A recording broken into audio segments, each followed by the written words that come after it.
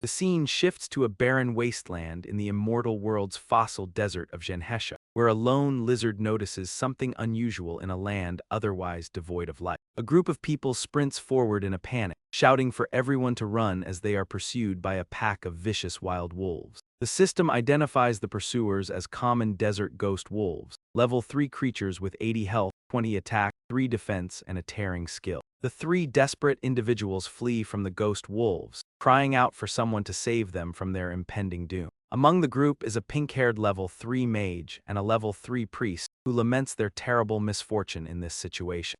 They had only intended to hunt level 1 sand scorpions and wonder how they encountered level 3 desert ghost wolves instead, prompting them to ask their captain for a plan. The level 3 warrior is initially uncertain of what to do, but quickly points toward a distant cluster of trees to alert the others. She urges them toward the desert stone pagoda trees, noting that the ghost wolves cannot climb and reaching the branches is their only hope for survival. Gritting her teeth in frustration, she knows these cruel predators never abandon a hunt once they have locked onto their prey as the group continues their frantic escape. The warrior tries to maintain their resolve despite their previous injuries, and the fact that their last 2 pieces of black iron equipment have just been destroyed, leaving them in utter despair. As they rush forward, the mage suddenly trips and falls to the ground, causing the other 2 to look back in terror and call out for Zio-Hai. The ghost wolves seize the opportunity to lunge at her, prompting her companions to scream a desperate warning for her to be careful.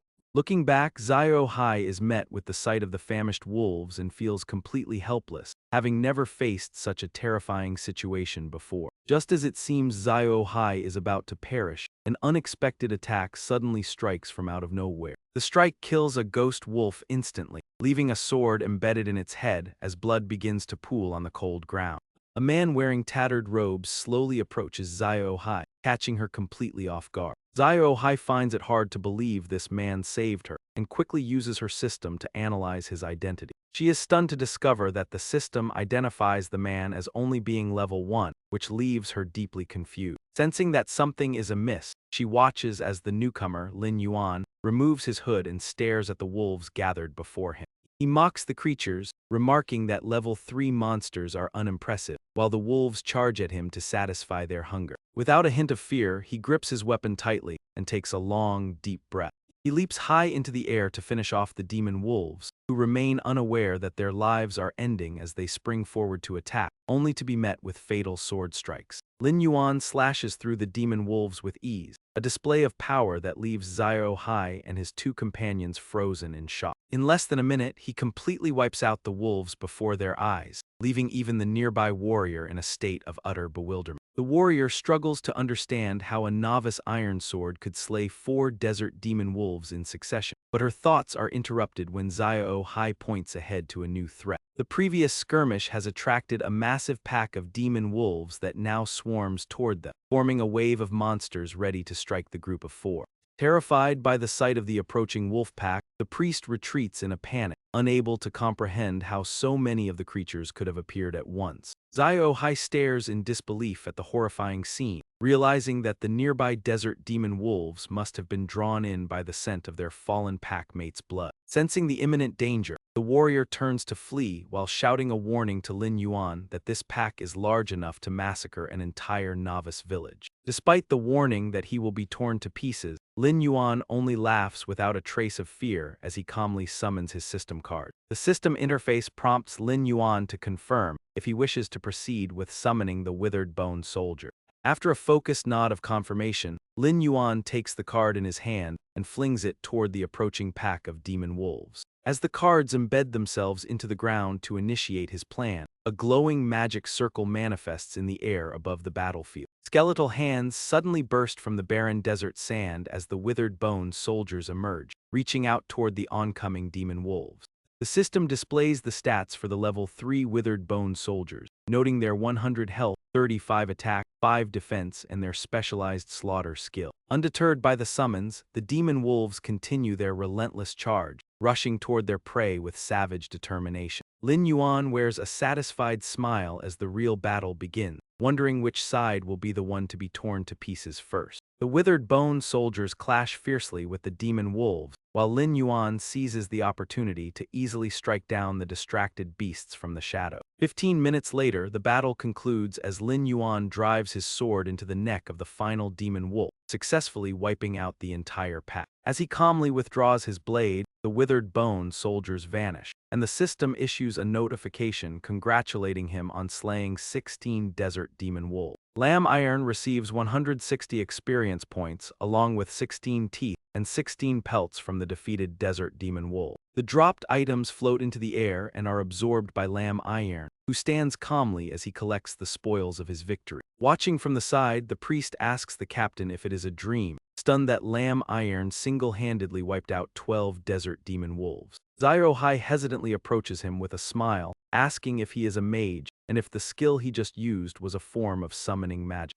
She mentions being a mage herself but admits she has never seen such a skill, though Lamb Iron coldly retorts by asking who told her he was a mage. Lamb Iron offers no further explanation and simply gives a faint smile, as he is the only one who truly understands the extent of his power. Possessing a forbidden class and an SSS-ranked talent, his system interface updates to show that he has reached level 2. His forbidden Necro Hunter class features the dark summoning talent and the gate of the underworld, with 5 strength, 10 constitution, and 25 agility. With 30 spirit and 159 experience points, the scene shifts to show mysterious celestial bodies appearing in the space surrounding Earth. Lamb Iron is a reincarnator from Blue Star, where 3 years ago, scientists discovered a massive, mysterious celestial body known as the Demon Star. Following intense scientific study, a mysterious company launched a virtual reality game called Immortal World just 3 months later. The game utilized technology far beyond anything on Blue Star, shocking the world as players began fighting endless waves of monsters within. By using specialized VR helmets to enter the game, people chose different classes and leveled up to gain the strength needed to face these creatures. Meanwhile, strange occurrences began manifesting in the real world, though most people initially dismissed them as being related to just a game. Eventually, certain individuals began manifesting their in-game abilities in reality, earning them the title of the Chosen Ones. This marked the beginning of a dark era as a group calling themselves the followers of the astral evil god emerged from the game into the real world. These invaders began a ruthless massacre of humanity, leaving a trail of destruction across the planet that grew worse with each passing day.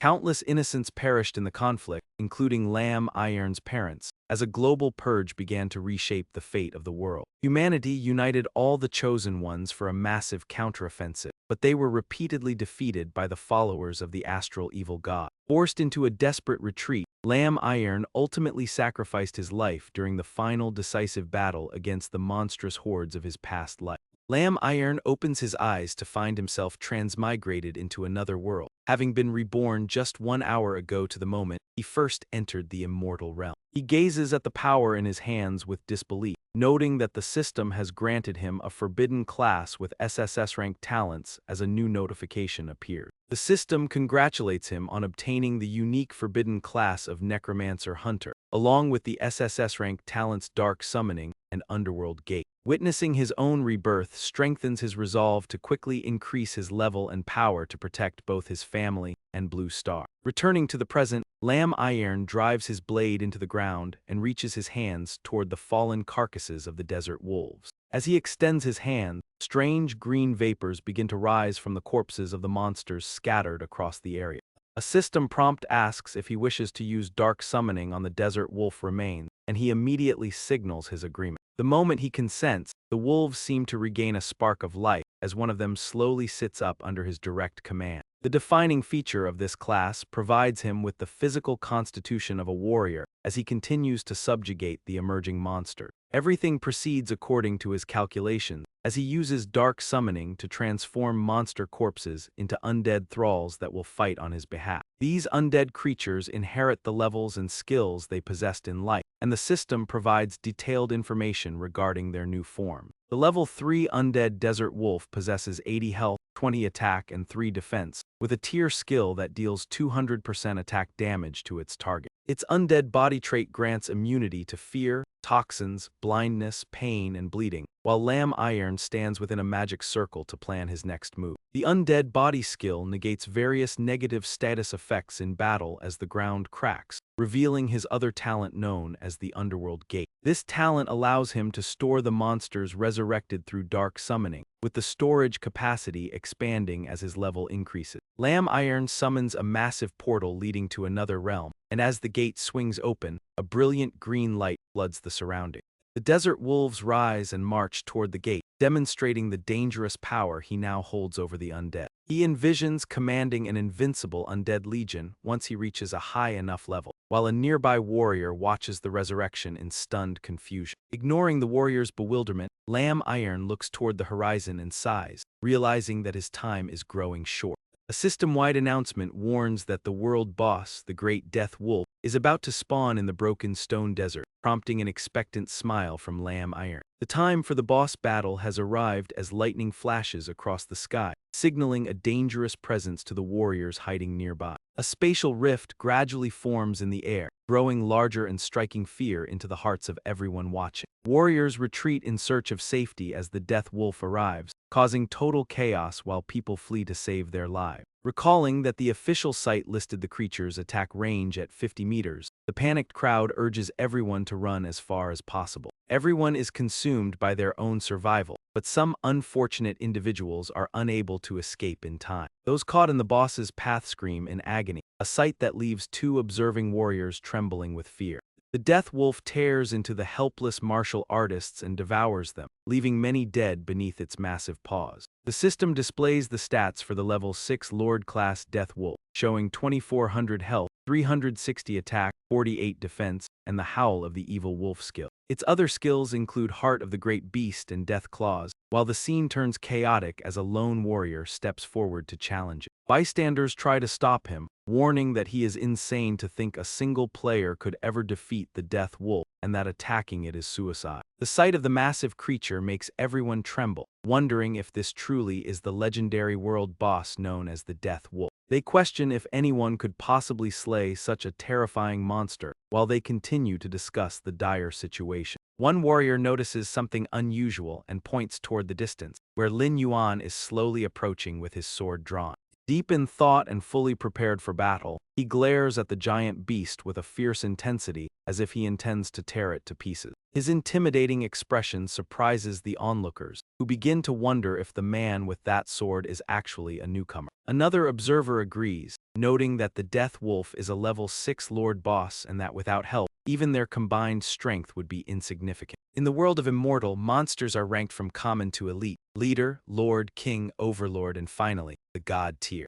Although the Lord class is among the lower tiers of world bosses, it remains a lethal threat to any new player. Lin Yuan suddenly stops directly in front of the Death Wolf, while the surrounding crowd retreats to watch the confrontation unfold. Witnessing his recklessness, someone shouts for him to turn back, warning that he is merely throwing his life away by approaching the beast. Lamb Iron remains indifferent to his surrounding, focusing solely on the massive level 6 world boss, the Death Wolf, standing before him. His gaze is filled with disdain as he shows no fear toward the giant beast, realizing it is not as formidable as it once seemed. The monster grows irritated by his presence and unleashes a frenzied roar as the system announces the activation of the Howl of the Evil Wolf skill. Such an attack poses no threat to Lamb Iron, who decisively leaps backward, though the creature has no intention of letting him escape so easily. As the beast charges forward to continue its assault, the system issues another notification that the world boss is activating its Claws of Death skill. Maintaining his composure as if nothing is wrong, Lamb Iron suddenly recalls a grim memory from his previous life.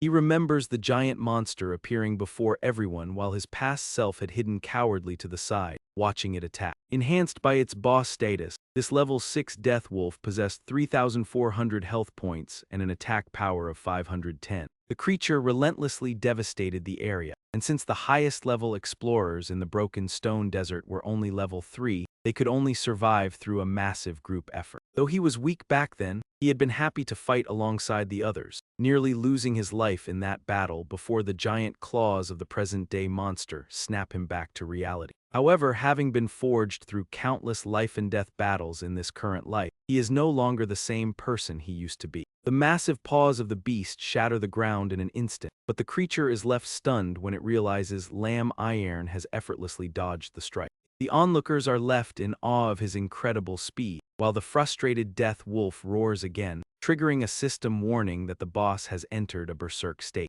Unfazed by the danger, a confident smile plays on Lamb Iron's lips as he firmly presses his hand against the ground. To retaliate against the massive beast, he manifests a powerful protective barrier and summons the gates of hell to the battlefield. The sight of the massive gate strikes fear into the Death Wolf, and while the crowd watches in confusion, the summoned portal slowly begins to open. With a triumphant smile, he commands his undead legion to advance, sending a pack of spectral wolves charging out to attack the Death Wolf. The witnesses are frozen in shock, questioning the nature of the mysterious gate and the creatures emerging from it. They wonder if the creatures are undead, noting their resemblance to desert ghost wolves, which leaves the crowd completely bewildered. They struggle to understand how one person could turn so many level 3 desert ghost wolves into the undead as Lamb Iron charges forward, lost in his own thoughts. While traveling to this location, Lamb Iron successfully reached level 3 by slaying monsters, which also increased his gate's storage capacity to 30.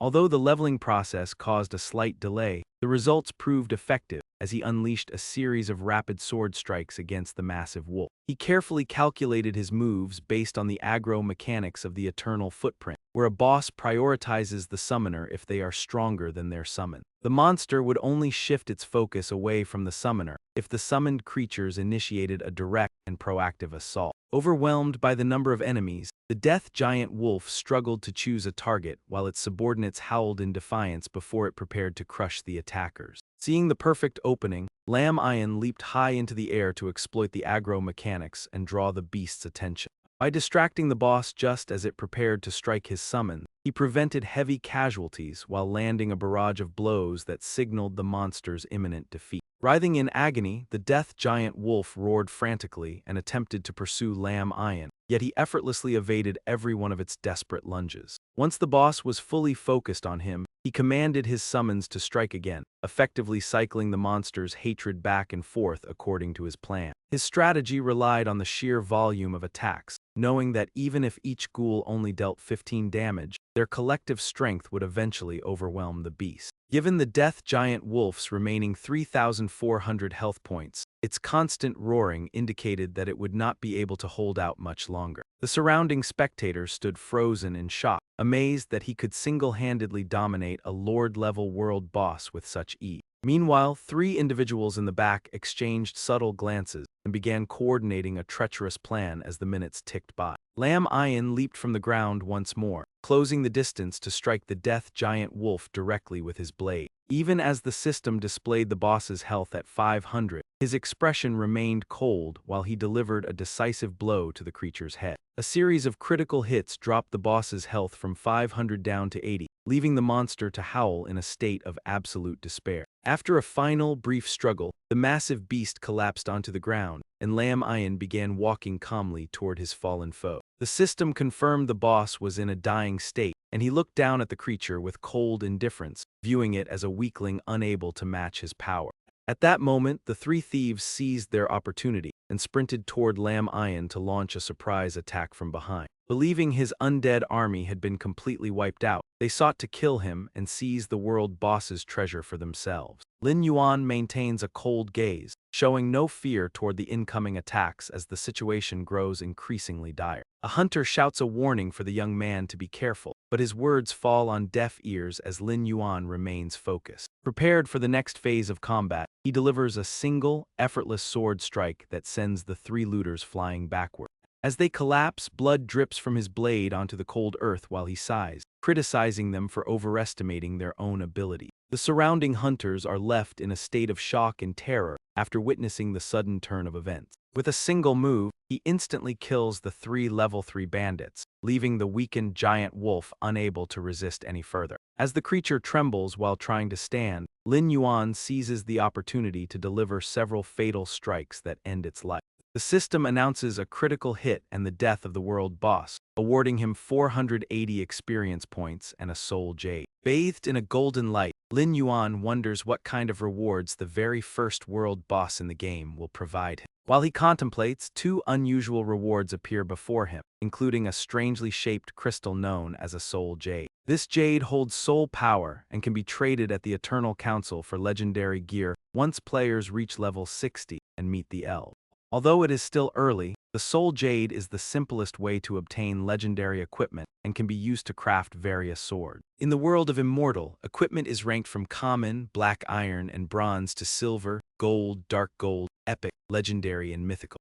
Most new players only possess common gear, making even black iron items rare as Lin Yuan recalls his earlier battle. 2 hours prior, he used his past life knowledge to lure an elite black salamander away, using 2 warriors as a distraction. This allowed him to claim a bronze treasure chest containing a black stone magic cloak, a piece of bronze tier equipment. The system displays the details of the black stone cloak, identifying it as bronze rank cloth armor with specific stat bonuses. The cloak provides bonuses to defense, spirit, and agility, while his feat of slaying the world boss earns him the Hunter title. When equipped, the Hunter title grants a 10% increase to attack power, critical hit rate, and magic damage. Lin Yuan studies the system screen, knowing that different titles in Immortal provide players with unique attributes and special statuses. The Hunter title provides impressive enhancement effects as the system announces rewards for the first world boss kill, including a silver treasure chest. Lam Ian is surprised to find a collection of rare items inside the chest, starting with a silver-tier weapon called the Silver Moon Sword. This sword harnesses lunar energy to grant 100 attack and 10 agility, followed by a glowing red ring known as the Eye of Death. This silver-tier accessory provides 40 spirit and the corrosion ray skill, followed by a recovery potion. The potion restores 20% of health and mana, while a rare skill scroll is included to increase proficiency by 100 points. The final item is a Monster Essence Potion, a rare drop from powerful creatures that can be used for crafting or consumed directly. Consuming the essence grants 10 points to Strength, Constitution, Agility, and Spirit, leaving Lam Ian thoroughly impressed by the haul. Realizing the immense bounty of the game's first world boss, he secures the 5 newly acquired items in his inventory. The system then processes his experience points and updates his player data to reflect his recent victory. Lam Ian smiles with satisfaction as his power increases, having progressed from level 3 to the threshold of level 4. He receives 5 free attribute points for leveling up and decides to allocate 3 points to Spirit and 2 points to Strength. Level 4 Necromancer Hunter Lam Ian possesses the Dark Summoning talent and a Gates of Hell capacity of 40 units. With 25 points in Agility, 35 in Spirit, and 52 experience points, Lam Ian reflects on his current progression. He realizes his attributes are now the highest in the Gravel Desert and notes the expanded capacity of the Gates of Hell. Despite losing all his ghost wolf zombies during the intense battle, he considers the tactical advantages of his increased capacity. Now able to command up to 40 undead creatures, Lam Ian approaches the massive, cold corpse of the giant death wolf. When the system prompts him to use dark summoning on the fallen beast, he looks at the corpse and signals his agreement. As soon as the command is given, the giant death wolf's eyes snap open as it rises and stomps the ground with newfound ferocity. The level 6 summon has 2400 HP and 360 attack, possessing skills like Howl of the Evil Wolf, Heart of the Great Beast, and Claws of Death. The Howl deals 400% attack damage and stuns enemies for 5 seconds, while other traits add 1000 health and 150 attack power. Lam Ian observes the summoned death giant wolf, noting its Immortal's Rage skill which boosts ally attack by 10% and critical rate by 20%.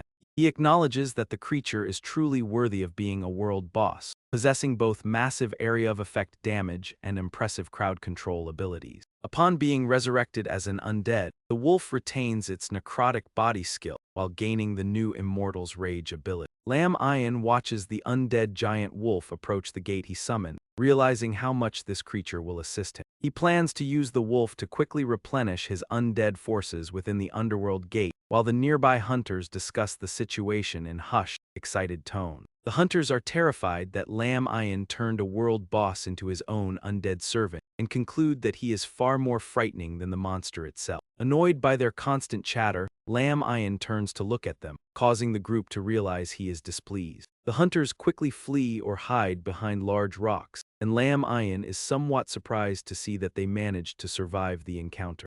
Walking forward, Lam Ian notices a black iron sword dropped by the 3 thieves he killed, a decent weapon for low-level players that he no longer needs. Lam Ian picks up the sword and begins walking toward the group of hunters, who are paralyzed with fear and unsure of what to do. They worry that he intends to kill them for their equipment and wonder if they should run, but Lam Ian has a different intention. Lam Ian approaches the trembling leader who had called for help earlier and simply hands him the black iron sword, telling him to take it. The hunter is startled and looks up in confusion, unable to understand why such a powerful player would give him a valuable item. Before they can react, Lam Ian turns to leave, waving goodbye and mentioning that the sword should be useful to them. The hunter remains frozen in disbelief, while the others around him begin to praise Lam Ian's unexpected generosity. They realize the gift is a genuine black iron-grade weapon, worth a significant amount of money in the real world. 10 minutes later, as Lam Ian continues his journey across the vast desert, he suddenly senses that something is wrong and looks around.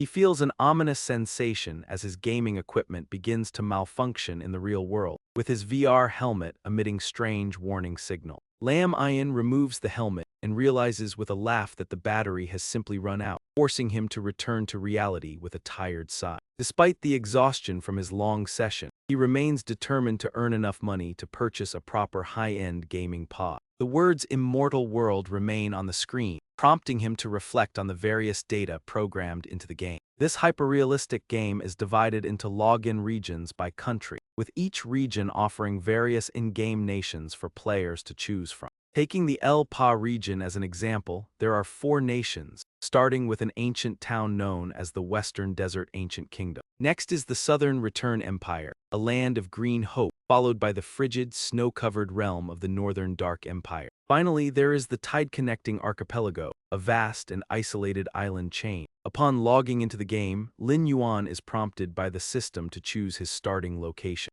After considering the options, he confirms his selection on the screen, choosing the same path he took in his previous life. As he selects the Western Desert Ancient Kingdom, a transformation begins, and he recalls the grim secret he discovered before his death. He remembers the chaos of monsters attacking the realm, while the desperate cries of the people echoed all around. Amidst the hopeless screams for help, Lin Yuan lay defeated on the ground after being struck down by the monsters. His eyes widen in realization as he spots a cloak fluttering in the wind, sensing that something is terribly wrong. Strange figures appear in the sky to destroy the world, and Lin Yuan notices a golden Magu gem emblem, which he associates with a guild from the Western Desert. He realizes that a human player was the mastermind behind the destruction, serving as the first follower of the evil god of the starry sky. Lin Yuan contemplates his situation, knowing that this first follower is the key to summoning the evil god to Blue Star. With a cold and determined gaze, he calculates that he has 3 years before the evil god's arrival. He hopes to prevent the tragedy by eliminating the traitor, but his only clue is the memory of that mysterious eye logo on the emblem.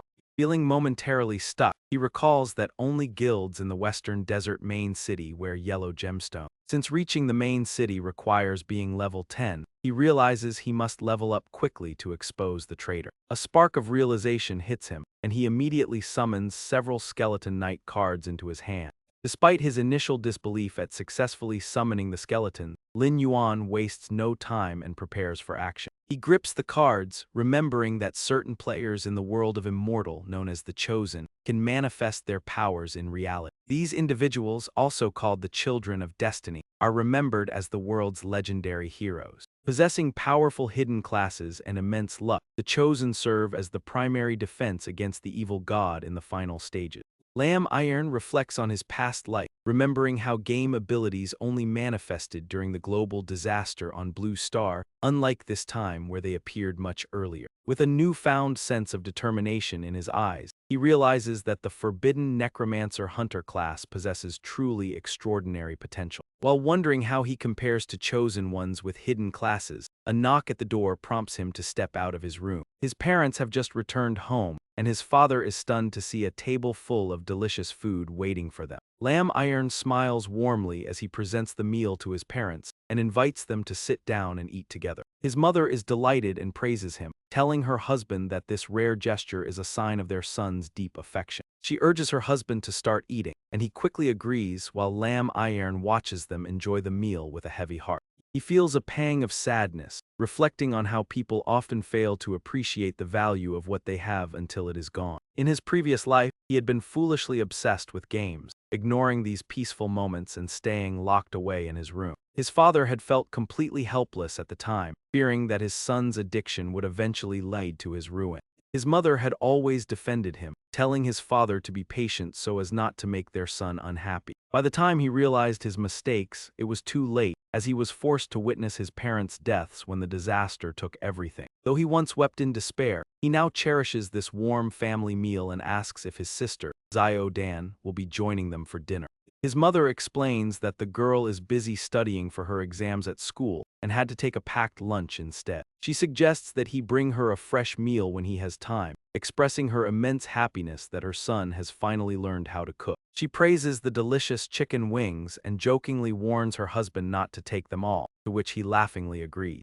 Although his father offers the food to his wife, Lamb Iron surprises him by placing a chicken wing directly into his bowl. He smiles and promises to learn even more recipes in the future, leaving both of his parents stunned by his sudden transformation. Overcome with emotion, his mother wipes away tears of joy as they both silently acknowledge the positive change in their son. Later, on the outskirts of the city, Lamb Iron pushes himself through an intense training regimen, performing thousands of sit-ups without rest. Lamb Iron continues his rigorous boxing training to better master the power gained from the game within the real world, knowing a strong physical foundation is essential. After an extended period of training, his body shows significant changes as he checks his watch to see a 5.5-second 50-meter dash, noting there is still room for improvement. With time running short, Lamb Iron looks ahead with a sweat-drenched face and decides it is finally time to head back home. He glances back with a look of disdain at his meager 15 experience points, before casting a cold, sharp gaze toward the area behind him. Giant monstrous birds circle the sky like prey, while heavy footsteps shake the earth as a pack of desert demon wolves approaches with eyes full of hatred. He lets out a surprised laugh, remarking on how he seems to be the favorite prey of the desert demon wolves to have attracted such a large pack. After speaking, Lamb Iron slowly opens the potion bottle he previously received from the system as the wolves prepare their assault. He swallows the monster essence potion just as the wolves charge, gaining 10 points to all attributes before lunging forward into the pack. The desert demon wolves snap their jaws in anticipation of a meal, but Lamb Iron views the encounter as nothing more than a quick warm-up. In a flash, Lamb Iron uses his sharp blade to decapitate the wolf, prompting the system to announce his successful kill. The system confirms the death of 4 desert demon wolves, yet the remaining members of the pack continue their relentless assault against him. Their efforts prove futile as he effortlessly slays a larger group of monsters, bringing his total to 10 desert demon wolves defeated. Lamb Iron lands firmly on the ground as an endless wave of opponents continues to emerge from the surroundings without any sign of stopping. Now surrounded by massive demon wolves, Lamb Iron grips his sword tightly and catches his breath while facing the encroaching threat. Instead of fear, he feels a surge of excitement and welcomes the frenzied battle as he cuts down one wolf after another in rapid succession.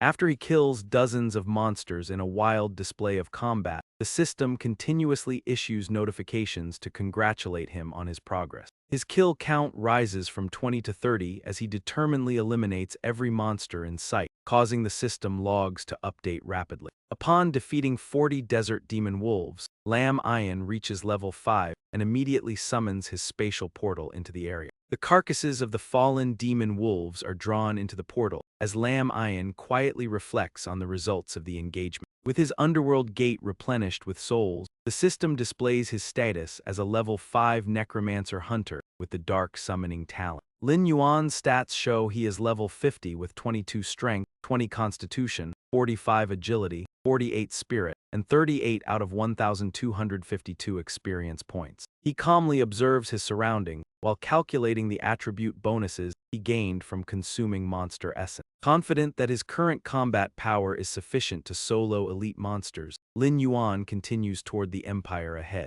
Deciding it is time to find a specific individual, he arrives at the bustling and crowded streets of Haisha town. Walking alone through the busy streets, Lin Yuan eventually stops in front of a peculiar shop adorned with strange patterns. After taking a deep breath, he steps inside, catching the attention of a surprised man named Quincy. Quincy, the mage instructor of Sand Lamp Town, holds a large bottle of wine as Lin Yuan approaches to make an announcement. Lin Yuan informs the instructor that he has come to learn new skills while reflecting on the mechanics of the game. In the world of Immortal, skills are typically obtained through rare skill books found in treasure chests or dropped by monsters. However, every profession also has a novice instructor, and Lin Yuan recognizes this old man as his mentor from his past life. Quincy is delighted to see a potential student, realizing the fee will provide him with enough wine money for the next 2 weeks. Memories of his previous life as a mage surface, reminding Lin Yuan of the many times he risked everything to battle giant monsters. Although the necromancer is a forbidden class he knows little about, he realizes its combat style is fundamentally magic-based. He reasons that until he acquires specific necromancer abilities, he can still utilize standard mage skills to his advantage. Presenting a bag of coins, Lin Yuan requests to learn soul fire, healing, and stealth, causing the payment to vanish from his hand. The gold reappears in Quincy's grasp, and the instructor's mood brightens instantly at the sight of the shimmering coin. Quincy reaches out toward Lin Yuan with a smile, telling the young man that the glory of a mage will illuminate his path. A surge of power begins to flow into Lin Yuan as the skill transmission process takes place.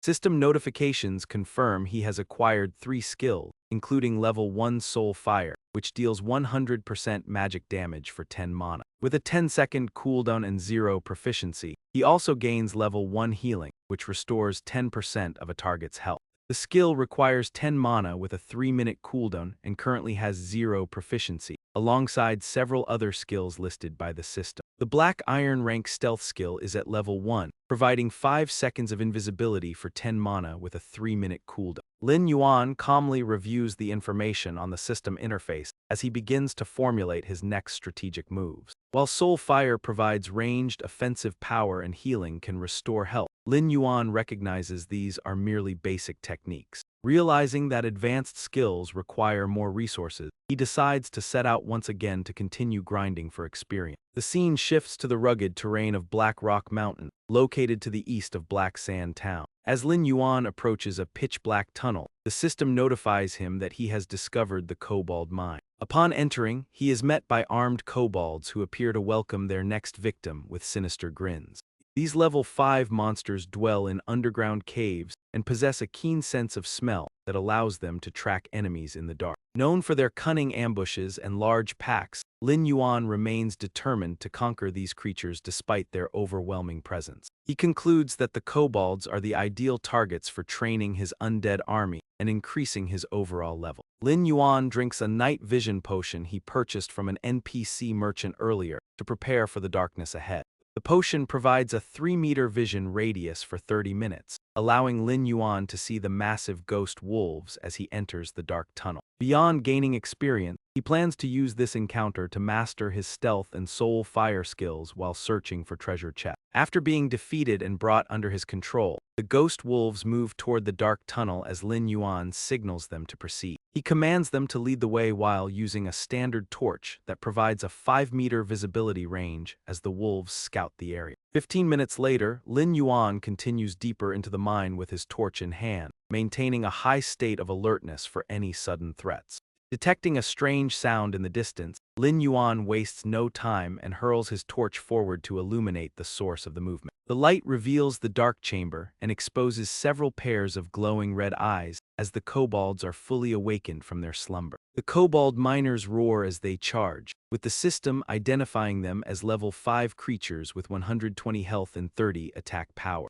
Lamb Iron feels a sense of satisfaction as the dog-headed miners finally show themselves, their presence illuminated only by the torch he drops onto the ground. Charging directly at the creatures, he commands his ghost wolf subordinates to slaughter every single one of them without exception. The dog-headed miners attempt to fight back with their weapons, but Lamb Iron easily cuts them down, quickly eliminating 2 of the miners.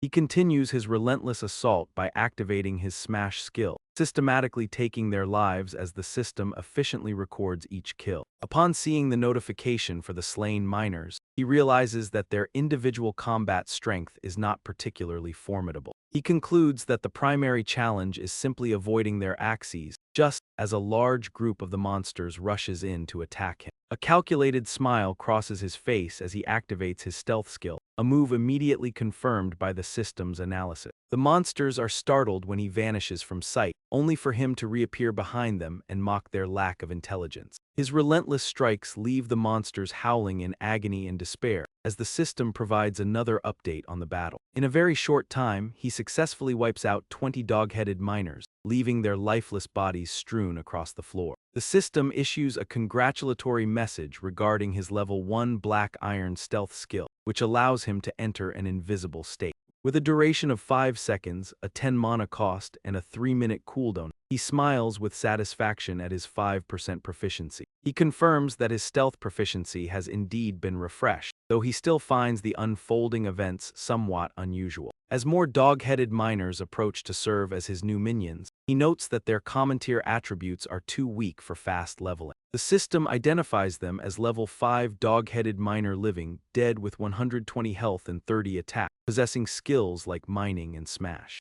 Their smash skill deals damage capped at 5% of a target's health, prompting Lamb Iron to point forward and issue a new command. He orders these new subordinates to replace his ghost wolves and instructs them to move quickly to locate the area's boss. Accompanied by his armed minions, he ventures deeper into the dungeon until he reaches a junction with several different paths. Feeling uncertain about which way to go and sensing that something is amiss, he quickly scans the area for clues. Although he seems to be anticipating an encounter, he finds himself facing nothing but a silent, empty void. He calmly summons a flame in his hand and notes that he has found his target before launching an immediate attack. Striking the small monsters on the ground, he receives a system notification for defeating 2 mud slimes and gaining 4 experience points. Unaware of the predatory eyes watching him from behind, Lin Yuan is suddenly lunged at as a loud noise causes the nearby dog-headed people to turn in alarm.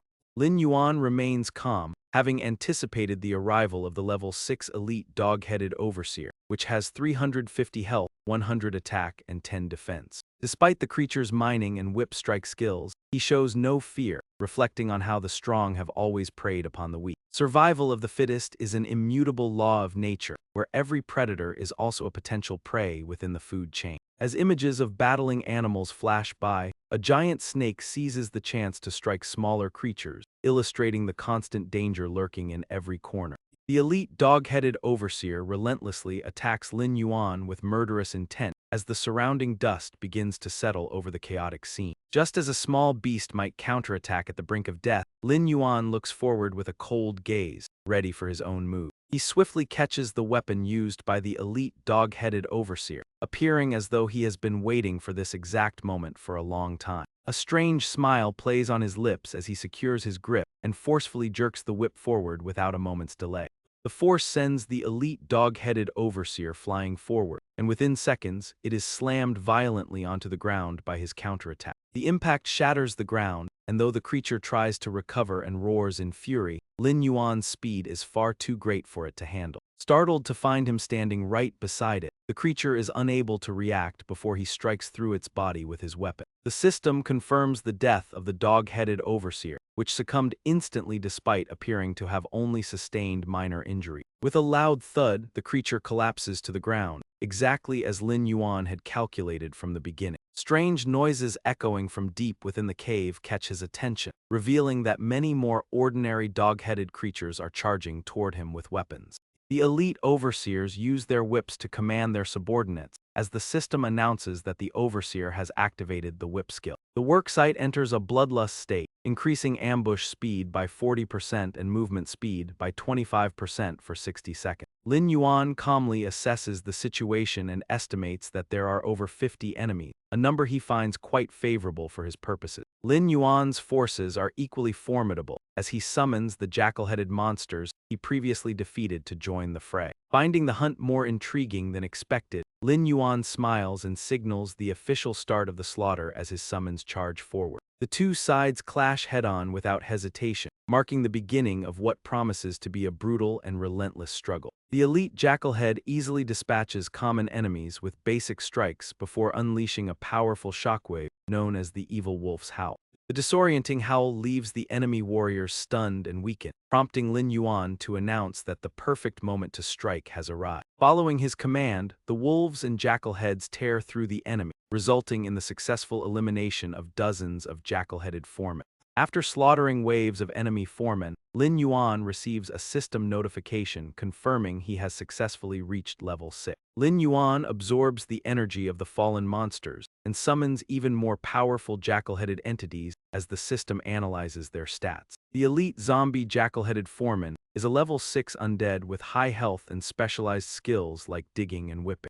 Sensing something is amiss, one of the zombie jackal-heads turns to find several survivors attempting to flee the battlefield in secret. Anticipating their escape, Lin Yuan quickly intercepts the deserters and cuts them down effortlessly with his twin blade. While Lin Yuan remains confident in his victory, a weapon suddenly hurtles toward him at incredible speed from an unknown direction. Lin Yuan hastily retreats to maintain his distance, as the system warns that the boss has initiated a heavy strike skill.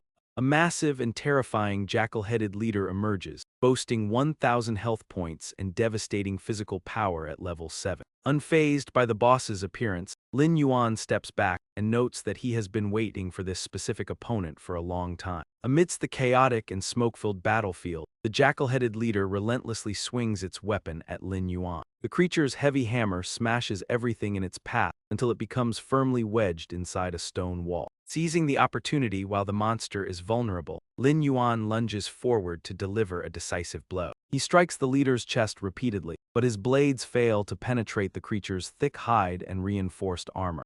Lin Yuan is impressed by the boss's formidable defense, realizing that his current attacks are unable to pierce its heavy plating. The monster frantically swings its weapon at him, and Lin Yuan suddenly senses that something is amiss. This dog-headed leader is incredibly powerful, shaking the ground with its massive weapon, but Lin Yuan manages to leap back and regain his composure. After landing safely and backing away, his expression turns serious as he begins to calculate his next move. He realizes the boss's attack patterns are far more complex and 2 to 3 times stronger than those of elite monsters. Lin Yuan prepares to summon his creatures, intending to keep his distance while maintaining a steady stream of attacks. He gives the command, and various evil spirits immediately emerge to surround the dog-headed leader. The spirits unleash skills like whip strikes and wolf howls, while the boss counters with its massive sword. The system issues a warning as the boss prepares a heavy strike to retaliate against the onslaught. The heavy strike deals double critical damage, prompting Lin Yuan to signal his spirits to press the attack once more. As the spirits tear into the boss, one dog-headed spirit activates the wrath of the undead, boosting the group's attack by 10% and critical rate by 20%. The dog-headed leader screams in agony as the spirits continue their relentless assault under the influence of the buff. With its health rapidly depleting from the increased damage and critical hits, the boss begins to grow visibly weaker. Sensing the right moment, Lin Yuan summons strange blue flames and activates his soul fire technique. He hurls the soul flames at the boss, causing explosions that drain its health as he recalls a vital piece of information. Remembering that the dog-headed leader has low magic resistance, he watches as the creature roars in a desperate frenzy. Driven to madness by the torment, the boss charges at Lin Yuan, who simply smiles and activates his stealth skill. He reappears behind the confused monster, deciding to show no mercy now that it has closed the distance. He aims for an unprotected area on the creature's back where there is no armor to shield its flesh. Lin Yuan decisively drives his sword into the dog-headed leader's neck, pushing the blade deep to deliver a finishing blow. The monster howls in absolute despair as the pain spreads, yet it somehow clings to life despite the lethal strike. The creature quickly turns to attack with its weapon, but Lam Iron escapes in time and signals his forces to advance. As the evil spirits leap high into the air, Lam Iron sits atop the back of a dog-headed zombie. Gripping the creature's thick fur like a commander, he orders his subordinates to strike the dog-headed leader. The relentless assault exhausts the leader, and Lam Iron notices that its armor has finally been breached. Lam Iron summons soul fire spirits into his hand, causing a series of explosions that rapidly deplete the creature's health. The leader roars in agony from the devastating blows, clearly no longer a match for Lam Iron's power. The surrounding dog-headed creatures become enraged and charge with their weapons as Lam Iron watches them calmly. He sighs at their desperate final struggle, while the system continuously displays notifications of the fierce battle. He successfully kills 15 dog-headed overseers and 70 miners as another creature lunges directly toward him. The creature tries to flee to save its life, but Lam Iron blocks its path and asks if it thought it could run.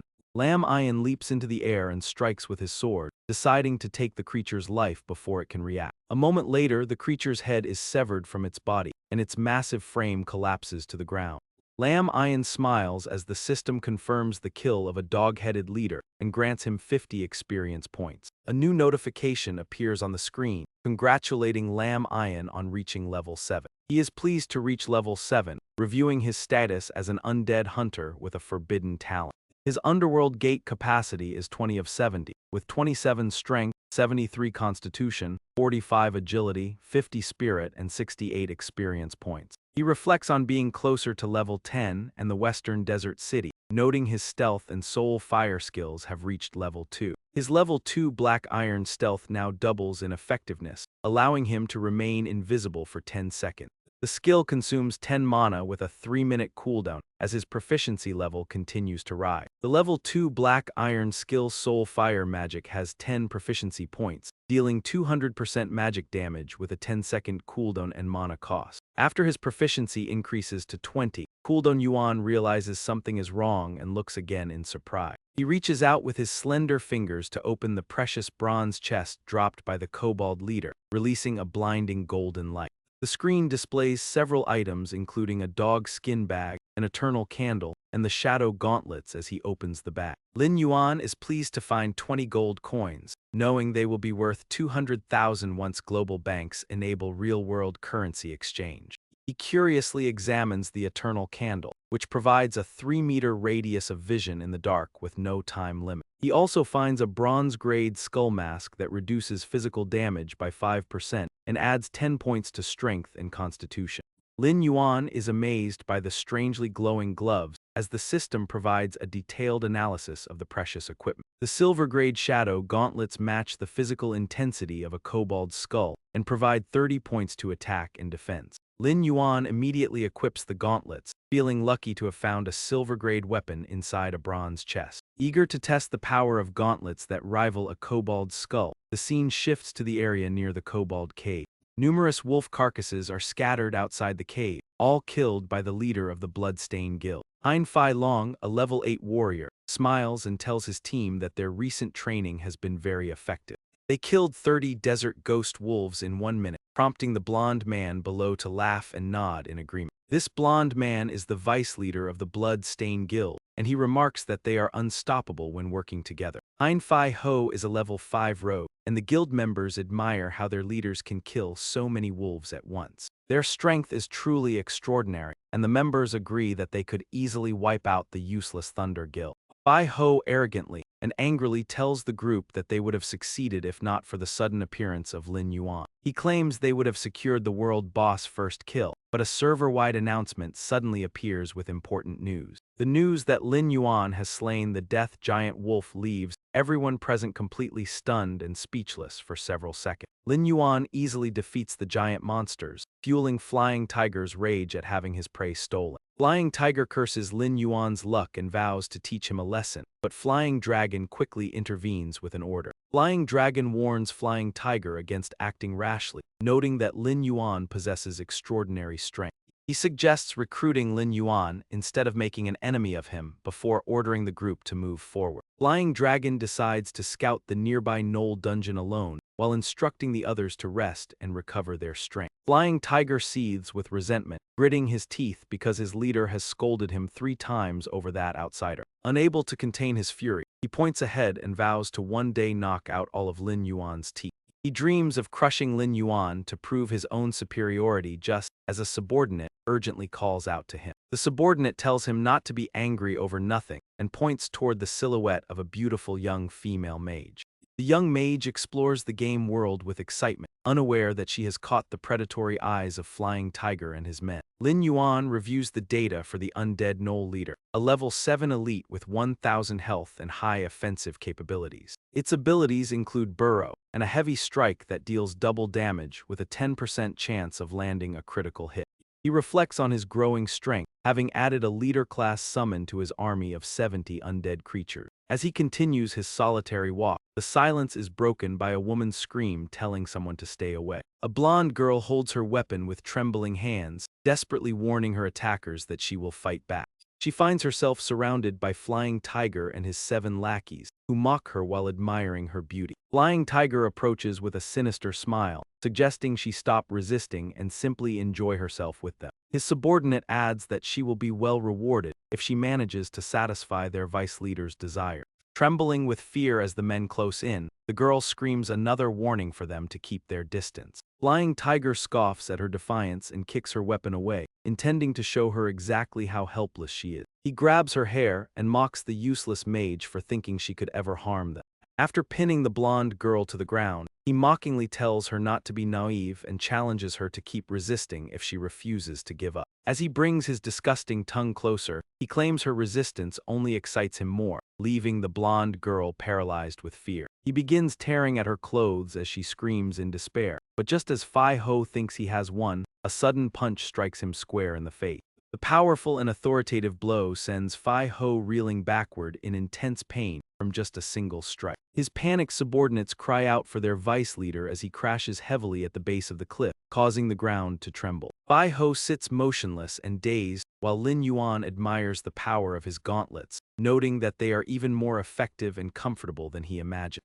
Sensing the dire situation, one of the lackeys quickly flees in another direction to report the incident to their guild leader. The remaining 2 lackeys react with fury, demanding to know who he is and how he dares to offend the blood-stained guild. They threaten his life while the blonde girl watches in shock, but Lin Yuan ignores their words and calmly gazes forward. He notices the emblem of the Blood-Stained Guild, known as the top organization for newcomers in Black Sand Town during the early Immortal era. Recalling his past life, he remembers this guild is mostly comprised of malicious red-named players, as the system repeatedly flags them as dangerous. These notorious figures are feared and avoided by everyone, and as the danger warnings persist, Lin Yuan begins to carefully calculate his next move. Red-named players are those identified by the system as dangerous criminals due to acts like assault or robbery, having accumulated 10 or more crime points. He calmly considers that while the demon god has not yet invaded and in-game death is not permanent, losing equipment and levels still causes massive setbacks.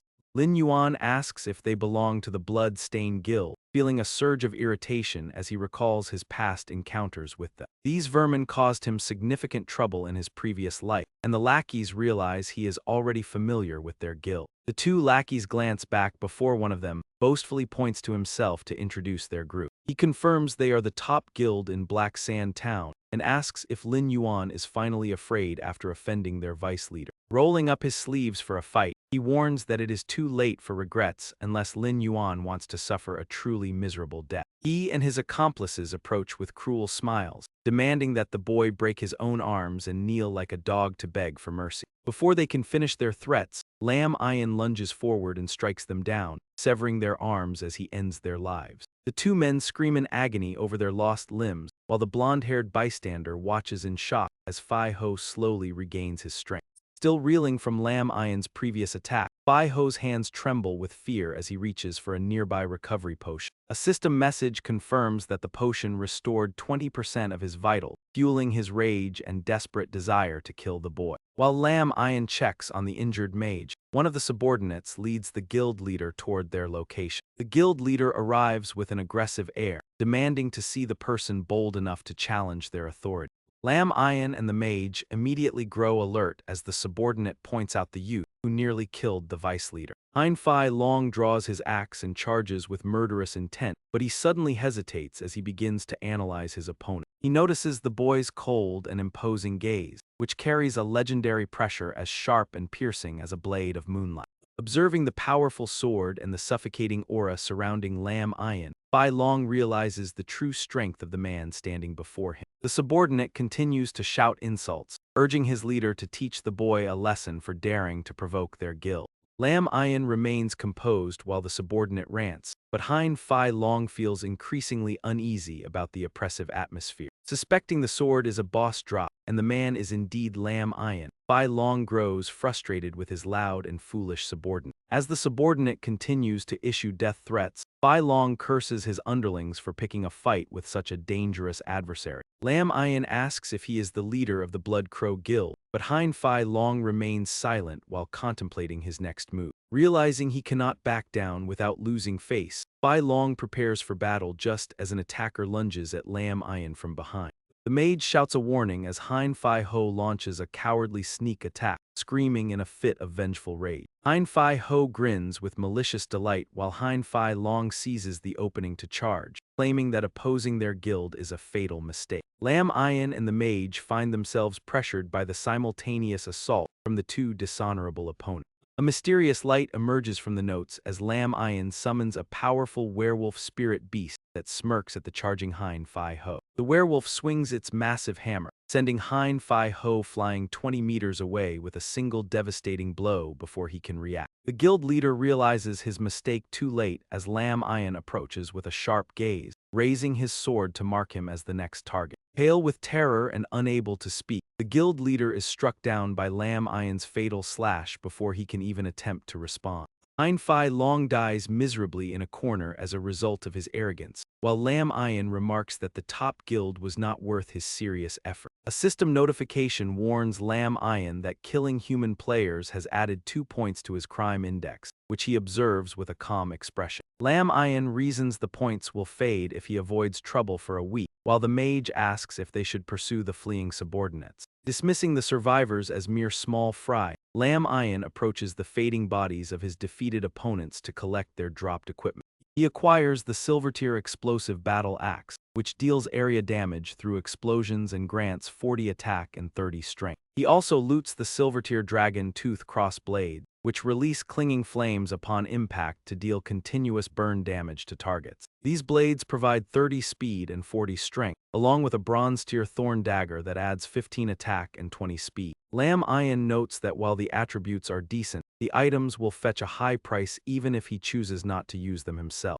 The mage approaches Lam Ayan to express her sincere gratitude for his intervention and for saving her life during the confrontation. Leaning in to ask for his name, she finds Lam Ayan acting somewhat wary before he turns away to give a cool response. He tells her that she will eventually see his name at the very top of the global top 10 power ranking as he begins to walk away.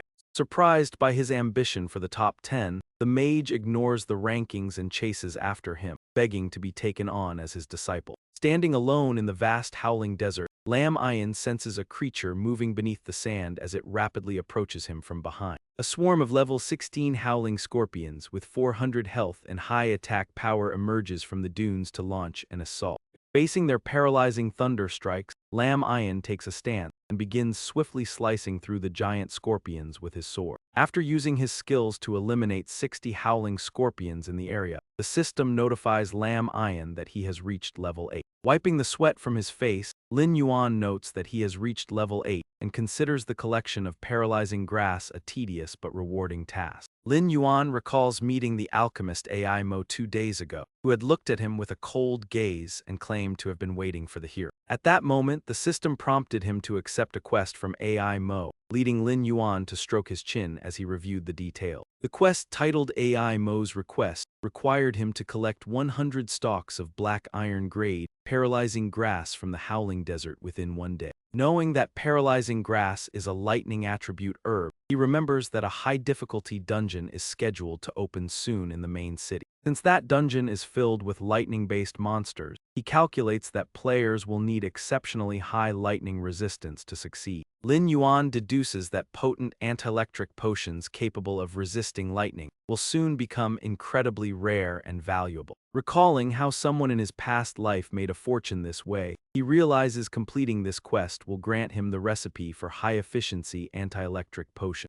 Observing AI Mo, Lin Yuan notes that today is the alchemist's first day in Black Sand Town, and that he will go into permanent seclusion after this task. This realization confirms that this is the only opportunity for any player to ever obtain this specific alchemical recipe. Deciding to seize the chance, he accepts the quest, returning his focus to the present where he is leisurely defeating scorpions one by one. The level 6 howling scorpions guarding the grass pose no threat to his current strength, allowing him to practice his newly learned gathering skill.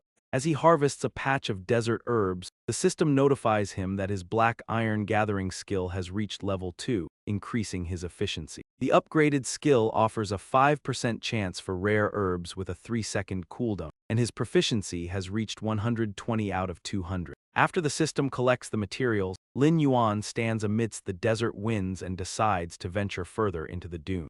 He suddenly stops when a massive disturbance erupts from beneath the thick sand, leaving him wondering what is emerging. A massive creature bursts from the ground amidst a cloud of dust and attacks, forcing Lin Yuan to use silver slowness to retreat and create distance. Lin Yuan frowns at the beast as the system issues a series of urgent warnings regarding the appearance of a mutated star-slaying scorpion.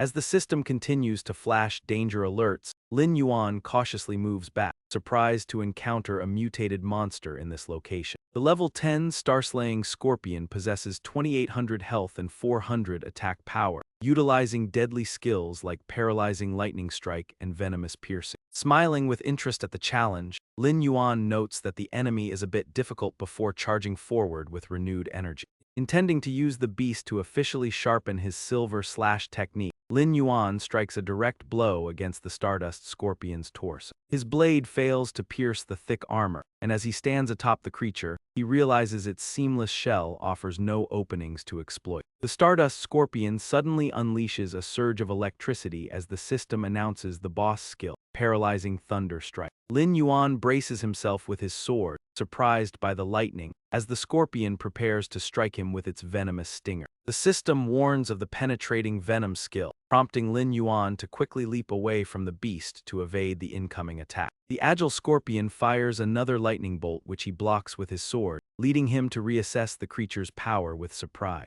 Realizing its strength exceeds his expectations, he decides to divide its attention and takes a defensive stance against its next move.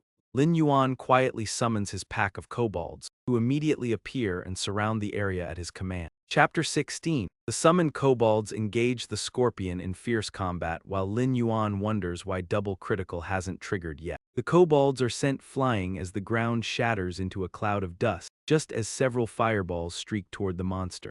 The fireballs strike the Stardust Scorpion one by one, prompting Lin Yuan to declare that it will now face his upgraded fire magic. He continues his barrage of fireball, depleting the scorpion's health as he smirks and signals his summons to advance. The kobolds work in unison to bind the scorpion's massive pincers with ropes, causing the restrained beast to roar in frustration. One of the kobolds leaps high into the air and brings a stone hammer down onto the scorpion's head with all its might. Lin Yuan watches excitedly as the system confirms that the heavy strike has finally triggered the double critical effect.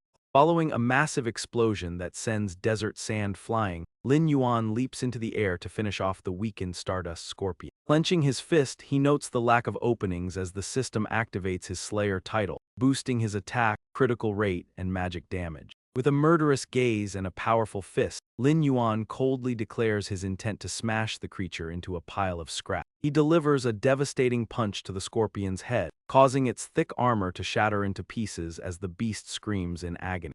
Seeing the mutated crystal stinger scorpion completely defeated, Lin Yuan braces his sword against the ground as the system confirms the kill. He receives 560 experience points for defeating the level 10 beast, which possessed 2,800 health, 400 attack, and 55 defense. The creature's skills included paralyzing lightning strike, which deals lightning damage and inflicts a 1-second paralysis effect. Its piercing venom tail attack adds 10 poison damage, while the earth-splitting pincers deal damage equal to 250% of its attack power. The Crystal Lightning Burst skill fires shards in a 360-degree radius, dealing damage equal to 100% of the creature's attack power. The tremors from the battle draw in a swarm of desert scorpions, but Lin Yuan stands firm over the boss's corpse as they approach. As the swarm surrounds him, Lin Yuan decides to test his newly subjugated pet by ordering the Crystal Stinger Scorpion to engage them.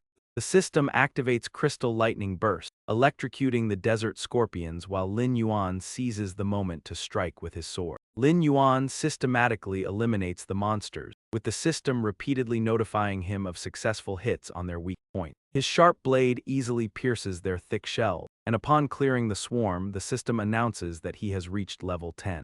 Now a level 10 heaven-grade undead hunter. His stats include 32 strength, 28 constitution, 47 agility, and 53 spirit. Satisfied with gaining 2 levels, Lin Yuan receives silver-grade rewards: a lightning spear, guardian's greaves, a paralyzing ring, and a ghost crossbow. He considers selling the silver-grade weapons to improve his parents' lives before continuing past the piles of monster corpses. After clearing all monsters in the area, the system congratulates him with a gold-grade skill book exclusive to his profession. Lin Yuan stares in amazement at his glowing hands as a skill book appears, emitting a brilliant and blinding radiance. The gold-grade Dark Curse skill is restricted to undead hunters, and Lin Yuan marvels at his luck before opening the book. The radiant light surges with even greater intensity as the skill book is automatically integrated into his memory. A brilliant beam of light descends upon Lin Yuan, causing the ground to tremble as the system confirms the acquisition. He successfully obtains the exclusive gold-grade skill Dark Curse at level 1, a powerful addition to his undead hunter ability. The skill can deal 20% health damage to targets or restore 20% health to corpses, and a blue flame ignites in Lin Yuan's hand. Lam Ian observes intently, noting that the murky flame in his hand can restore 20% of an undead creature's health. Casting a sharp glance behind him, Lam Ian faces a giant green scorpion with rough scales lying flat on the ground. As the creature opens its toothy mouth, its health bar shows 60%, prompting him to hurl the flame toward it. Deciding to test the effect, Lam Ian watches as the monster sits up with its head enveloped in a green ring of light. The monster roars and leaps to its feet as the system notification confirms its health has been restored to 80%. A vision of a faceless figure in a black cloak flashes through his mind before Lam Ian withdraws his hand and lets the flame die out. Satisfied that the warm-up is over, he prepares to head to the main city to search for his first apostle. Suddenly, a hand formed from black smoke grips his shoulder from behind, causing a startled Lam Ian to wonder what is happening. A digital space made of dark blue electronic grids appears before his eyes and then slowly begins to fade away. Lam Ian carefully removes his helmet and looks around in confusion to find his worried mother tapping his shoulder.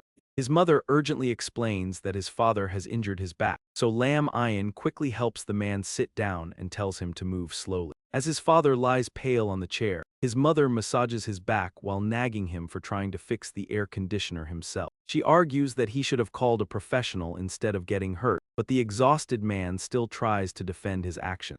He insists on saving money, pointing out how easily he fixed the washing machine the previous week while lying with his head tilted. Claiming the injury is minor and will heal overnight, he reminds her that he must pick up Tiu Dan from school the next day. Lam Ian overhears the conversation and gently closes the door with a somber expression as sunlight bathes the city skyscraper. The following morning, the sound of heavy activity outside wakes Lam Ian's parents from their sleep. Still groggy and yawning, his mother walks out to ask if Lam Ian is the one making so much noise so early. They both freeze in shock upon seeing that their old furniture, television, and appliances have all been replaced with brand new items. Amidst their confusion, an installation worker approaches and warmly shakes the father's hand while beginning a long explanation.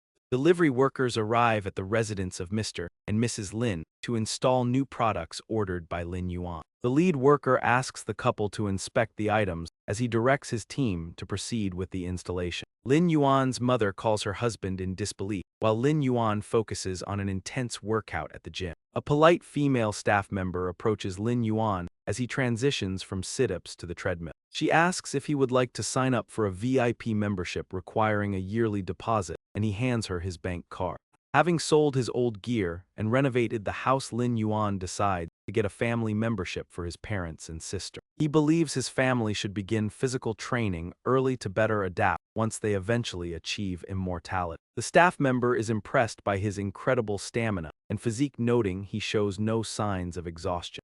Her eyes widen in shock as she realizes the significance of the card he just handed her. It is a supreme black card, a status symbol reserved for those with at least 5 million yuan in their bank account. Lin Yuan calmly wipes his sweat and answers a call, explaining the funds were prize money from a gaming tournament.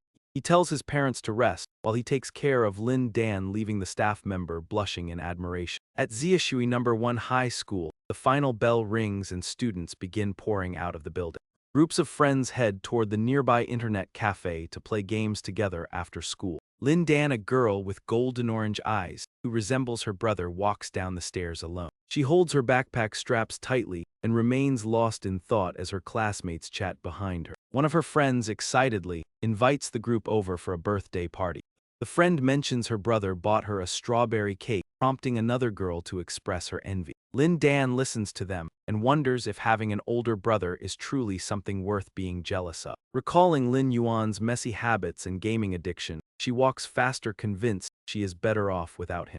Their path is suddenly blocked as a teasing voice calls out that the school beauty is being quite haughty, while a man with a buzz cut smirks slyly. He notes that they have failed to recruit her despite many invitations, while a long-haired man approaches from a distance with 2 followers. Crossing his arms with a laugh, the man asks if she will finally show some respect now that he has come to invite her in person. Lin Dan glares at them with suspicion and asks what they want, while her classmate behind her expresses deep concern. The class monitor's friends ask who the strangers are as the girl in glasses shows her discomfort when a thug reaches out to touch her, pervertedly commenting on her smooth skin. He wonders if he can squeeze water out of her skin, prompting an angry Lam Dan to slap his hand away and tell him to get lost before coldly turning to leave. She points a finger in warning, threatening to call the police if they continue to follow her, which only enrages the man enough to throw a punch at her. Cursing her for being ungrateful, the man strikes Lam Dan before she can react, sending her to the ground in pain as her terrified classmates cry out for their class monitor. The aggressive thug continues his assault while insulting Lam Dan, claiming that his desire to touch her should be seen as a compliment. He mocks her for acting so noble while she lies on the ground with her eyes shut tight, bracing herself for the next blow. Suddenly, a hand reaches out and catches the thug's fist midair, causing a surprised Lam Dan to open her eyes when the expected blow never lands. She sees Lam Iron holding the thug's arm with a murderous glare, coldly demanding to know who gave them permission to bully his sister. A stunned Lam Dan calls out to him while Lam Iron silently waits for an answer, though the thug maintains his disrespectful and arrogant attitude. The thug struggles to break free and hurls insults at him while his 2 companions rush forward, threatening to knock out all of his teeth. They vow to take his surname if they fail to defeat him, and the thug held by Lam Iron tries to strike back with his free hand, urging his friends to break the boy's arm. Lam Iron effortlessly pivots to dodge the red-haired thug's attack, while simultaneously landing a heavy punch on the larger man's mouth. He delivers a powerful knee strike that sends the first man flying before spinning around to kick the large man squarely in the head. He then proceeds to stomp on the face of the thug who had insulted his sister, showing no hesitation as he increases the force of his blow. The impact shatters the ground and leaves the thug unrecognizable, as Lam Iron stands triumphantly over the 3 defeated men while the other students watch in absolute awe. As the 3 thugs lie on the ground groaning in pain, Lam Iron tells his sister it is time to leave while she and her friends remain frozen in shock. With her mouth agape, Lam Dan rushes to his side and asks why he came, privately wondering how her brother, who usually only plays games, ended up at her school. Lam Iron calmly explains that their father is suffering from back pain and their mother is staying home to care for him, causing a startled Lam Dan to ask if it is serious. He reassures her that the situation is not too severe, leading to an awkward silence between the 2 siblings as they walk together. Lam Dan feels a sense of awkwardness, realizing it has been a long time since they last spoke like this, while Lam Iron maintains his cold and stoic demeanor. Lam Dan's friends wave and call out to her, with the bespectacled girl whispering enviously about how kind her brother is for coming to pick her up, comparing him to her own lazy brother. The other friend admiringly asks why Lam Dan never mentioned having such a handsome and talented older brother. Lam Dan is taken aback by the praise as other students begin to notice Lam Iron, marveling at his striking appearance. The surrounding students speculate that he might be an alumnus, noting that he looks far more sophisticated and impressive than the boys currently at school. Realizing her brother's sudden popularity, Lam Dan watches as a shy, pink-haired girl approaches him to offer a greeting. After Lam Iron responds kindly, Lam Dan observes his impressive height, realizing she never noticed it before because they were rarely close. Staring at his back, she notes his visible muscle definition and realizes he must have been training for a long time to be so strong. She recalls how he used to be a shut-in who neglected himself for video games, making his current transformation feel almost unbelievable. After her friends wave goodbye and promise to see her tomorrow, Lam Dan turns around only to be frozen by the sight in front of her. She stands there in shock, unable to move as she processes what her brother is doing. Amidst the cheers of the nearby girls, Lam Iron squats down and tells her to get on his back, though a blushing Lam Dan insists she can walk. She desperately wants to avoid the embarrassment of being carried in public, but her brother suddenly grabs her arm before she can react. Ignoring her startled protests, Lam Iron hoists her onto his back and speaks softly to her as she looks around with a bright red face. He tells her not to push herself now that her friends are gone, having noticed that her ankle is already badly swollen and bruised. When he asks if she sprained it during the earlier scuffle, Lam Dan leans against him and wonders exactly when he noticed her injury. Lam Iron carries her into their home and announces their arrival, leaving their parents staring at them in stunned silence. After a moment of shock, their father regains his composure and warmly welcomes the two of them back home. As Lam Iron carefully washes the dishes, his mother watches him and remarks to Lam Dan that he seems like a completely different person now. Her father agrees, noting his new helpfulness with chores and repairs, while Lam Dan listens to their observations in silence. Her mother whispers happily that the bond between the two siblings has finally returned to the way it was when they were children. Lam Dao looks uneasy as she asks if something is wrong, blowing on her tea while wondering if Lam Iron has truly changed. After finishing the dishes, Lam Iron asks if the cleaning is done before removing his apron and heading to his room. Lam Dao watches him close his door in silence, feeling a sense of disappointment and mocking her own expectation. She assumes he is still just a gaming addict neglecting his duties, until a hand suddenly places a medicine bottle before her. While Lam Dao is still in shock, Lam Iron tells her to use the effective remedy after her bath before walking away. Before shutting his door, he mentions he will be gaming and requests that she not disturb him for any reason. Clutching the bottle, Lam Dao softly mutters to herself that no one would want to enter his room anyway. A small smile forms on her lips while inside the room. Lam Iron sighs as he recalls his mother's earlier conversation. His mother had noted their improved relationship and asked about school, but Lam Dao had sadly claimed nothing happened. After Lam Dao leaves to bathe, Lam Iron reclines and reflects that the recent family tensions might finally be over. He reaches for his gaming helmet and puts it on, deciding it is time to return to the virtual world. In the city lord's territory of Feng Shui Zia, a cloaked Lam Iron appears on the ground and lets out a faint smile. Determined to hunt down his target, he moves toward the palace as the system confirms his entry into the area. An officer pins a man to the ground, who desperately screams that the entire situation is just a misunderstanding. The officer brandishes his spear and orders the man to be silent, telling him to save his lies for the prison cell. Sensing someone nearby, the officer looks around but finds no one, wondering if he had merely seen an illusion.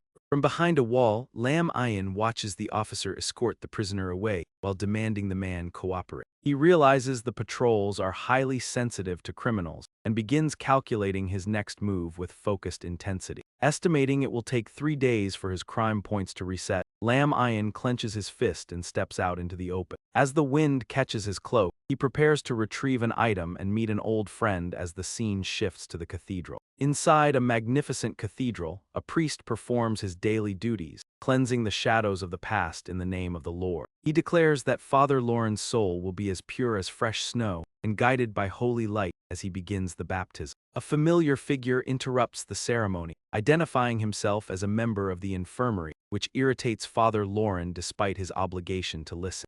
Victor explains his presence by stating he heard of a critically ill patient and came to the cathedral specifically to offer treatment. Victor asks to see Duff regarding his condition, noting that Duff was once a member of the scorpion-tailed Lion Knights. As one of the strongest knights of the ancient West Deezer kingdom, Duff had provided Victor with a gold-tier weapon in his past life. Victor informs Duff that he has come to treat the toxins in his body, while Duff looks up with a weary and exhausted expression. After observing that Victor is only a level 10 mage, Duff laughs at the idea of such a weak person being able to cure him. Duff mocks him by saying even street patrols are higher level, but his laughter is cut short as he coughs blood onto his clean blankets. Victor warns the knight that the toxins have begun eroding his internal organs and will be fatal unless he accepts the treatment. After being told he has less than a month to live, Duff finally places his trust in Victor and asks for his life to be saved. Duff explains that he needs 1,000 grams of fat from rotten-gilled fish, suggesting Victor search the Gobi Marsh if he is brave enough. The system immediately triggers a quest notification, asking Victor if he wishes to accept the request from Duff. The gold-tier quest requires Victor to collect 1,000 grams of rotten-gilled fish fat to neutralize the toxins in Duff's body. Victor accepts the simple task without hesitation, and the scene shifts to the dangerous habitat where the creatures reside. The Gobi Marsh is infested with rotten-gilled fish, and the treacherous mud is littered with the bones of those who dared to enter.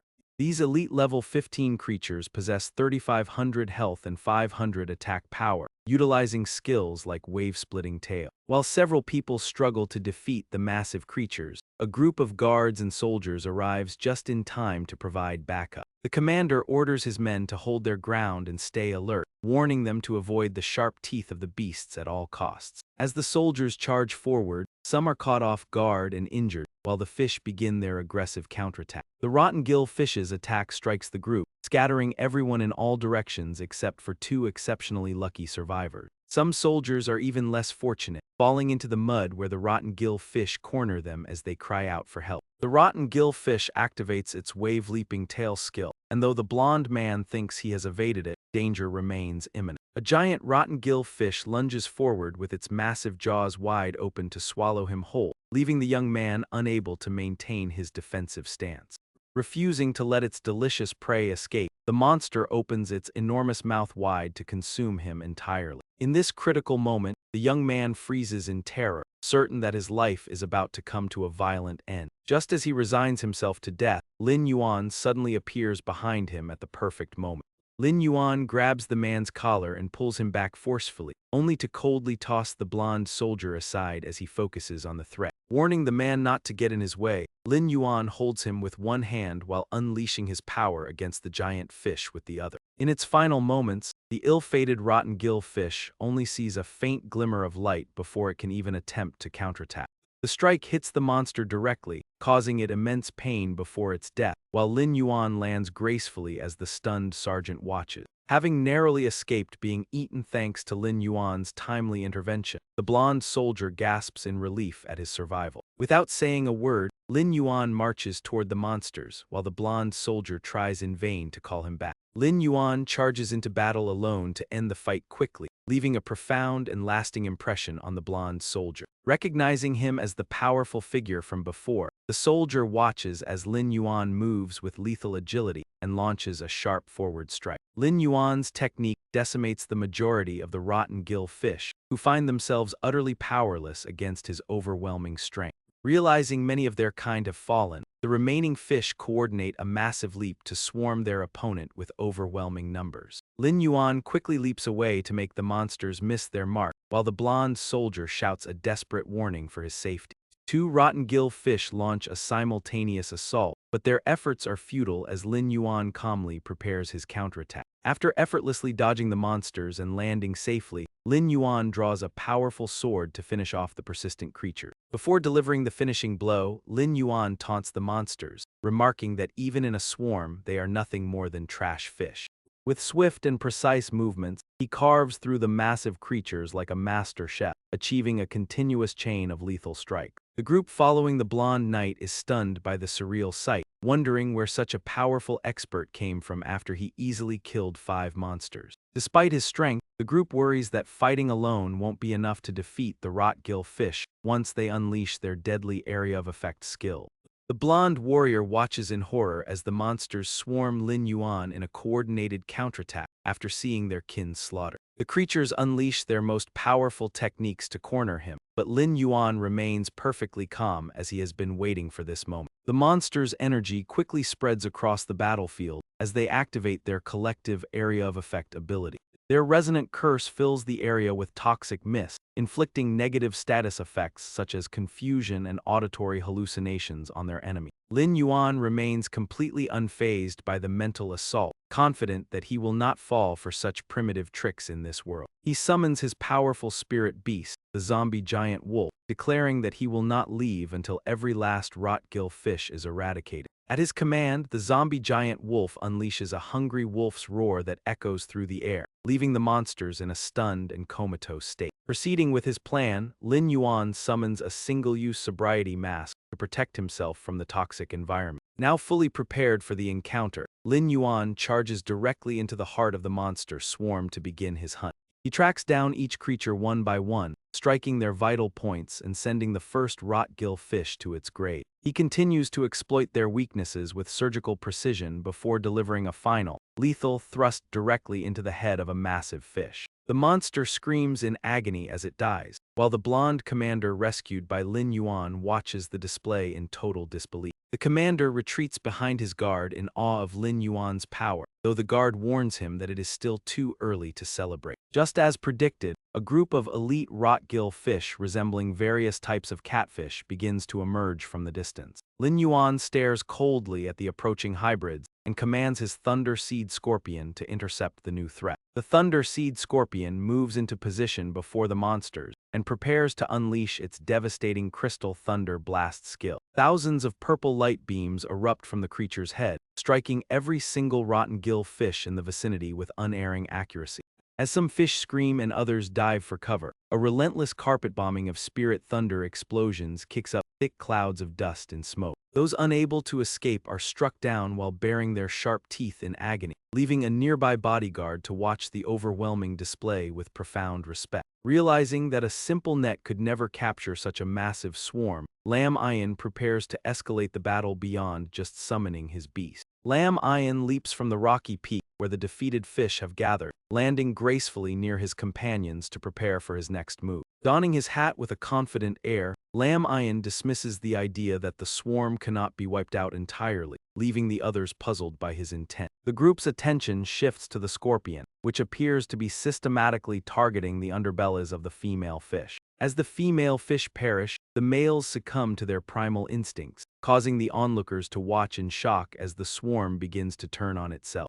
The fish descend into a mindless frenzy, tearing into their own kind and completely ignoring the presence of their actual enemy. Upon the death or spawning of a female rottengill fish, a potent musk is released that drives the males into a violent rage to protect the eggs. Lam Ian exploits this biological trigger by using his summoned beast to initiate an indiscriminate and chaotic charge among the ranks of the fish. By injecting venom into the females, he forces the males to slaughter one another in a desperate and frantic struggle for dominance. While Lam Ian explains his strategy, a hidden fish lunges from beneath the earth to ambush him, prompting a frantic warning from the crowd. Remaining perfectly still, Lam Ian ignores the shouts of alarm as if he had anticipated the sneak attack long before it happened. The onlookers are stunned to see a surviving female fish that has grown to a size nearly equal to that of the male. Lam Ian greets the massive creature with a slight nod, having waited specifically for this formidable opponent to reveal itself at the right moment. Reaching out his hand, Lam Ian prepares a special gift by summoning a new beast known as the Ghost Wolf to deal with the approaching threat. Without needing a direct command, the Ghost Wolves pounce on the female fish and begin tearing at its flesh from every possible angle. The level 15 elite monster is quickly overwhelmed by the relentless assault and collapses to the ground, its strength completely spent. Though the rotten gill fish is pinned and unable to fight back, it continues to roar defiantly even as its life begins to fade. The powerful and unyielding roar of the creature earns Lin Yuan's respect, as even 6 ghost wolves fail to inflict a fatal wound. Realizing that any further delay would allow the fish to shake off the wolves and escape, Lin Yuan approaches with his sword. Deciding it is easier to finish the task once the target is immobilized, he slices the fish in half as the wolves retreat, triggering a system notification for the kill.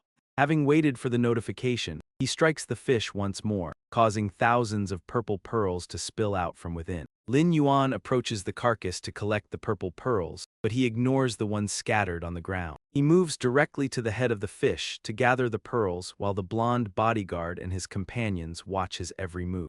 The bodyguard wonders what the master is doing, surprised to see him continue working even after the battle seems over. Lin Yuan commands a ghost wolf to carry the remains to a large central rock, and the creature immediately leaps into the air. The wolf jumps across several ledges until Lin Yuan finds the perfect vantage point and orders it to stop. The wolf obeys the command, placing the fish head filled with thousands of purple pearls on the ground and letting out a loud howl. A potent scent begins to emanate from the queen fish's head and the pearls, acting as a powerful lure for the others. From above, thousands of male fish catch the familiar scent and begin to swarm the area, driven to the surface by the overwhelming aroma. The male fish swim frantically toward the source as if responding to Lin Yuan's call, racing across the terrain in a state of total madness. One of the bodyguards realizes that the fish eggs possess a unique attraction that is drawing the male fish in. Lin Yuan ignores the onlookers as he uses the pheromones to create chaos, then summons several sickle-wielding evolved beasts through a new portal. He tells the newly arrived beasts that it is their turn to act as they stand before the exhausted and crushed swarm of male fish. As the hunter beasts begin their work, the bodyguard notices they are extracting green poison sacs from the bodies of the male fish. Still wearing his mask, Lin Yuan explains that these green sacs act like capsaicin, releasing a toxic gas that signals extreme danger to the school.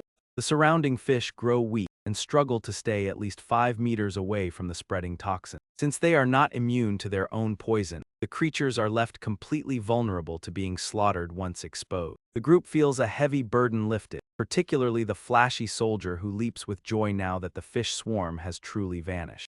Despite the many enemies slain, the source must be completely cleared, so Lin Yuan takes to the air to gather his spoil. Ever since being rescued by Lin Yuan, the young soldier has rapidly transformed into a devoted and loyal follower. Marveling at Lin Yuan's ability to clear the entire field alone, the soldier wishes he could cling to his hero while Lin Yuan finishes his work. After completing his tasks, Lin Yuan descends as the system notifies him of gaining 12,000 experience points and reaching level 11. Utilizing the vast experience accumulated from his past life, he clears the dungeon quickly and removes his mask to reveal his handsome features.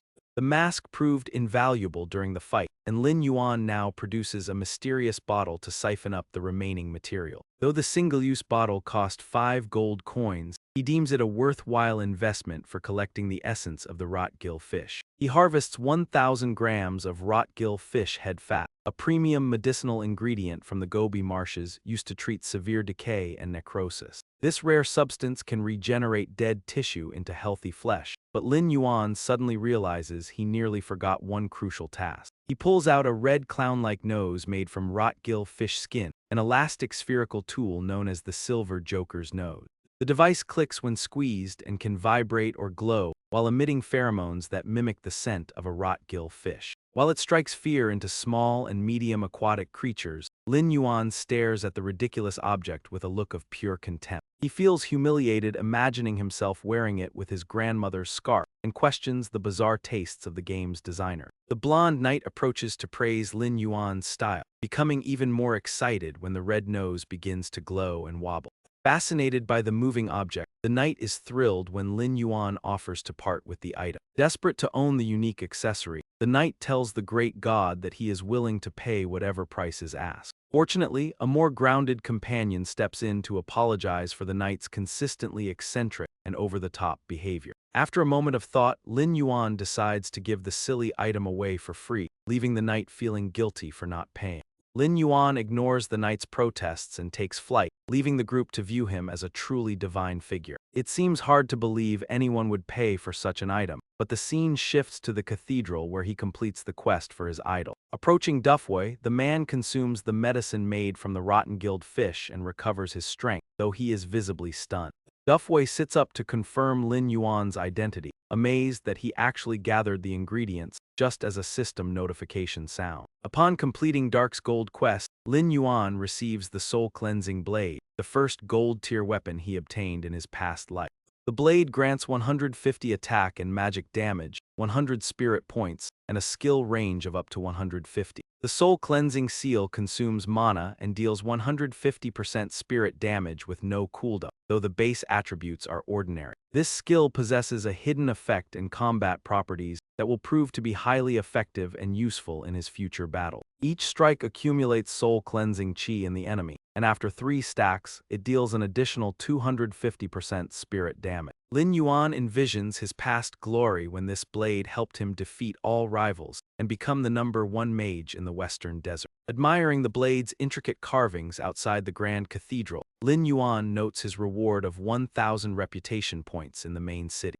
He also gains 500 reputation points with the Manticore Knight Order, which is sufficient for him to operate within the city's main district. He notices an additional notification as a system message appears above Duffway's head following the successful completion of the quest. He receives 10 favorability points with the NPC Dark and notices that Duffway's deep gratitude feels different from his previous life. His favorability increases because he delivered the medicine, and Duffway expresses his sincere thanks to the young man for saving him. Duffway admits he would have died within a month without the cure and offers a piece of advice as a token of his appreciation. Lin Yuan is surprised by how easily he gained Duffway's favor, but the man insists on sharing a warning as a gesture of thanks. The additional favorability points trigger a hidden plot, revealing an image of the sinister Quincy wielding malevolent red magic. Duffway warns him to stay far away from a man named Quincy, but Lin Yuan reveals that Quincy is actually his own mentor. When Lin Yuan asks for the reason, Duffway is shocked to learn that such a dangerous individual is serving as the young man's mentor. Propping himself up on the bed, Duffway begins to explain the dark truth behind the man known as Quincy. Despite Lin Yuan's efforts to hide his identity, the man stands before him and boldly asks if he is a necromancer hunter. Lin Yuan's expression darkens as he wonders how his identity was discovered, especially since even Quincy could not see through his hidden status. Dak explains that as a former member of the King's Scorpion Knights, he was tasked with secret missions to hunt down necromancer hunters. He reveals that he mastered a specialized skill known as dark perception, a revelation that leaves Lin Yuan quite surprised. From Dak's perspective, Lin Yuan is enveloped in a red magic circle in darkness, as he explains that the skill automatically detects nearby necromancer hunters. Lin Yuan realizes his secret has been exposed and remains extremely cautious of the man standing before him. He is stunned to learn of a skill specifically designed to counter his profession, but Dak looks at his hand and offers a correction. Dak explains that his senses were previously dulled by poison, but now that he is cured, the Dark Lord's aura on Lin Yuan is unmistakable. Lin Yuan is shocked by the mention of the Dark Lord, prompting Dak to recount a legend from the distant past. He recalls the ancient gods of the immortal realm, including the god of light, moon shadow sovereign, goddess of nature, lord of tides, and soul king. Dak reveals that there was originally a 6th deity known as the Dark Lord, a being completely shrouded in shadow. Also known as the King of the Undead, the Dark Lord was the most powerful of the 6 gods and commanded his followers with dark flames. Driven by his immense power, the Dark Lord acted according to his own whims without showing any restraint or mercy. His followers attacked the weak, and he bestowed a powerful dark energy upon his most loyal disciples. These disciples were transformed into necromancer hunters who spread disease and carried out the Dark Lord's tyrannical will. They slaughtered millions and turned spirits into bloodthirsty zombies, causing widespread devastation and terror across the land. Eventually, nations rebelled by destroying the Dark Lord's temples and burning all records of him, while necromancer hunters were executed upon discovery. The profession became a forbidden taboo hated by all, as the masked necromancers reflect on their dark history with disappointment.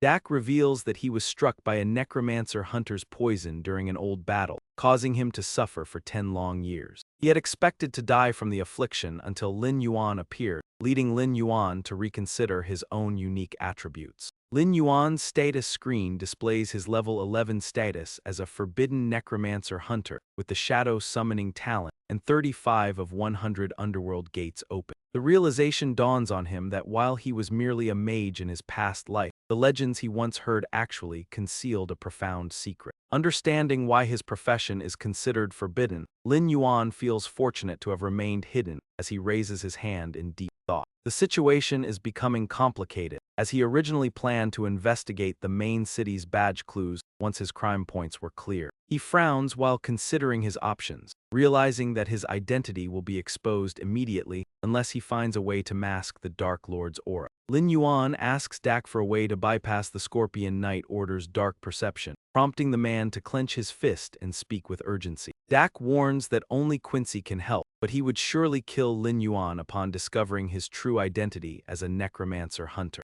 He explains that a necromancer hunter killed Quincy's beloved wife years ago, and Lin Yuan takes this warning seriously as he prepares to move. As Lin Yuan approaches the fortress within the fossil desert, a system notification confirms his arrival at the desolate location. Recalling their conversation from 10 minutes prior, Dak had called him insane for seeking out a man who despises his kind, but Lin Yuan insisted he had no other choice. Returning to the present, Lin Yuan walks forward with a sense of dread, knowing that carrying such a heavy dark aura will only lead to further complications. He realizes that he will face constant trouble in the main city and other regions unless he addresses the root cause of this energy. Suddenly, a volley of glowing green arrows streaks toward him, forcing Lin Yuan to quickly dodge to the side while questioning the source of the attack. He steadies himself and scans the area, spotting a large group of players charging directly toward his position. The Bloodstained Guild has mobilized its members for a coordinated ambush after spending several days searching the wasteland for him. A man filled with murderous intent declares that they have finally caught him, bringing over 30 allies to avenge the trickery Lin Yuan used previously. The two thugs who previously clashed with Lin Yuan reappear, with the blonde-haired man wearing a sadistic grin as he threatens his target. He sadistically tells Lin Yuan to scream when he dies, while the scene shifts to a distant part of the desert where another group is gathered. A dragonfly with strangely mechanical eyes hovers nearby, appearing far more artificial than a natural insect. The creature is actually a high-tech surveillance drone broadcasting the Bloodstained Guild's confrontation to a large audience watching on their devices. The instructor's voice rings out from everyone's phones, announcing that the audience is fortunate to catch this live broadcast. From the desert, HU letter 1EF3 and H5, H letter 1ED5, introduces a gruesome demonstration of how to slowly disassemble a human being limb by limb. As the viewer count surges from 88 to over 200, the audience reacts with horror at the Bloodstained Guild's latest livestream featuring the torture of the weak. Elsewhere, spectators watching the 30-on-1 confrontation wonder who the unfortunate victim is to have provoked such a group of thugs. More viewers gather to watch HU letter 1EF3 and H5 H letter 1ED5 stream, noting that while the victim is quite handsome, his fate appears to be sealed. The victim is revealed to be Lam Iron, drawing both sympathy for his predicament and admiration for his striking appearance from the crowd. Lam Iron dismisses his attackers as mere stray dogs who are not even enough for a warm-up before they foolishly throw their lives away. Observers find the young man's defiance against the Bloodstained Guild to be remarkably bold and even somewhat impressive. Spectators settle in with snacks to watch the slaughter as HU letter 1EF3 NH Phi Long arrogantly orders his entire group to charge forward. Without hesitation, 4 or 5 men armed with various weapons lead the initial assault against their target. A mage strikes with a lightning-infused spear while a hunter aims his bow, followed by 3 others wielding swords and axes who leap toward Lam Iron. The system identifies the coordinated hostile assault and immediately issues a notification to its host. A 15-minute counterattack window is granted, during which killing the attackers will not result in any criminal penalty points. Lam Iron considers 15 minutes to be more than enough time to finish off his opponents and send them to the afterlife. Rather than fighting alone, Lam Iron surprises everyone by summoning a diverse legion of zombies to confront his 5 attackers. He begins the counterattack by deploying a specially selected zombie bear to lead the charge. Mocking their weak sparks, he releases a lightning zombie scorpion that immediately inflicts poison upon the enemy ranks. Seeing the tide turn so quickly, a panicked HU letter 1EF3 NH Phi Long orders his warriors to retreat and form a defensive shield wall. He commands the mages to focus their fire while the rogues and archers provide harassment and his soldiers immediately execute the orders. The mages strike their staves against the ground as the rear casters support the lead mage to amplify their collective magical power. After absorbing enough energy to meet the 5-star national super standard, the lead mage summons a massive orb of magical power. Straining with all his might, he aims his staff at a precise 90-degree angle and unleashes thousands of lightning bolts at Lin Yuan's zombie beast. Under their commander's orders, the archers provide continuous support by firing tens of thousands of arrows at the targets. The zombie beasts are overwhelmed by the onslaught, suffering massive and compounding damage as their health points rapidly deplete.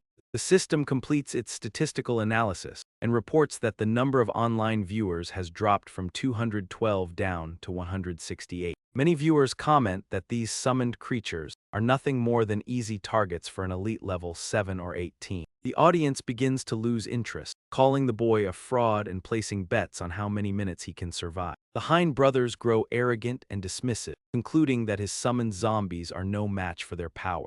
They believe the creatures will be reduced to shredded meat, but Lin Yuan only responds with a cold, pitying sigh and a smirk. Hein Fai Long senses something is wrong when he sees Lin Yuan smiling, a sentiment shared by the increasingly panicked online community. A hidden trap awaits the group, and the first person to trigger it by stepping forward is one of the mages. The ground suddenly explodes into a deep pit that swallows 3 mages as they cry out desperately for help. A forgotten zombie beast then rises from behind the group, brandishing a massive hammer to strike them down. Zombie wolves move swiftly across the sand, quickly ending the lives of 3 young men in the heat of the battle. As more zombies emerge to engage the survivors or send them fleeing in terror, Hein Fai Long and Hein Fai Ho turn pale with fright. Their faces go completely bloodless as the intense combat causes the livestream viewership to surge from 168 to over 300. The audience is stunned by the underground ambush and the zombies' coordinated tactics, realizing the battle has completely shifted. The mages quickly attempt to cast purification spells on their poisoned wounds before they can begin any medical treatment. Knowing the purification process is too slow, Lin Yuan decides to finish them off and send them straight to the afterlife. Lin Yuan smiles triumphantly as the scene shifts to a distant group in the desert being watched by a mechanical dragonfly. One dragonfly stands out as unnatural due to its eyes, revealing it to be an advanced robot drone controlled remotely to livestream the Blood-Stained Guild's activities. Aboard a submarine, passengers ignore the silence to browse their phones as a host announces a live broadcast featuring Hein Fai Ho in the desert. The host introduces a gruesome demonstration, promising to show the audience how to slowly dismantle a human being piece by piece. The viewer count rapidly climbs from 88 to over 200 as the audience reacts with chills to the disturbing announcement. Spectators across different locations realize the Blood-Stained Guild is once again live-streaming the torture of a helpless victim. Observers note the 30-to-1 odds and pity the handsome young man who was unfortunate enough to provoke such a dangerous gang. The victim is identified as Lam Ian, drawing a mix of sympathy for his predicament and admiration for his striking appearance. Lam Ian dismisses his opponents as mere stray dogs and prepares to take their lives since they have foolishly delivered themselves to him. The audience finds Lam Ian's bold defiance against the Blood-Stained Guild surprisingly impressive as he stands his ground. Spectators settle in with snacks to watch the impending slaughter, while Hein Fai Long arrogantly orders his entire group to charge. 5 attackers lead the assault, including a mage wielding a spear who conjures a strike of heavenly lightning. A hunter aims his bow while 3 others armed with swords and blades leap toward Lam Ian simultaneously. The system completes its analysis of the battlefield and issues a formal notification to Lam Ian regarding the situation. Detecting a malicious encirclement, the system grants a 15-minute window where killing his attackers will not incur any crime points. Lam Ian considers 15 minutes more than enough time to eliminate his enemies, even as others doubt he can defeat more than a few. Rather than fighting alone, Lam Ian surprises everyone by summoning a diverse legion of zombies to intercept the attacker. He releases his undead army, beginning with a powerful bear zombie he personally selected for the occasion. Mocking the weak lightning of his enemies, Lam Ian summons a lightning scorpion zombie that immediately inflicts poison on its targets. Seeing the tide of battle turn so quickly, a panicked Hein Fai Long orders his men to retreat and form a defensive shield wall. He commands his mages to focus their attacks while the rogues and archers provide cover, and his soldiers quickly move into position. The mages slam their staves into the ground as two supporters channel their energy into the leader to amplify their collective magic. Upon reaching the required 5-star national super-level energy, the lead mage summons a massive orb of concentrated mana. With full strength, they aim their staves at a precise 90-degree angle and unleash thousands of lightning bolts at Lin Yuan's zombie beast. Under their commander's orders, the archers provide support by firing a relentless barrage of arrows that depletes the zombie's health. The system continuously calculates the damage, recording double and triple hits before delivering a comprehensive report to the owner. As the online viewership drops from 212 to 168, netizens comment that these summons are nothing more than easy targets for level 7 and 8 elites. Dismissing Lin Yuan as a loud but empty threat, the audience begins placing bets on how many minutes the boy can survive. The Hein brothers watch with arrogant satisfaction, prematurely concluding that the battle is already over. They boast that despite his previous success, Lin Yuan's zombies will be reduced to piles of minced meat under their relentless assault. Lin Yuan responds with a cold smile and a pitying sigh, causing Hein Fai Long to feel a sudden sense of unease and doubt. The online community shares this confusion and begins to panic, sensing that a hidden surprise is about to be revealed. The trap is triggered the moment a mage steps forward, causing the sand beneath him to erupt violently. A massive sinkhole forms in the sand, swallowing the first 3 mages as they cry out desperately for help. Simultaneously, a zombie beast that had been overlooked rises from the ground behind the group, brandishing a massive hammer. Zombie wolves strike with incredible speed, quickly dispatching 3 more young men in the blink of an eye. As more zombies emerge to engage the survivors or chase them down, Hein Fai Long and Hein Fai Ho turn pale with terror. Their faces go white as the livestream viewership suddenly spikes to 302, leaving the online audience in a state of shock. Viewers marvel at the coordinated underground ambush, mocking those who had previously dismissed the zombies as weak. The mages desperately attempt to cast purification spells on their poisoned wounds, but the healing process proves to be far too slow. Lin Yuan smiles triumphantly as he delivers a final blow that sends his enemies to the afterlife, ending the confrontation. Lin Yuan remains silent as the space behind him warps into a spiral, from which he draws a sword and charges forward with his cloak fluttering. Lin Yuan plunges his blade into the blonde man's abdomen before he can react, leaving him coughing up blood and wondering how his position was discovered. As the blonde man freezes in shock, Lin Yuan drives the sword deeper and remarks that he would never be foolish enough to hide in the sand. Below them, giant scorpions and blue-skinned, beast-headed giants slaughter the others, prompting a panicked survivor to scream for everyone to run. Terrified by the overwhelming strength of the monsters and the death of their leader, Huang Feihu grips his sword tightly with bloodshot eyes. Huang Feihu descends into a frenzy, his face contorting with bulging veins as he curses his subordinates for being useless trash. Huang Feihu leaps into the air and swings his sword toward Lin Yuan, roaring that he will personally strike the young man down. Lin Yuan prepares a counterattack with a dark smirk, channeling his divine power into the blade as he readies his next move. Lin Yuan unleashes a powerful strike as the soul-cleansing curse mark activates, releasing a swarm of skull-shaped spirits shrouded in malevolent energy. The spirits circle Lin Yuan before lunging at Huang Feihu, who recoils in fear as the spectral skulls roar directly in his face. Huang Feihu stares in terror at the horrific skulls surrounding him, his eyes wide and pupils shrinking as the spirits prepare to strike. Before Huang Feihu can recover from his shock, Lin Yuan lunges forward with a swift strike and maneuvers behind his opponent. The movement is so incredibly fast that Huang Feihu cannot react, and Lin Yuan comes to a sudden halt after delivering the decisive blow. The two stand back to back in a heavy silence, their robes fluttering in the wind as Lin Yuan wears a calm smile. Lin Yuan bows his head slightly with a triumphant grin and begins a countdown, while a trembling Huang Feihu breaks into a cold sweat. Huang Feihu gasps for air but cannot speak, and as Lin Yuan reaches the end of his count, a massive explosion tears Huang Feihu in half. Amidst the flying debris and a final scream, Lin Yuan rests his sword on the ground and smiles, satisfied that his old weapon still feels perfect. On the World Channel, hundreds of thousands of viewers comment on the spectacular effects and Huang Feihu's humiliating defeat. The viewers mock Huang Feihu for his empty threats, joking that he ended up being scattered like flower petals instead of killing his target.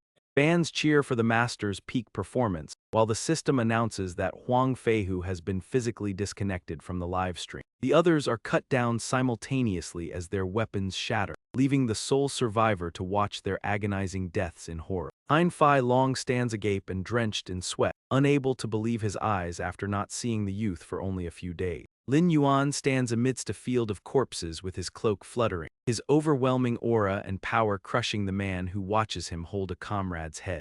In Hein Fai Long's eyes, Lin Yuan appears as a dark figure with glowing red eyes, manipulating the battlefield with crimson threads wrapped around his fingers. He slaughters everyone like a demon from hell until he senses a gaze upon him, causing him to frown and turn around. Hein Fai Long raises his sword and shield with trembling hands, terrified as he desperately begs for his life. Lin Yuan pulls his blade from a nearby corpse and approaches slowly and calmly, speaking in a soft, composed voice. His opponent retreats with a stiffened body and no chance to resist before the sword suddenly flies out and pierces his head. As blood splatters, Lin Yuan ruthlessly tells him it is his turn to taste despair while manipulating his sword to strike the helpless Hein Fai Long. Hein Fai Long collapses completely, revealing Lin Yuan's merciless expression as he prepares to retrieve his belongings and end the encounter. Sensing something is amiss, Lin Yuan narrows his eyes at a purple-eyed bee and gathers divine power in his hand while speaking calmly. Realizing he almost forgot the creature, he gestures toward the air and triggers an explosion that scatters debris and thins the atmosphere. Lin Yuan withdraws his glowing hand and notes, with a cold tone, that everything has finally become quiet. That night in a skyscraper on Blue Star, people in a private lounge are served drinks while complaining about the sudden end of a live stream. They wonder why the expert destroyed the drone, while others identify him as the one who previously defeated the death giant wolf. Comments flood the computer screens as people try to locate him, guessing he is currently in the Rocky Desert. The Mercenary Guild has issued an S-rank invitation, prompting a blonde man to slam his glass down and mutter Lin Yuan's name. Meanwhile, in Immortal's Black Sand Town, Quincy rests tiredly against wine barrels in a small room until a frustrated Lin Yuan appears at the door. Quincy sighs and opens his eyes upon seeing him, then offers a small bottle of wine after Lin Yuan enters and closes the door. Quincy claims he will not teach anymore today since he has enough wine and feels lazy, but Lin Yuan looks grim and prepares to make a request. Lin Yuan expresses his intent to speak with Quincy while using a skill to reveal his hidden status as a level 11 forbidden necromancer. His attributes show his dark summoning talent, the gate of the underworld at 35%, and his stats in strength, agility, and spirit. A wine bottle shatters on the floor, the echoing sound startling Quincy awake as he stares with bloodshot eyes in shock.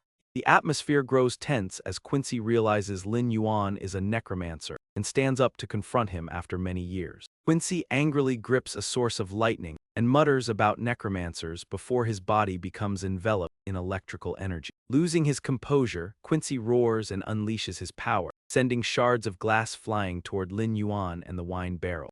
Lin Yuan vanishes in a flash before the attack can land, leaving the shards to fall to the ground as Quincy watches in disbelief. Quincy gasps in shock as his pupils contract, unable to track Lin Yuan's movements as the young man dashes around the room. Lin Yuan strikes a wine jar aside and points his blade directly at Quincy's nose, leaving the man speechless and stunned. Maintaining his calm composure, Lin Yuan asks if they can finally have a proper conversation. Quincy remains still and asks about Lin Yuan's intentions, recalling a past encounter where a man with tied-back hair offered him a clue.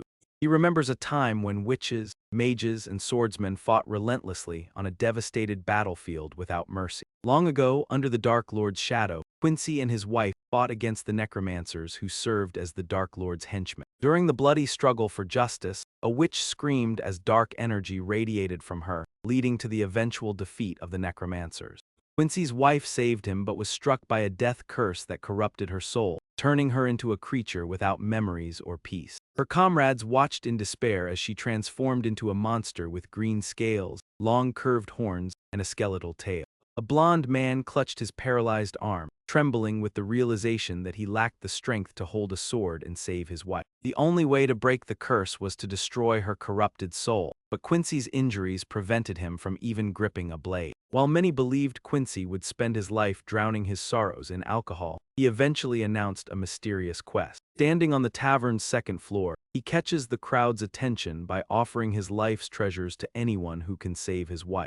The necromancer hunter would receive a method to dispel dark perception, a secret treasure Quincy had looted from the corpse of a fallen hunter. Quincy had lost all composure and was consumed by hatred, intending to use his spoils as bait to save his wife, break her curse, and seek bloody revenge. A long-haired enchantress stands upon a mountain of corpses as the surroundings turn red, noting that none of the 158 people who accepted the quest have survived. Lin Yuan remains expressionless while pointing his sword at Quincy, demanding to know the quest details as Quincy sighs and ceases his resistance. Closing his eyes, Quincy reveals everything without reservation, mocking that Lin Yuan has delivered himself just as he needed a new playmate for his wife. The system announces a new quest commissioned by Quincy titled The Wife's Soul, detailing the objective to free her spirit. Lin Yuan glances at the silver-level quest to grant the wife eternal rest within 10 days, and calmly accepts before lowering his sword and walking away. Quincy drops his angry facade and wishes Lin Yuan luck, suggesting that the young man might actually be the one to finally complete the task.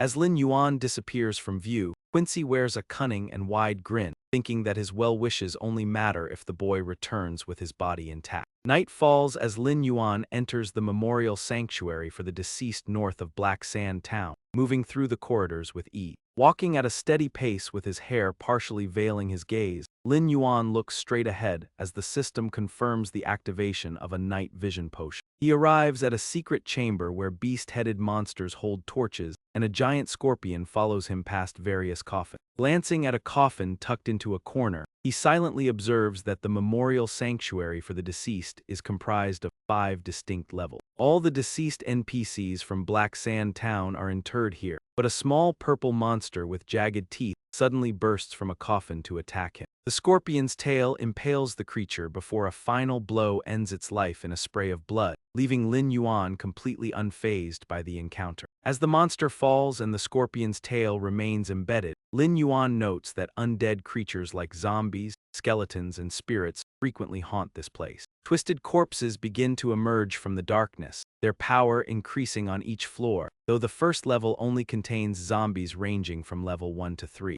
These are low-level creatures, including armored skeletons equipped with swords and shields, while the second floor is home to level 4 to 6 skeletons. Among them are ghosts in tattered cloth with indistinct forms and abnormally long hands, while the third floor features levels 7 to 9 wraiths. Near a city gate, a massive monster with a long, spiked tail tramples victims in white clothing and seizes a woman by her head. The fourth floor is inhabited by level 10 ghouls, muscular creatures with empty eye sockets and mouths torn open to their ears. Before Lin Yuan and his 2 wolf-headed monsters, a magical portal opens on the wall as a powerful vortex begins drawing in the surrounding air. Showing a rare look of excitement, Lin Yuan smiles and steps forward, intending to clear all 4 floors in a single breath. Eerie sounds echo throughout the building and grow increasingly distinct within the vast 4th floor of the funeral home. Lin Yuan scans his surroundings warily and detects a noise just as a blue, 2-horned monster with glowing red eyes appears on the wall.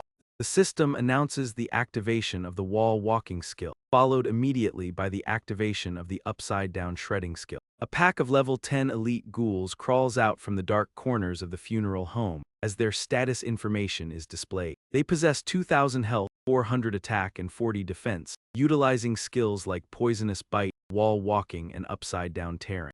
Lin Yuan orders his beast to charge, and it emerges with a ferocious roar to begin tearing through the ghouls as another skill is activated. Using the lightning grip skill, the beast bares its sharp teeth and swings its powerful tail to send the ghouls flying. Lin Yuan joins the fray with a series of strikes, forcing the monsters to scream in agony under his relentless assault. The ghouls collapse after being struck by his blade, and Lin Yuan coldly finishes off a struggling survivor he had nearly overlooked.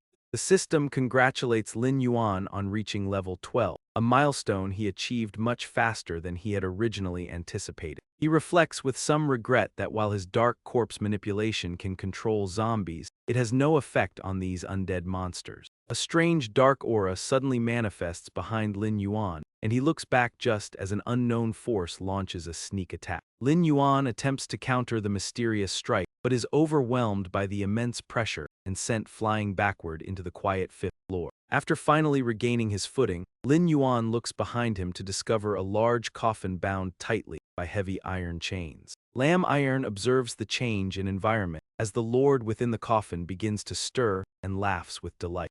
Proclaiming that the wait is finally over, the Lord releases a burst of power that shatters the coffin and its binding chains. Otter expresses excitement at the scent of fresh flesh, while the system identifies her as a level 18 resentful soul lord. Her stats are revealed as 6,000 health, 800 attack, and 200 defense, with skills including Dead Man's Bloom and Banshee's Wrath. Lam Iron deduces he has reached the fifth floor, just as the Lord lunges forward with a threat to tear him to pieces. Lam Iron raises his sword to parry a lethal blow as the system announces the boss is activating a special skill.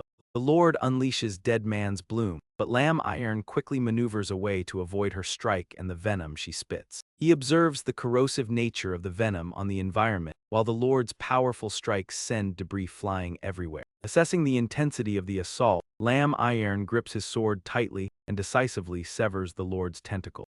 The tentacles are shredded into pieces as Lam Iron launches a fierce counterattack that leaves the Lord in a desperate state. Refusing to accept her predicament, the enraged Lord screams out as the system signals the activation of another skill. Bracing against the Banshee's scream, he wonders if it is an area of effect attack or a summoning technique. Eerie sounds begin to echo from outside the room, growing louder and more frequent as something approaches.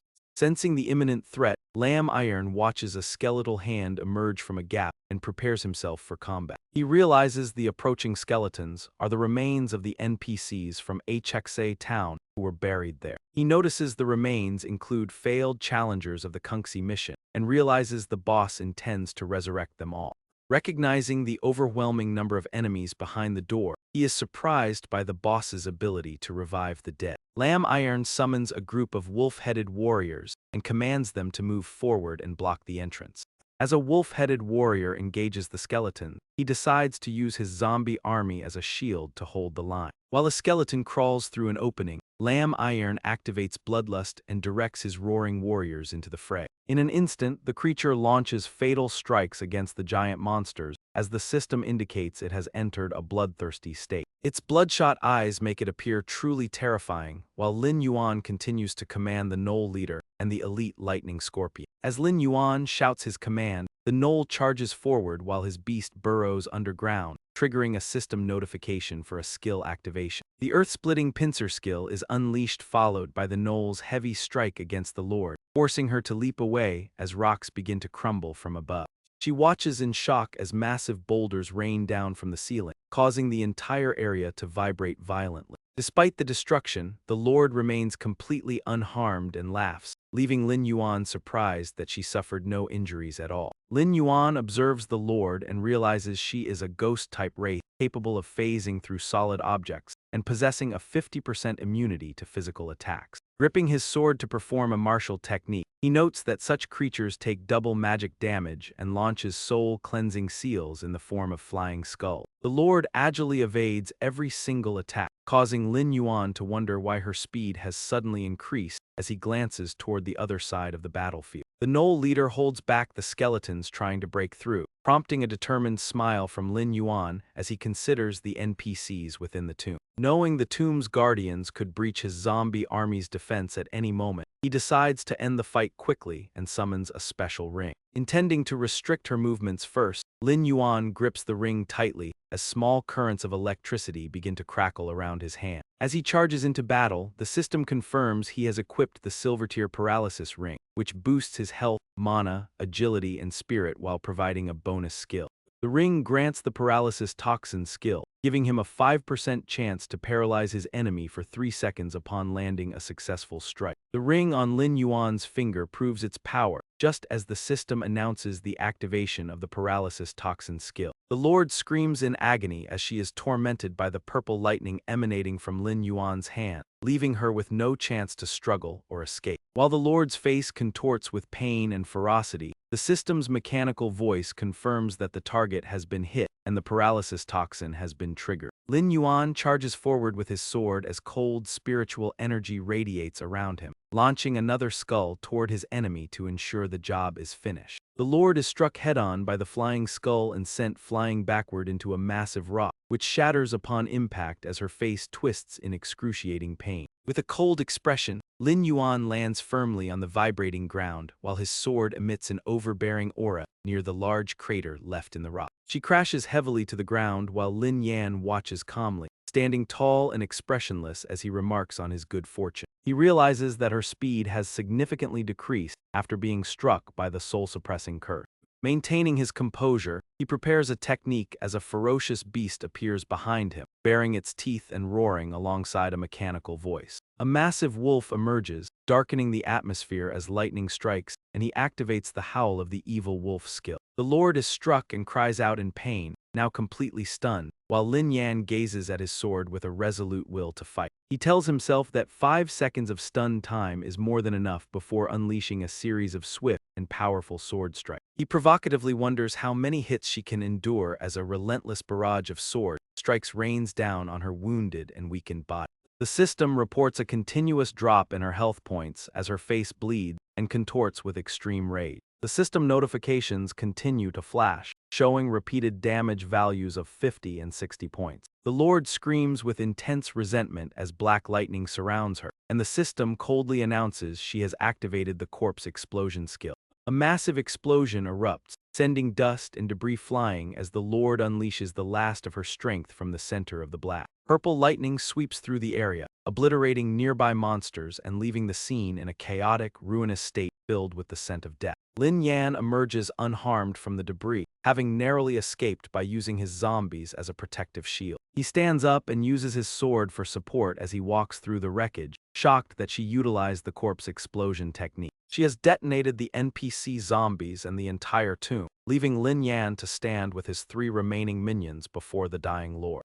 He feels a sense of unease at the heavy loss of his zombie army, now reduced to only 3, as he stands coldly before his opponent. Amidst the devastation, she lies wounded with her head bowed while Lin Yan looks on mercilessly and speaks with a voice like ice. Declaring that it is time to end the battle, he charges forward followed by a swarm of aggressive skulls, commanding her to vanish.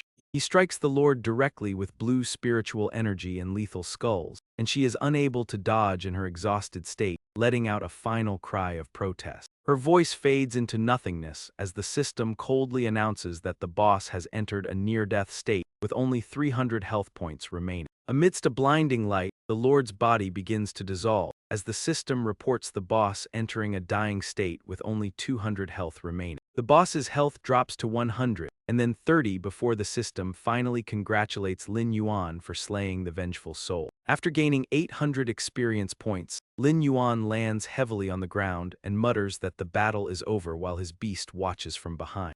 A faint purple light catches Lin Yuan's attention, revealing the shimmering and ethereal spirit of Quincy's wife. She softly expresses her gratitude to the brave human before fading away with a gentle and appreciative smile on her face. Lin Yuan coldly retrieves the ring of love as her soul vanishes, noting the system's description of the item as a non-tradable quest reward.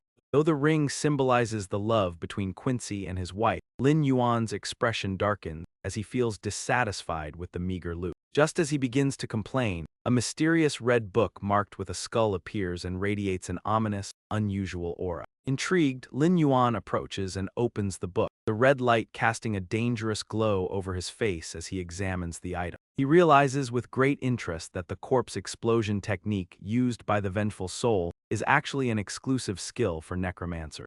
The system interface displays the details for the gold-rank corpse explosion skill, which is strictly limited to the necromancer class. Observing the book's mysterious energy, he contemplates whether the sealer was a high-ranking confidant of the Dark Lord. As he focuses his consciousness to learn the spell, Spiritual energy envelops his calm form while the system announces the process. The skill book is automatically integrated into his memory, just as a massive pillar of light descends from the sky with a thunderous boom. The system explains that the level 1 gold rank corpse explosion skill detonates a zombie to deal fire damage equal to 60% of its own health to nearby enemies. Lin Yuan notes the 100 mana cost, 10-second cooldown and 0 proficiency, satisfied with the skill's power despite it consuming his zombie. Finding the attack power and range to be a pleasant surprise, he quickly returns to the bustling streets of Black Sand Town. Under the bright sunlight, Lin Yuan presents the ring to Quincy, whose face immediately pales at the sight of the jewelry.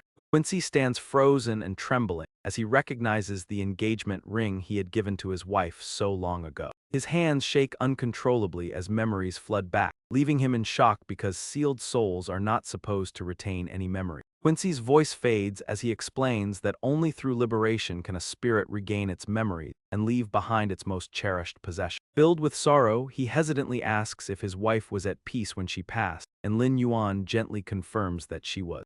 Quincy cradles the ring in both hands, weeping as he gazes at it and remembers his wife's radiant, joyful smile. Clutching the ring to his chest, he forces out a word of relief while Lin Yuan stands by in silence, letting him release his grief. Regaining his composure, Quincy bows deeply and admits he never expected the necromancer hunter he once hated to be the one to resolve his regrets. Quincy uses dark magic to summon a black box, holding it with a solemn expression before slowly opening it. A crown rests inside, radiating a terrifying and dark aura as Quincy declares it is time to fulfill his promise. The system identifies the dark crown as special headgear that hides the wearer's crime value and conceals their dark aura. Lin Yuan examines the exclusive, indestructible equipment, contemplating the significance of the dark crown in his hand. He realizes that although it provides no stat bonuses, the ability to mask his criminal status and dark presence is exactly what he needs. He considers how this will eliminate the threat from the Manticore Knights and allow him to move freely within the main city. The system asks if he wishes to equip the dark crown, prompting a cold smile to appear on Lin Yuan's face. He calmly accepts, and a dark magical circle envelops him as the gloomy aura begins to settle around his stoic form.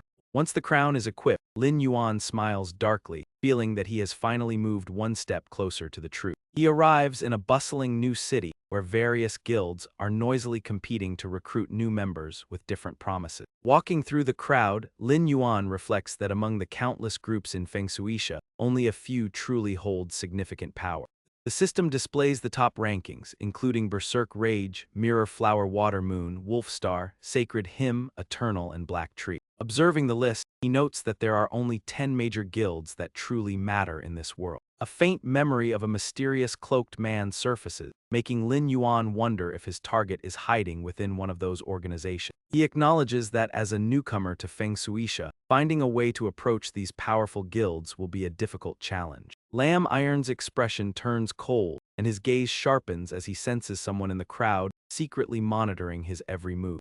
He ignores the feeling and continues his internal planning, while a faint figure continues to trail him closely from behind. Lamb Iron moves swiftly through the crowd and ducks into a nearby alley, followed closely by the panicked blonde-haired individual. The heavy armor makes a distinct noise as the blonde-haired pursuer rounds the corner and stops in shock, having lost sight of his target. Lamb Iron growls a demand for his identity, pressing a sharp blade against the man's neck as he freezes in terror. After hesitating, the man suddenly turns around with intense excitement and calls out loudly, leaving Lamb stunned. Identifying him as God Iron, the man lunges forward, but Lamb Iron steps aside and lets him fall face first onto the ground. His killing intent vanishes as he watches the man groan in pain, while joyfully asking if his identity has finally been remembered.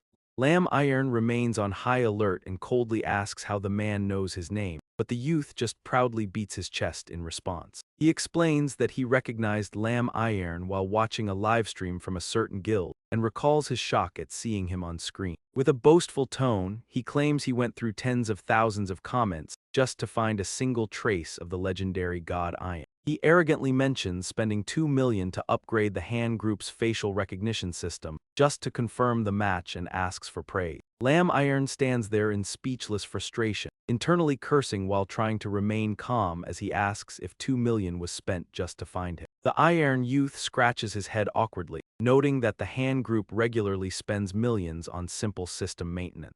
Lam Iron's expression darkens as he grips his sword, a hint of killing intent surfacing as he ponders the significance of the Han group. He wonders if this man is connected to the global tech giant and questions exactly how much information he has gathered. While Lam Iron considers whether to eliminate him on the spot, the excited youth begs God Iron to form a team with him. He mentions an S-rank hunt in the Lizard Caves scheduled for the next day, but he suddenly trips over a rock mid-sentence. He attempts to explain a discovery regarding the iron-eating lizard god's molting nest before losing his balance and slamming into the ground. Lam Iron watches the fall with a cold gaze and tells the man to stop following him, deciding it is pointless to argue with such a fool. Han Cheng's expression turns somber as he remarks that a top-tier expert like Lin Yuan can easily solo the Bloodstained Guild's elite group without a team. While sitting on the ground and scratching his head, he tries to convince Lin Yuan by mentioning the upcoming hunting expedition. He explains that 3 teams from the Black Tree Guild will be evaluating newcomers, though Lin Yuan remains skeptical after checking his system interface. Han Cheng sighs in disappointment and prepares to try his luck alone until Lin Yuan suddenly asks for the specific time of the event. Lin Yuan coldly repeats his question regarding the departure time, prompting a joyful Han Cheng to embrace his leg and announce it is at 8 tomorrow morning. Overjoyed that Lin Yuan has agreed, Han Cheng begins to celebrate until he is told to simply use Lin Yuan's name instead of formal title. Lin Yuan looks at him seriously and states that they must prepare before setting out, leaving Han Cheng silent but curious. At the Vulture Bandit camp, terrifying skulls hang from flags just before a massive explosion tears through the area. Lin Yuan is the one responsible for the blast, and he moves forward while sensing that the lord of the camp must be nearby. The system interface appears to reveal the enemy stats for the level 12 undead creatures known as Vulture Bandit. As the enemies begin to advance, Lin Yuan calmly clasps his hands to warm up and signals for his allies to join the assault.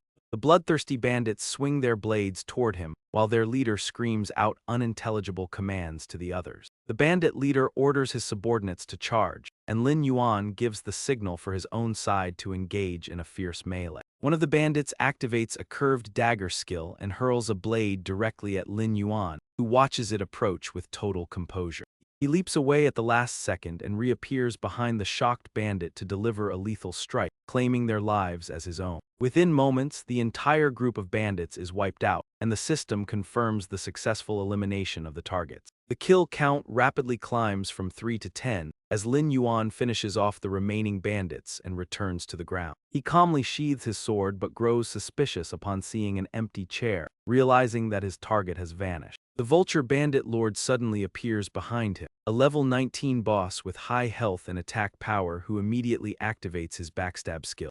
Sensing the imminent threat, Lin Yuan counters by activating his corpse explosion skill as a brilliant blue flame ignites in his eye. A massive explosion rings out as plumes of green smoke billow from the blast, forcing the coughing Vulture Bandit Lord to retreat. In an instant, Lam Iron lunges toward his opponent, his fists surging with powerful lightning energy aimed directly at the bandit. As he lunges forward with a cold gaze, his Shadow Fist skill activates just as the system notification appears on the screen. Lam Iron roars as he strikes, sending the bandit flying with a single cry before the system confirms the death of the Vulture Bandit Lord. Lam Iron holds his stance with his fist still crackling with lightning, realizing the fight is over as the system announces his promotion to level 13. Defeating the Lord allows him to gather more information and power, as the attributes for his Golden Tier Dark Curse skill are displayed. At level 13, the Golden Dark Curse deals 20% health damage to targets or restores 20% health to zombies, costing 60 mana with a 6-second cooldown. With a proficiency of 2300, the level 2 Golden Corpse Explosion detonates a zombie to deal fire damage equal to 80% of his own health. This skill requires 100 mana with a 10-second cooldown and 100 proficiency, while his Golden Dark Curse reaches level 3. The level 3 Dark Curse deals 20% health damage or restores 20% zombie health, costing 60 mana with a 6-second cooldown and 2300 proficiency. His level 3 Golden Corpse Explosion detonates a zombie to deal fire damage to nearby enemies equal to 80% of his own health. Requiring 100 mana with a 10-second cooldown and 100 proficiency, a floating skill scroll slowly drifts into Lam Iron's hand. The system asks for confirmation to use the skill scroll for an upgrade, to which he briefly agrees before finalizing the process. He quietly reviews his updated attributes and notes the impressive effectiveness of the skills he had previously upgraded. Having reached level 3 in Dark Curse and improved his corpse explosion, he takes a moment to evaluate the strength of his current army. Believing his zombie legion is sufficient for now, he receives 130 beast zombies and examines the data for the Vulture Bandit leader. The level 15 Vulture Bandit leader zombie has 3,500 health, 500 attack, and 100 defense, with skills like Scimitar Toss, Stealth, and Undead Body.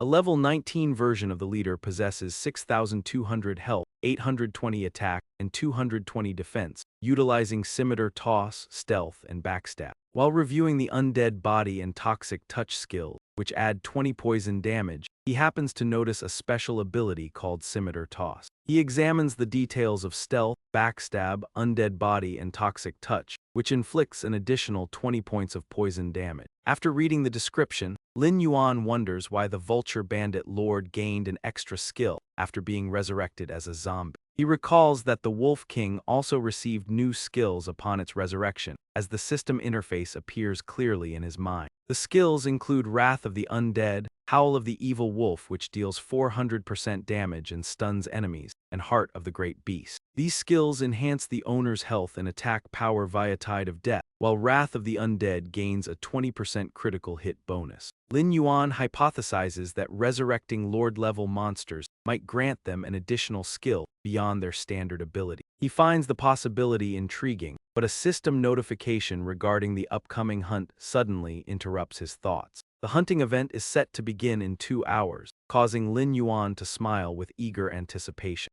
Lin Yuan puts on a rugged brown coat and prepares to head toward the Blood Scale cave located deep within the forest. Squinting against a bright glare, Lin Yuan looks toward Fai Ho and begins to question his companion's strange appearance. Lin Yuan asks if he is cosplaying as a gilded knight, and Fai Ho proudly mentions his expensive custom-made armor. Fai Ho vows not to be a burden today, but his new equipment immediately begins to malfunction as he finishes speaking. To Lin Yuan's utter astonishment, the armored pants suddenly slip down and fall to the ground. After an awkward silence, Lin Yuan breaks the tension by jokingly praising the unique detachable design of the armor. A blushing Fai Ho hurriedly pulls up his pants, explaining that the blacksmith claimed this was the latest fashion. Just as the pants are secured, the helmet slips down over his eyes, causing Fai Ho to panic and cry out for help. Blinded by the helmet, Fai Ho stumbles around and accidentally trips over someone's foot while calling out to Lin Yuan for help. He crashes into another person, and the impact knocks the helmet back up so he can see his surroundings again. Fai Ho looks up to find himself face to face with Zhao Qi, a massive man with a terrifying scar across his face. Despite his intimidating look, Zhao Qi kindly asks if he is alright as the system displays his character information.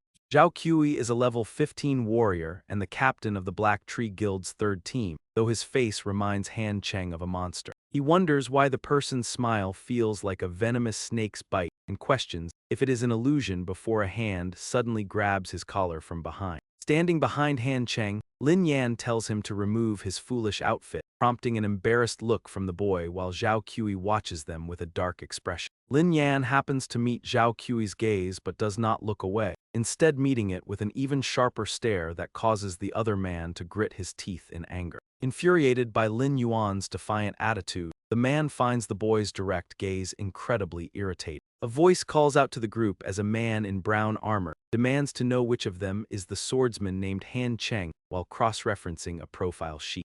Pointing at Han Cheng, the man in brown armor mocks his peculiar outfit, prompting the entire group to burst into laughter. They ridicule his flashy golden attire as an exaggerated costume, but Han Cheng steps forward without hesitation to identify himself.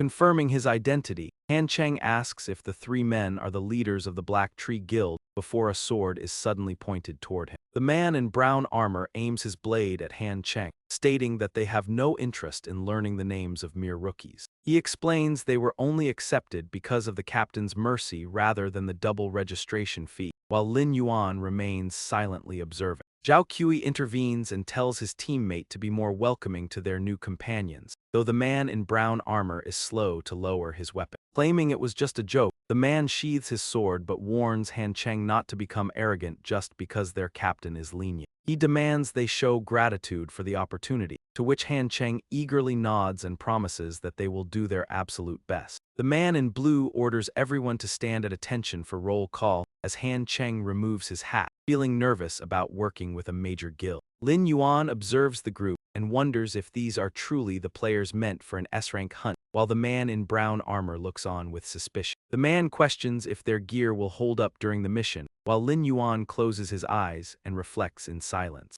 Noting that they all seem like new arrivals to the main city, Zhao Kui leads the way into the cave now that the entire group has assembled. He reassures his followers that they are safe because even the Grim Reaper avoids the path of the Black Tree Guild. The group follows closely behind as the man in brown armor looks back in surprise at the red flag Han Cheng is carrying. Han Cheng excitedly waves his flag and urges Lin Yuan to keep up, mentioning rumors of glowing slimes inhabiting the cave. Watching from a distance, the armored man wonders if Han Cheng thinks this is a picnic, while Lin Yuan continues walking without a word. Lin Yuan finally breaks his silence to mention an exciting scent in the air as the group enters the Bloodscale Cave. Upon reaching a three-way fork, the group notes the lack of iron-eating lizards along the path and recalls that the creatures are nocturnal. It is highly likely that the creatures are resting deep within the cave, prompting one man to ask Captain Zhao which path they should take. Zhao Kui suggests that the group should split up, a proposal that leaves the man in brown armor visibly surprised.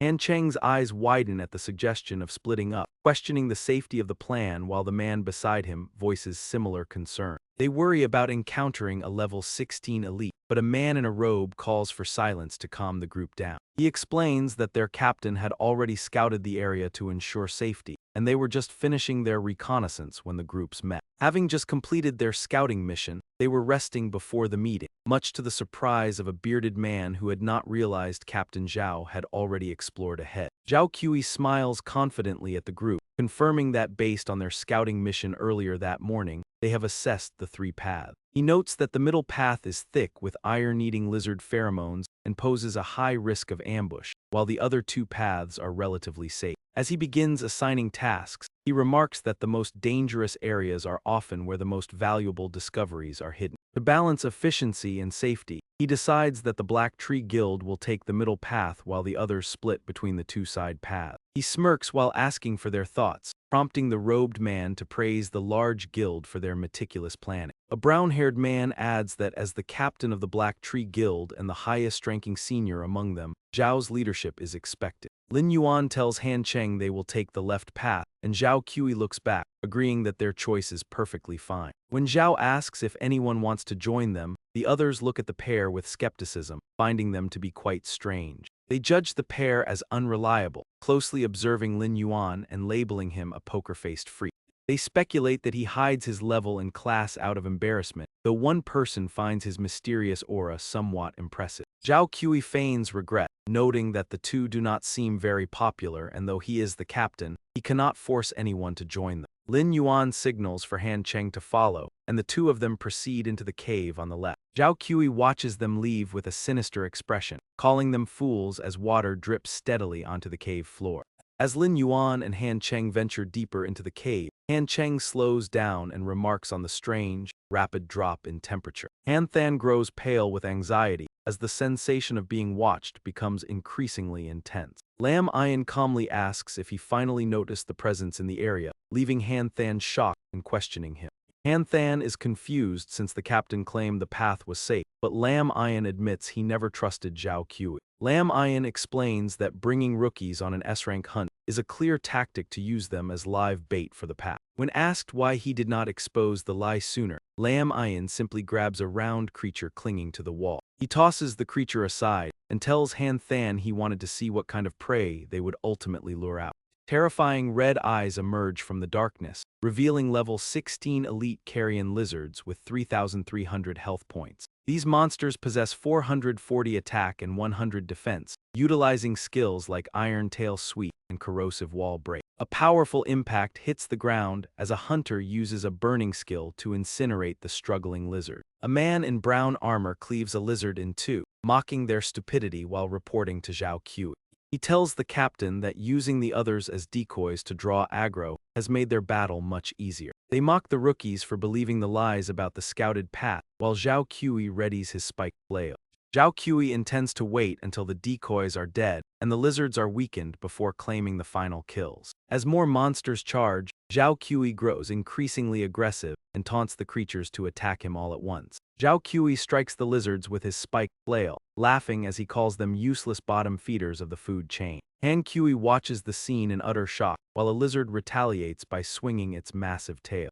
The monster activates its iron tail sweep skill, using its metallic tail to deal 60% damage to its target. Other blade-wielding monsters charge forward, using their curved dagger throw skill to strike from a distance. A monster moves rapidly in front of the lizard, activating its stealth skill to become partially invisible. After reducing its chance of being detected, the monster activates backstab to deal 80% damage from behind. The blade-wielding monsters help Lin Yuan eliminate many lizards, leaving Han Cheng amazed at how he managed to subdue so many zombie creatures. Han Cheng watches the scene intently, noting that this display of power is even more impressive than their previous battle in the desert mud. Lin Yuan mentions his prior preparation, leaving Han Cheng shocked that he could subdue so many powerful monsters in less than a day. A system notification confirms the death of 55 elite corpse-eating lizards as the blade monsters return to Lin Yuan with impressive efficiency.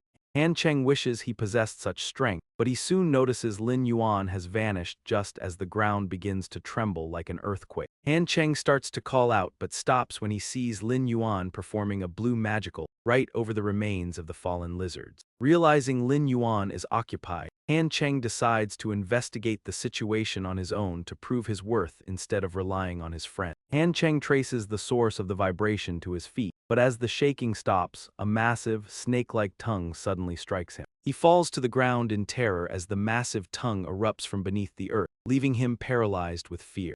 Han Cheng stands frozen and pale, unable to move as he stares at the ground and wonders what kind of monster could have attacked him. The 100-meter-long tongue slithers toward Han Cheng and pins him down, tasting him as if to test the flavor of its prey. After inspecting him, the tongue wraps tightly around Han Cheng, cutting off his breath and stifling his desperate cries for help. As the tongue drags him toward a dark grave, Han Cheng fears his end has come until a sudden projectile arcs through the air.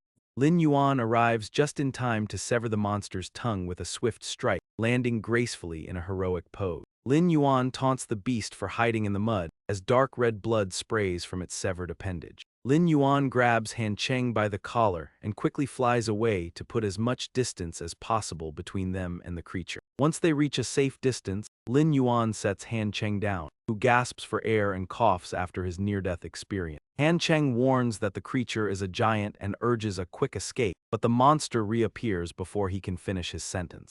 Enraged that its meal was snatched away, the monster moves with incredible speed, leaving a pale Han Cheng feeling trapped. A massive, dinosaur-like lordrank beast suddenly erupts from the ground and lets out a deafening roar that echoes through the cavern. The iron-eating hunter lizard is a level 20 lord with 6,300 HP, 850 attack, 280 defense, and skills like Iron Tail Sweep and Unyielding Fortress. Its other skills include Electric Pulse Stealth and Poison Sand Spray, as Han Than's face turns pale with terror. His body trembles uncontrollably because the guide stated the Bloodscale Cave only contained elite-level monsters. Despite facing a lord-level beast and being paralyzed by fear, Han Than steps forward to shield Lam Iron. Blaming himself for the situation, Han Than urges Lam Iron to retreat while he attempts to hold the monster back.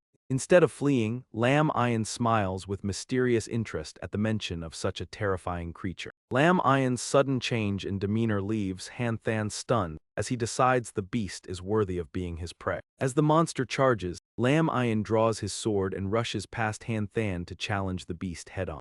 Lam Iron summons several vulture leaders to the battlefield, who take to the skies to assist in the fight. The vulture leaders hurl swords at the Lord Monster, just as the system warns that the boss is activating its Iron Tail Sweep. The swords fail to pierce the creature's hide and are deflected, but Lam Iron leaps into the air to exploit a brief opening. He summons explosive skulls using the Soul Curse Seal, which detonate against the beast and cause it to roar in pain. After landing, Lam Iron watches closely as the attack fails to wound the beast, only drawing its predatory gaze toward him. He frowns upon seeing only minor scorched marks on its back, surprised that his powerful skills were barely more than an itch. Smoke rises from the monster's body as it roars, though it is unclear if the sound comes from pain or sheer excitement. The Lord Monster roars and prepares to retaliate with its own technique, as the system displays the details of its incoming attack. The boss activates Poison Sand Spray, a high-pressure toxic blast that deals significant damage over 5 seconds. A strange, thick smoke fills the area, obscuring Lam Iron's vision and making it impossible to track the monster's next move. During this critical moment, Han Than notices a sudden movement and shouts a desperate warning for Lam Iron to be careful. An acidic liquid erupts from the monster and melts the ground, but Lam Iron manages to dodge the lethal spray just in time. The liquid dissolves the ground rapidly, revealing itself as a highly concentrated corrosive attack that forces Lam Iron to retreat and reassess the difficulty of the battle. Within seconds, the creature's tail swings violently and shatters the rocks below, filling Lam Iron with a sense of thrill despite the narrow escape. Lam Iron retreats further and summons the Bone-Dew Lord, a crow-headed beast with large wings that leaps into action to assist him. Two blades strike the boss monster's tail simultaneously at the same point, releasing a massive surge of power that echoes through the cave. The monster turns in pain toward the Bone-Dew Lord, while Han Than watches the display of power with growing admiration for Lam Iron. Staring in awe like a fan meeting an idol, Han Than wonders if this formidable undead creature is another one of Lam Iron's subordinates. The Bone-Dew Lord maneuvers with great agility from the head to the tail, launching a second strike by activating its backstab skill. As another blow lands, the boss activates its indestructible barrier skill, increasing its defense by 150% for 10 seconds. The boss monster suddenly retaliates by trying to coil its tail around the Bone-Dew Lord, prompting a warning from the observant Lam Iron. The warning comes just a moment too late as the monster spins around, hurling the Bone-Dew Lord into the nearby cliffside. Han Than is stunned by the boss's overwhelming speed, finding it hard to believe how quickly the creature can move. He wonders if the beast has eyes on its back, given how accurately it tracked the summon's position with such rapid reaction time. Lam Iron reaches the same conclusion, analyzing the monster's sensitivity and the patterns of their previous clashes. He notices the creature's eyes are unusual compared to typical lizards, which generally possess very simple visual structure. Most lizards rely on light variations to sense their environment and often fail to notice enemies that remain perfectly motionless. He recalls that while their general sight is limited, their ability to track moving objects is actually quite extraordinary. Their hearing and sensory membranes can pick up the smallest vibration, and some even use infrared organs to detect heat. Lam Iron concludes that the primary strength of this reptile lies in its exceptionally keen and sensitive tactile sense. Realizing its ability to track movement far exceeds that of a human, he decides to change tactics and lure the creature into a trap. He begins striking from various positions to test his new strategy while keeping the monster's attention focused on him. Lam Iron challenges the beast to see if its scales are tougher than his fireball, before suddenly turning to flee as it charges toward him. He continues to run headlong, provoking the beast into a rage so that it focuses all of its attention solely on him. Han Than shouts a warning about the danger, having analyzed the situation after witnessing Lam Iron's provocative action. He realizes the Lord-level iron-eating lizard's defense is too high for fireballs to penetrate, making Lam Iron's plan seem incredibly reckless. Han Than then notices that Lam Iron is leading the beast directly toward a large group of zombies. Without hesitation, Lam Iron charges toward the cluster of zombies at maximum speed, waiting for the perfect moment to strike. With a satisfied smile, he suddenly stops and slides across the ground, sharply changing his direction at the last second. The lizard beast is unable to react in time and plows into the zombies, sending them flying as Lam Iron looks back with a provocative glance. He mocks the creature's inability to stop itself, driving the lizard into a frenzy as it roars with bared fangs while he prepares his next move. He triggers a massive explosion using the corpse explosion skill, creating a deafening blast that rocks the entire area. Debris and dust fill the air as the explosion deals significant damage to the lizard beast, chipping away at its health. Lamb Iron is pleased to see the creature's armor finally break, even as it charges at him with renewed fury. As the beast closes in, he grips his sword and leaps into the air, vanishing from his previous position with a sharp, determined gaze. He commands the Vulture Lord to take the left side while using a floating rock as a springboard to launch himself forward. Another figure strikes from the opposite side, and together they flank the lizard beast from both directions. They exploit the creature's fatal weakness, which is its inability to track two different targets on its flanks at the same time. The Vulture Lord fires a triple-bolt crossbow into the beast, causing it to roar in agony and prepare a green orb of energy in its maw. Lamb Iron suddenly appears above the creature's head and plunges his sword downward before it can react to his presence. He drives his blade through the beast's skull, releasing a surge of power that silences the creature's final roar forever. The system confirms a critical hit and announces that Lamb Iron has successfully leveled up twice, reaching level 14. 5 minutes later, Lin Yuan's spirits are empowered, and their health recovers to 85% as he examines his level 3 Dark Curse skill. The skill can either deal damage or heal his zombies, and he realizes that one more skill scroll would elevate it to level 4. The lizard is successfully resurrected as an undead servant, making the loss of several zombies during the explosion worth the sacrifice.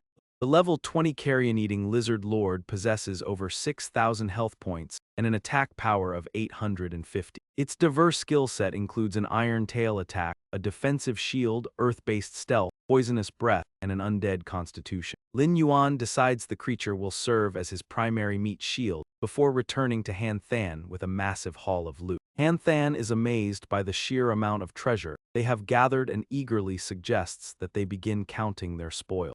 Lin Yuan remains focused on another task, stating that they first need to deal with the lingering rats hiding in the shadows. Elsewhere in the cavern, Zhao Qi and his team continue to slaughter waves of monsters with ease. Zhao Qi scoffs at the weak creatures while his subordinates flatter him, claiming even a Lord-level boss would fall before his might. Noticing the sounds of the other battle have faded, a teammate suggests they head over to scavenge whatever remains. Zhao Qi aggressively kicks a monster's corpse aside, his eyes filled with greed as he prepares to move out. As he leads his team toward the battlefield to loot the bodies, a sudden explosion behind them sends shattered rock flying everywhere. The ground beneath the group collapses, trapping their legs in the debris and leaving Zhao Qi searching for the culprit in a rage. He demands to know who would be foolish enough to launch a sneak attack against the prestigious Black Tree Guild. Lin Yuan and Han Than emerge from the settling dust, with Lin Yuan offering to personally handle the scavenging of their corpses. The mage standing beside Zhao Qi is struck with disbelief and points a trembling finger at the two survivors. He cannot understand how they survived the lizard swarm, prompting Han Than to condemn their shameless behavior. She expresses her disgust that the Black Tree Guild would use innocent players as bait just to clear a dungeon. The guild members remain unmoved by her words as a shielded warrior steps forward to protect Zhao Qi and silence her. He declares that it is an honor for such insignificant trash to serve as stepping stones for the Black Tree Guild. Standing in the back, Zhao Qi remains silent as he senses something suspicious lurking beneath the surface. His expression darkens as he wonders how the two survived, questioning if the cave lacked iron lizards or if the monsters were distracted by other victims. Unable to contain his rage, Han Cheng clenches his fists and calls them shameless, while Lin Yuan remains remarkably composed. Irritated by Lin Yuan's calm demeanor, the man decides to eliminate him on the spot to rid himself of the annoyance. Stepping forward, he remarks that while he does not know what stroke of luck allowed them to survive, their fortune has run out. He swings his massive mace toward the pair, declaring that their lucky streak ends now as he launches a sudden attack. Lin Yuan reacts instantly, pulling Han Cheng back to safety just before the heavy weapon can strike them. Gripping his sword with glowing red eyes, Lin Yuan challenges his opponent's strength while Zhao Qi readies his mace for a counterstrike. The deafening sound of clashing metal echoes through the air, sending out a shockwave that shatters the surrounding rocks into fragments. Lin Yuan is forced backward by the impact, and seeing this, Zhao Qi laughs mockingly before charging forward to continue the assault. Wasting no time, Zhao Yuan summons a horde of undead spirits, whose skeletal heads glow with eerie blue light as they open their maws. Zhao Qi dodges a series of explosions, only to realize that a thick cloud of white dust has completely obscured Lin Yuan from his sight. Lin Yuan suddenly appears behind his foe to deliver a powerful strike, but Zhao Qi manages to block it with his shield while mocking his effort. With a smirk, Zhao Qi claims that luck alone cannot save someone before vanishing in the blink of an eye, catching Lin Yuan off guard. Lin Yuan looks around in shock as Zhao Qi's voice echoes nearby, right before the villain reappears behind him to launch a sneak attack. Lin Yuan turns back in horror just as the massive mace slams into his body, inflicting agonizing pain as his opponent continues to taunt him. The force of the blow sends Lin Yuan flying into a stone wall with explosive impact, as Zhao Qi declares that he can toy with such a pathetic life. Seeing this, Han Cheng cries out in concern, but the other guild members move in to intercept him and prevent him from helping his friend. As the enemies bicker over who gets to finish the fight, Lin Yuan lies motionless and unconscious on the ground. Zhao Qi slowly approaches and declares he has no time for games as he clenches his fist and smiles maliciously, telling Lin Yuan to accept his death. Just as he expects to deliver the finishing blow, something unexpected forces him to stop in utter shock. Lin Yuan has awakened and effortlessly blocks the punch, questioning if the man is indeed the captain of the Black Tree Guild's third team as Zhao Qi breaks into a cold sweat. A strange, expressionless smile plays on Lin Yuan's lips as his eyes snap open. With his pupils glowing a mix of red and blue, he coldly remarks that he now understands the true caliber of the main city's 10th-ranked guild. Lin Yuan maintains a crushing grip on Zhao Qi's fist, rendering him immobile as he slowly rises to his feet. Preventing any chance of retaliation, he twists Zhao Qi's arm until his face contorts in agony, his own blood-red eyes glowing with a terrifying intensity. Lin Yuan effortlessly hurls the massive Zhao Qi backward, sending his large frame skidding across the ground. Zhao Qi slides to the feet of his teammates amidst a cloud of dust and debris, eventually coughing as he realizes he has severely underestimated his opponent. Refusing to back down, Zhao Qi grabs his massive iron mace and commands his teammates to join him in a final attempt to kill Lin Yuan. The two teammates quickly comply, and all three charge toward Lin Yuan with lethal intent. Lin Yuan remains perfectly still, dismissing the attackers as a disorganized mob that requires very little effort to defeat. He slams his foot into the ground and leaps high into the air, leaving his confused enemies paralyzed with fear. Suddenly, a swarm of vulture undead appears above them and pins them down, leaving the men screaming in terror as they realize they cannot move. Zhao Qi watches in horror as glowing green flames and a horde of cackling skulls rush toward him, looking ready to devour him alive. A massive explosion erupts followed by a blinding flash of light, sending Zhao Qi flying through the air before he slams violently back into the earth. As Zhao Qi lies defeated, Lin Yuan approaches him, prompting the terrified man to realize he is outmatched and beg for his life. Zhao Qi warns that the Black Tree Guild will seek revenge if he is killed, but Lin Yuan remains cold and indifferent until he suddenly senses something nearby.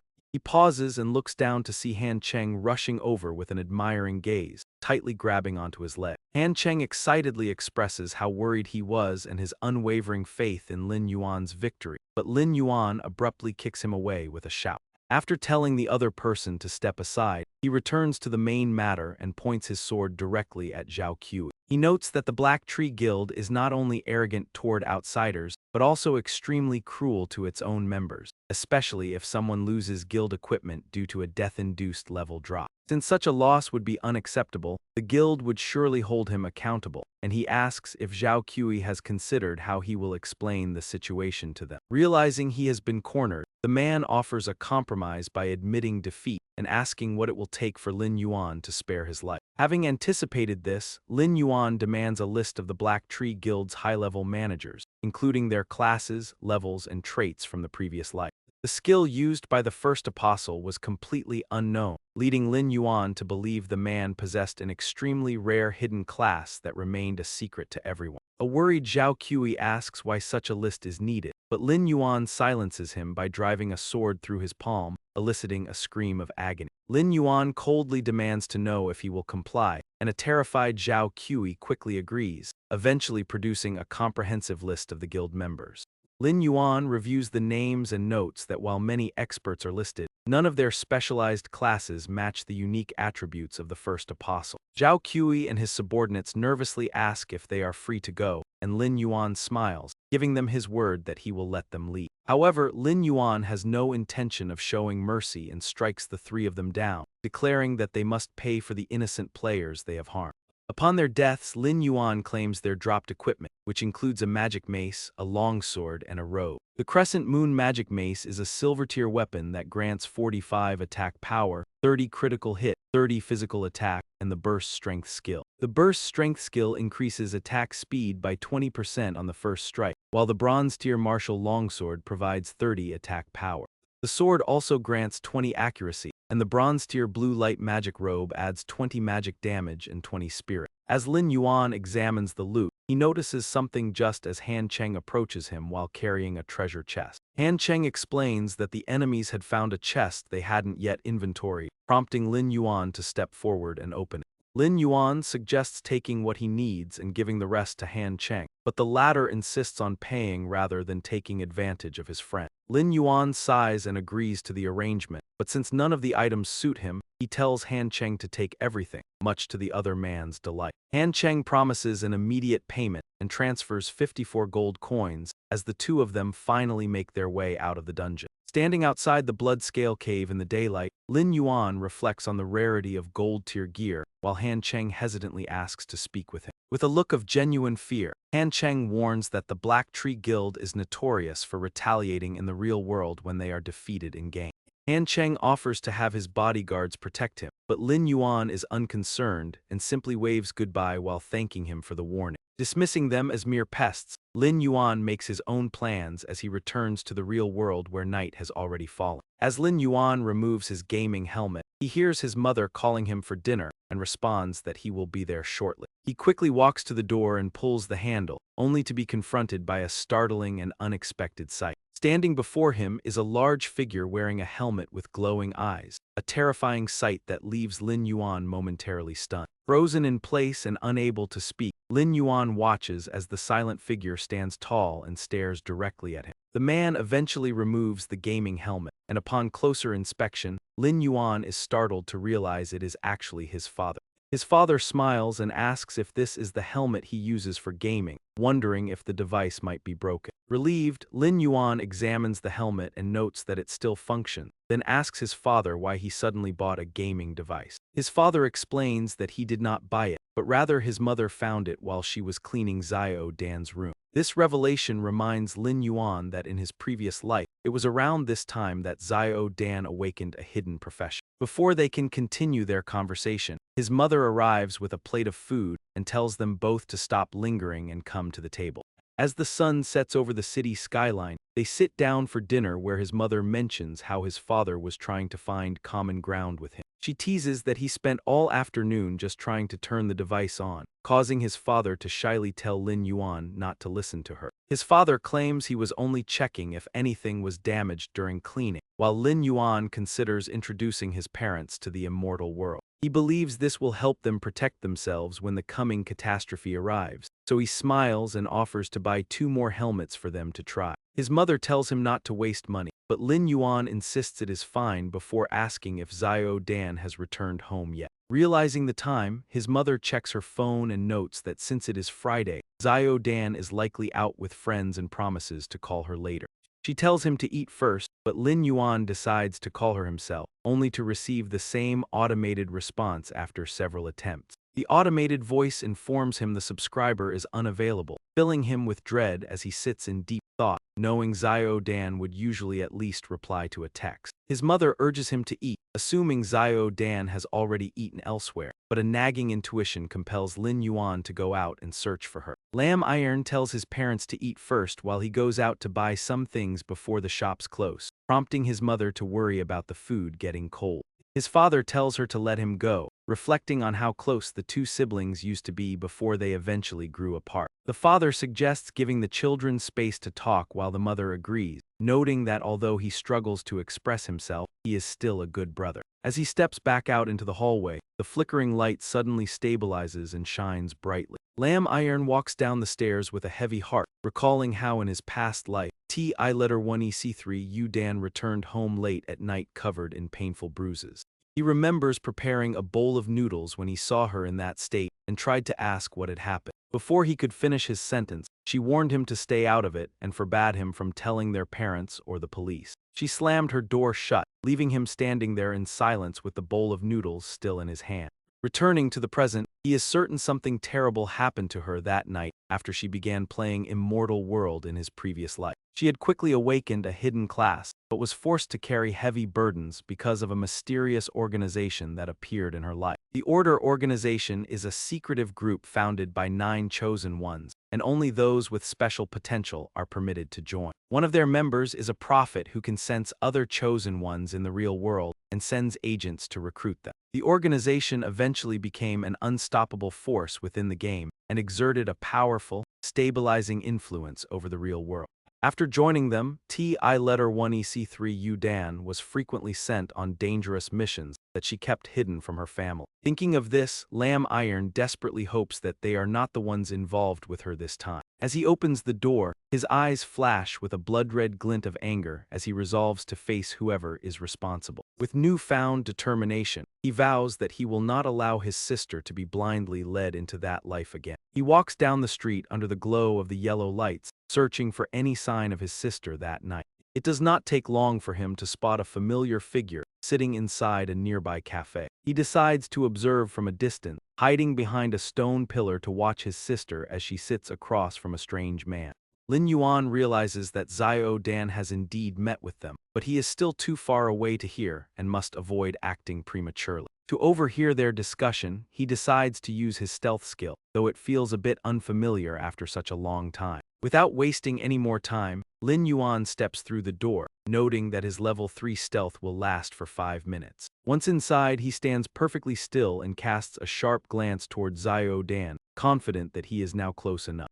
At a nearby table, Xiao Dan sits across from 2 men, a brown-haired man named He Shen and a blonde man named Xiao Fan. He Shen speaks first with a serious expression, telling her that he has shared everything necessary and she must judge the truth for herself. He urges her to join them to prepare for the disaster coming in 3 years, and his words begin to sway the inexperienced girl. The 3 of them sit in silence as she considers his proposal, while Lin Yuan watches from a short distance away. Lin Yuan listens to their conversation in silence as Xiao Fan playfully puts an arm around He Shen's shoulder.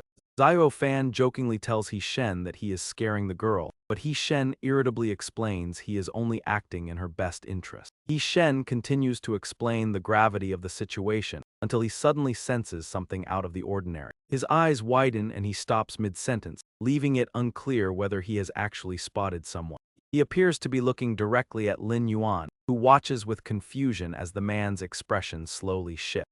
Before Lin Yuan can react, He Shen puts on a ring and activates a dispel skill through the system. A wave of magic erupts from the ring and washes over the area, triggering a warning notification for Lin Yuan. The stealth effect is dispelled, and a countdown begins as He Shen continues to stare intensely in his direction. Finding no one there upon closer inspection, a confused He Shen asks the shopkeeper for a cold tea to go as a distraction. The shopkeeper quickly prepares the drink and brings it over to the table where the group is sitting. It is revealed that Lin Yuan narrowly escaped detection by ducking behind the door during the 3-second delay of the dispel skill. Although his stealth has been neutralized, Lin Yuan remains hidden while He Shen takes a sip of his drink to regain his composure. He hands a business card to Lam Dan and encourages her to join them, stating that the righteous should not ignore impending disasters. He tells her to call the number once she has made a decision, and she accepts the card after a brief look. Before departing, Tiu Fan waves to her and expresses his hope that she will eventually come to find them. After the group leaves, Lam Iron activates his stealth skill and follows them to ensure they do not escape. He rushes outside immediately, but he is too late to catch them as they have already vanished. While Lam Iron searches the area in confusion, a cup of black coffee is suddenly thrown toward his feet. He realizes his presence was likely detected at the cafe when the spilled coffee reveals an empty space where his feet are planted. Hatch Sam and Tiu Fan approach the spot, confirming their suspicion that someone is hiding there. As they draw closer, Lam Iron's stealth effect begins to fail, and his body slowly starts to materialize before them. However, when Hatch Sam reaches the location, he finds nothing but the spilled coffee on the ground and no sign of Lam Iron. The two men stand frozen in the silence until Hatch Sam sits down to inspect the liquid, trying to clear his mind. Hatch Sam concludes he was being overly sensitive, while Tiu Fan suggests he relax and asks if the girl will join their cause. Hatch Sam stands up and asserts that the prophecy predicts her eventual arrival, a sentiment Tiu Fan shares. Tiu Fan remarks that the prophet is never wrong, but expresses more interest in which girl he will be paired with. Hatch Sam looks at him with irritation and tells him to worry about surviving the coming disaster first. Tiu Fan laughs dismissively, while Lam Iron watches them from his hiding spot high up in a nearby tree. Lam Iron realizes these individuals are more formidable than he thought and fears his forbidden profession might be discovered. Feeling like an outcast in this immortal world, he decides to be more cautious and realizes it is time to move out. Lam Dan stands lost in thought while staring at the business card until she suddenly notices someone standing right in front of her. Startled, she asks what he is doing there, and Lam Iron explains he was buying groceries before asking if she has eaten yet. Avoiding his gaze, Lin Dan awkwardly replies that she is fine, while Lin Yuan reminds her not to trouble their mother so late since he has already bought food for her to choose from. As he turns to head upstairs, Lin Dan watches him in a daze, wondering how someone who once could not even care for himself has changed so much. Noticing she is still standing still, he looks back and tells her to come inside, stirring an indescribable emotion within her as she follows him in silence. Upon their return, their mother expresses concern about the late hour and asks if they have eaten or if she should reheat their dinner. Lin Dan heads straight to her room, declining the food, while her mother asks Lin Yuan if he is also hungry and offers to prepare a meal for both of them. Once inside her room, Lin Dan slams the door shut and locks it, standing alone in a state of deep reflection. She sighs wearily while staring into the distance before heading to her bed, pondering the strange events that have occurred since she began playing the game. She recalls a battle against giant mantis monsters, where her teammate urged her to use her superior speed to escape while she held the creatures back. However, the mantis monsters proved to be difficult opponents as they prepared to launch a lethal assault. A level 5 common longsword mantis with 300 HP and 50 attack power prepares to use its longsword dance skill. The skill unleashes rapid strikes with dual sickles for double damage, sending the brown-haired girl crashing to the ground in agony. Lin Dan steps forward with her greatsword to protect her companion, insisting that as the frontline, she cannot abandon her teammate. She takes a stand against the growing swarm of mantis monsters, refusing to let them pass. As the creatures charge toward her simultaneously, she rushes forward to meet their attack head-on.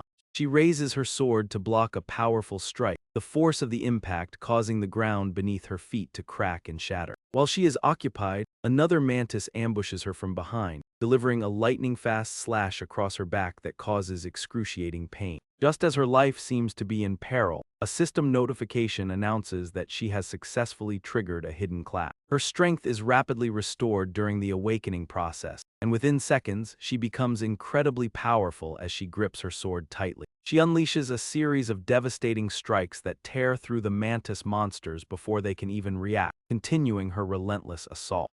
After annihilating the swarm, she thrusts her sword into the earth, shattering the ground around the lifeless remains of the monster. At that moment, Lin Dan unlocked a new class known as the Dawn Sword Bearer, and the scene shifts back to the present. Lin Dan lies on her bed with her hand across her forehead, realizing that the physical changes she felt in the game are manifesting in reality. She wonders with concern if she will truly be able to protect everyone should the disaster he spoke of actually come to pass. Gazing at the mysterious light emanating from her hand, she questions her own capability and fears that if even this power fails, no one else will survive. Lin Dan sits up and looks at a family photo of her parents and Lin Yuan, becoming more determined than ever to grow stronger to protect them. While she vows to protect her family, Lin Yuan is in his own room looking at the same photo with a dark and serious expression. He decides that moving house cannot be delayed any longer so he can focus on the game and ensure his family lives in peace and safety. Without wasting any time, Lin Yuan visits a high-end residential complex the very next morning where a receptionist greets him warmly. The receptionist asks if he is looking for a home, and Lin Yuan inquires about fully furnished villas that offer the highest level of security. The receptionist secretly feels disdainful, doubting that someone so young could afford such a place, and she begins to stammer in response. She asks if he has checked the prices in this area, but Lin Yuan interrupts her before she can finish her sentence. Lin Yuan produces a legendary black card and tells her that while he has not checked the prices, he is certain the card will be sufficient. The receptionist examines the card and her eyes light up with immense joy as she realizes the status of the client before her. She recognizes it as an exclusive VIP card reserved for those with massive bank balances and views him as a literal god of wealth. Her previous indifference vanishes instantly as she enthusiastically welcomes him home with a voice that echoes throughout the entire building. Identifying herself as staff member 2345, she provides impeccable service until the entire property purchase is successfully completed. When Lin Yuan brings his parents to see the new home, they are in complete disbelief and question if they heard him correctly. Standing before a magnificent and fully furnished villa, his mother wonders aloud if this is truly going to be their new residence. They are further amazed to find a massive private swimming pool on the side of the house that looks just like the ones they have seen on television. Lin Yuan's father enters the house and is left speechless by the luxurious interior and the sheer size of the beds in the bedroom. As they gaze at the sparkling living room before them, Lin Yuan's parents struggle to believe this is reality and ask him out of concern. They worry about how many years he will have to pay off the mortgage and suggest moving back to their old home to spare him from such immense pressure. Lin Yuan interrupts to explain that there is no mortgage, as he used his previous tournament prize money and gaming income to pay for the house in full. He reassures them that they can live there peacefully, while he stays right next door to focus on his gaming. Hearing his confirmation, the two finally breathe a sigh of relief, feeling blessed to live in a villa thanks to their son's success. Realizing their son has grown up and can now handle everything on his own, Lin Yuan feels a deep sense of joy seeing his parents so happy. Later that evening near a shop, Lin Yuan walks leisurely while reflecting on the high level of security at the villa. He plans to guide his parents into the game to protect them from the Order organization, but a sudden sight causes him to stop in his tracks. A large group of people armed with weapons approaches Lin Yuan, declaring that they have finally caught up to him. The speaker is none other than Zhao Qi, who expresses his excitement at finally finding Lin Yuan after a difficult search. Lin Yuan immediately recognizes him as the captain of the Black Tree Guild, whom he had previously defeated. Zhao Qi lunges forward with great force while his subordinates, armed with clubs, charge toward Lin Yuan simultaneously. Zhao Qi taunts him to show his fighting skills in the real world and orders his men to crush Lin Yuan, who appears to be frozen in fear. A blonde-haired man leaps in front of Lin Yuan and swings his club, shouting that disrespecting Zhao Qi is a death sentence. Lin Yuan remains motionless with a faint smile, thinking they are too slow as the system announces the activation of his stealth skill. As the club strikes the ground, Lin Yuan vanishes and instantly reappears before Zhao Qi with a fierce, predatory gaze. Before Zhao Qi can comprehend what is happening, a powerful blow to his stomach sends him reeling, causing him to cough up blood. The subordinates suffer a similar fate and are knocked back screaming in pain, leaving Zhao Qi lying on the ground in sheer terror. As Zhao Qi wonders if he is facing a human or a demon, an iron rod smashes into the ground right next to his head, shattering the pavement. Radiating a murderous aura, Lin Yuan pins Zhao Qi down with his foot and warns him that he clearly does not value his own life. Triu Q finally realizes he has provoked the wrong person and begs for his life, claiming he knows about a hidden quest. Lam Ian's expression darkens with killing intent as he demands that Triu Q speak. Terrified and sweating profusely, Triu Q explains that a blacksmith named Hoa Kim in the main city provides delivery quests. He claims that high favorability with the blacksmith leads to gold-tier equipment, which aligns with rumors Lam Ian remembers from his past life. Lam Ian questions the validity of the information while effortlessly crushing a solid metal rod in his hand. He warns Triu Q not to do anything foolish, threatening to deal with him both inside and outside the game. Lam Ian snaps the metal rod in half as a final warning of what will happen if his family is ever threatened. Triu Q finally understands the true power of the man before him and offers a submissive response. To verify the information, Lam Ian enters the game and heads to a tavern in the western desert main city on a moonlit night. Inside the lively tavern, patrons enjoy beer alongside plates of steamed buns and sliced potato. A long-bearded man expresses disbelief at Lam Ayan's claim that he can provide pure star ore. Despite Lam Ayan's clean appearance, the man promises to craft a free weapon if the mining task is actually completed. Realizing that Trio Q told the truth, Lam Ayan prepares to go mining but is interrupted as he turns to leave. He sees a man chasing a young woman and trying to force her to have a drink despite her protest. The intoxicated woman pushes the stranger away, insisting she does not know him and demanding he stop touching her. The man refuses to give up and continues to harass her, prompting Lam Ayan to stop and observe the situation. The man notices Lam Ayan watching and aggressively threatens to gouge out his eye. Before the man can finish his threat, Lam Ayan strikes him down instantly, mocking his foolishness. Impressed by his strength, the woman approaches Lam Ayan to thank him and offers to buy him a drink. Lam Ayan declines and walks away, leaving the woman stumbling behind as she struggles to keep her balance. As she stumbles and begins to fall, Lin Yuan notices immediately and catches her by the hand and waist without hesitation.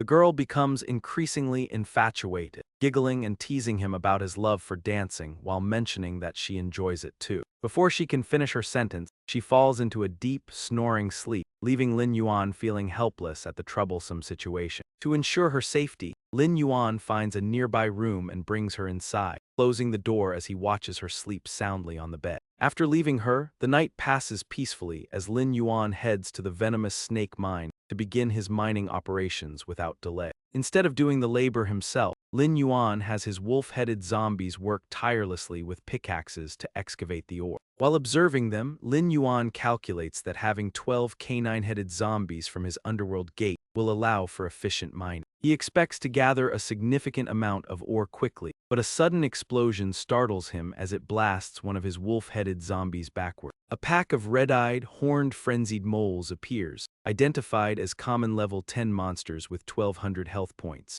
These creatures possess 70 attack power, 15 defense, and a frenzied tearing skill that deals continuous damage with a 10% bonus. Reacting to the threat, Lin Yuan summons a giant scorpion and commands it to eliminate every single one of the moles. The moles are no match for the summon, as a few powerful strikes send the entire pack flying backward just as Lin Yuan intended. Once the moles are completely wiped out, Lin Yuan seizes the opportunity to transform the fallen creatures into his own loyal minion. Adding diverse monsters to his ranks enhances his tactical versatility as 5 mole spirits rise, but another terrifying explosion suddenly erupts. An even larger blast occurs behind Lin Yuan, causing him to shield his face in shock while wondering what could be happening.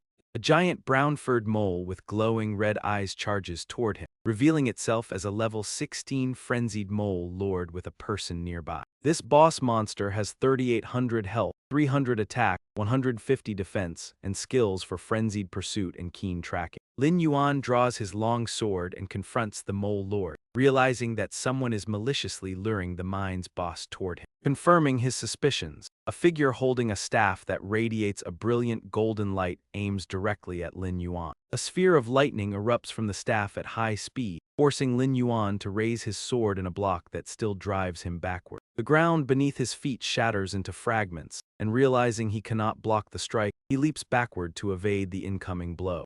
Yet the lightning orb continues to track him relentlessly, and upon closer inspection, Lin Yuan wonders if it is a homing skill before realizing that is not the case. A system notification appears stating that former Sun has cast the Holy Armor skill on Lin Yuan, increasing his defense by 20 points. The enhancement lasts for 60 seconds, and Lin Yuan finally realizes it is a priest's buff, while a nearby miner watches the fierce battle. The miner wonders why the iron ore has vanished and recognizes the priest as a member of the renowned super god Iron Triangle. Surprised to see the priest acting alone, the miner deploys a camera beetle to record the fight and capitalize on the trending event. Back at the battle, the Spirit Lord Rat continues its relentless pursuit of a man who desperately urges Lin Yuan to flee.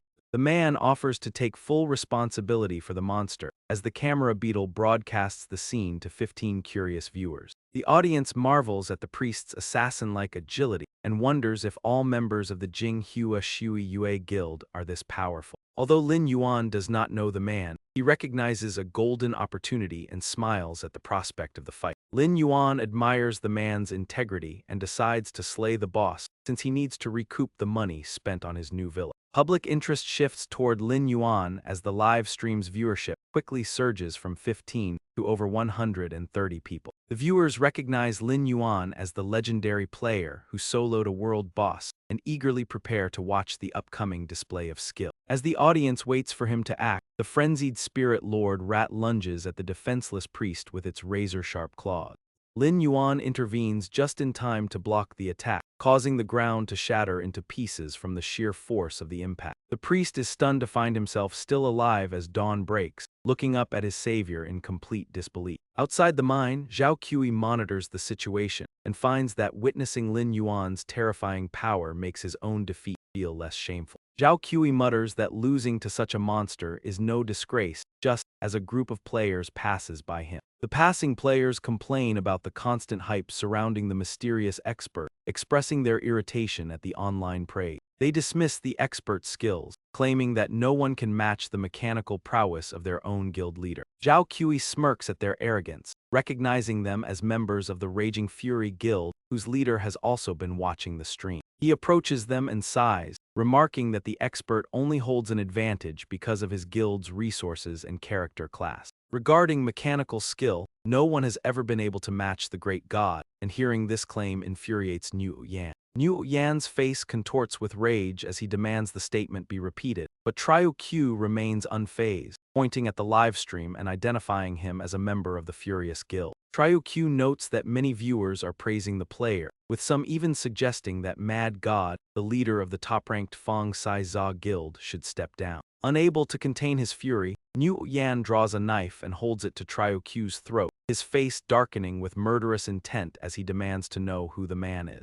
Triu Q dismissively explains that venting on him is pointless since everyone shares that opinion, adding that Mad God is simply too humble and that nobodies only gain fame when true heroes are absent. Niu Yan asks if the player is still streaming, and Triu Q confirms that he is currently inside the mine. Without hesitation, Niu Yan leads his subordinates toward the mine while ordering every online member of his guild to follow him. Inside the mine, Lam Ian continues his battle against the Spirit Lord Rat, delivering a series of fatal slashes that leave the creature coughing up blood. The priest watches in stunned silence as Lam Ian tells him to leave, explaining that he has successfully drawn the creature's full aggression. Despite its injuries, the Spirit Lord Rat refuses to back down and lunges forward with razor-sharp claws, intent on devouring its opponent.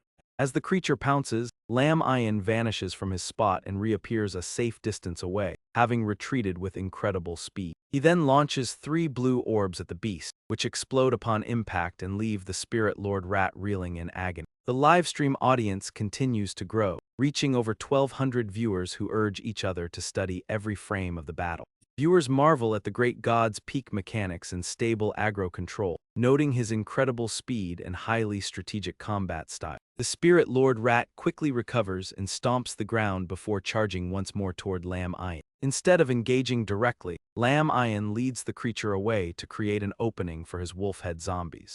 The 12 zombies quickly surround the Spirit Lord Rat, each taking up a strategic position around its body. They sink their teeth into the creature's limbs and torso, forcing it to the ground in pain as Lam Ian approaches his fallen foe. He coldly remarks that focusing only on rage while ignoring attacks from behind is a fatal mistake. Declaring that the beast no longer needs to understand such lessons, Lam Ian plunges his sword into its eye, ending its life in a spray of crimson.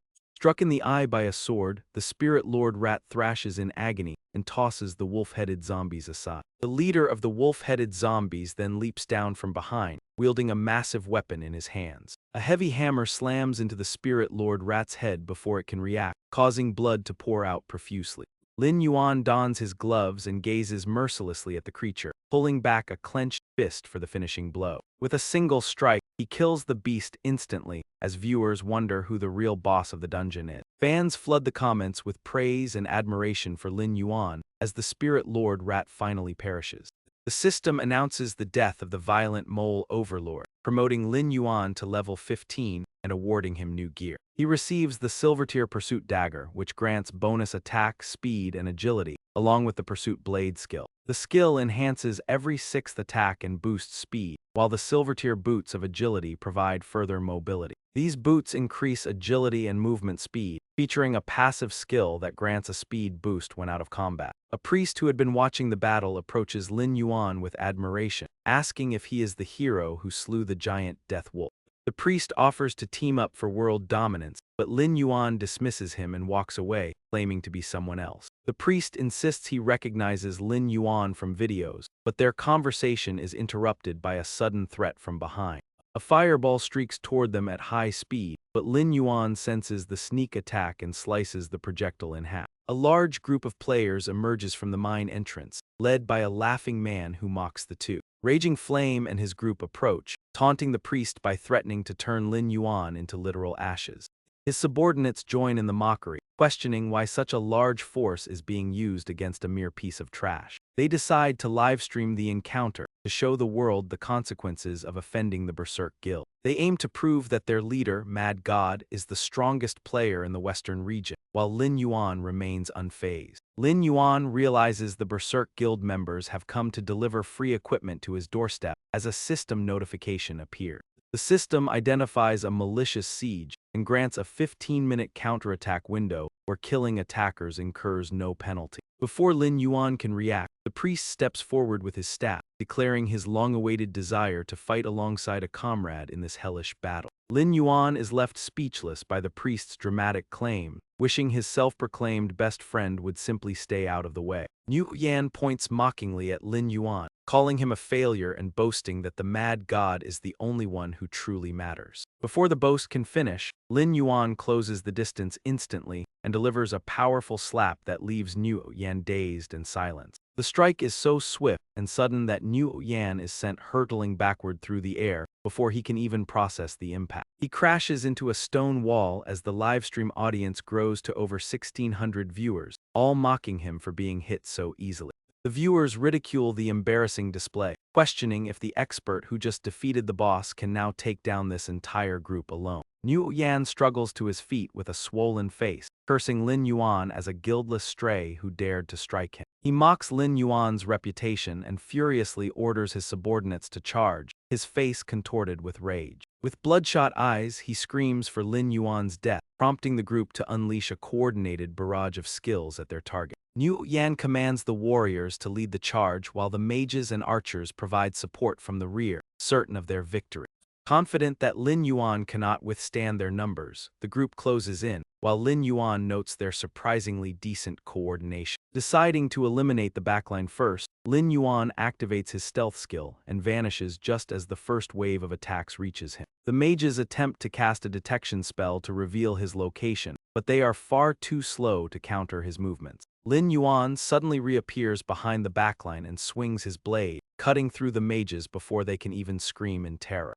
Niu Yan continues to shout orders, insisting that Lin Yuan must be low on health and mana after the boss fight and urging his men to overwhelm him. The livestream audience expresses disgust at Niu Yan's shameless tactics, mocking the way he tries to justify a group of people bullying a single player. Some viewers note that as the top guild in the Western Desert, the Berserk Guild would be utterly humiliated if they were to lose this fight. Niu Yan offers a bounty based on damage dealt, inciting his men to throw themselves into the fray and kill Lin Yuan at any cost. Facing the Berserk Guild, Lin Yuan fearlessly delivers a fatal strike that wipes them all out in an instant. Dodging the incoming fireballs, he realizes the narrow mine tunnels prevent his undead army from utilizing their superior numbers. Deciding to eliminate the enemies all at once, he devises a new plan and stands his ground as the fireballs approach instead of evading. A massive explosion erupts in an instant, filling the air with dust and debris until Lin Yuan's figure completely vanishes from sight. The Lin livestream is flooded with sympathetic comments as viewers lament that even a god-tier player cannot survive such a relentless siege. Spectators note that the enemy exploited a weakness and remind the audience that he is fighting a whole group alone. Although it appears Lin Yuan has been killed, his silhouette can be seen charging out from the center of the blast. The Berserk Guild members quickly spot him and begin their pursuit, shouting that their target is attempting to flee. Niu Yan arrogantly orders his men to give chase and ensure that Lin livestream Yuan does not escape their grasp. While Yan Yan believes he has the upper hand, he fails to notice that Lin Yuan is already positioned directly above him. A faint sound startles Niu Yan before he can finish his boastful remark, causing him to look up in confusion and alarm. Lin Yuan leaps down and delivers a powerful kick to Niu Yan's face, sending him tumbling across the ground in a daze. Wiping away the blood, Niu Yan clutches his face in agony and curses the sneak attack as a cowardly tactic. Before he can finish his complaint, a hand seizes his head and a cold, gleaming blade is pressed against his throat. Lin Yuan's eyes glow with a terrifying blood-red light as Niu Yan desperately screams for his subordinates to come to his aid. Lin Yuan crushes Niu Yan's remaining hope by calmly informing him that his men will not be coming back to save him. Lin Yuan asks if the Berserk God will hold Niu Yan responsible for leading his entire squad to their death. Everything has proceeded according to plan, as Lin Yuan had already surrounded the enemies with undead to trigger his corpse explosion skill. As the skill activates, a massive explosion and thick white smoke mark the moment Lin Yuan sends the entire group to their graves. Niu Yan screams in terror, but Lin Yuan only offers a cold smile and suggests he ask his fallen comrades for the answer. He delivers a fatal sword strike to Niu Dim's neck, a scene witnessed by over 1 million viewers on the livestream. The audience marvels at the display, noting that a master like him would never make a mistake while Niu Dim's entire team is effortlessly dismantled. The viewers are impressed by his flawless execution, which seemed easier than farming common monsters, as an item drops from Niu Dim's corpse. Lam Ayan is pleased with the unexpected loot and decides to gather all the equipment quickly before the area becomes crowded with other players. The item is revealed as the gold-rank bloodthirsty dual blades, providing 50 physical attack, 20 attack speed, and 30 critical hit rate. Its passive skill, Life Steal, allows the wielder to convert 10% of all damage dealt into their own health points. After finishing his business, Lam Ayan heads back outside to meet with the blacksmith, Joachim, to discuss their prior agreement. Staring at the massive pile of ore, the blacksmith retracts his earlier doubts and praises the young man for his impressive capability. The blacksmith expresses a desire for more ore, leading to a 100-point increase in favorability and reaching the friendly status with Lam Ayan. Lam Ayan realizes that while the blacksmith only accepts a limited amount of ore daily, his current haul is enough to last for an entire month. He considers selling the excess loot to individual players to avoid causing trouble for Han Than, though he finds searching for the first apostle through guilds too passive. He decides to follow existing clues, recalling that in his past life, the first apostle's subordinate possessed the ability to control snakes. This connection suggests a link to the hidden snake people civilization in the sewers, which might be the key to uncovering the truth. Lam Ayan enters the sewers, where he is immediately greeted by a pure white rat monster that seems to be waiting for him. Ignoring the creature, he summons a pillar of blue light while recalling his quest from Sheriff Za due to slay 30 rat spirits in this hidden dungeon area.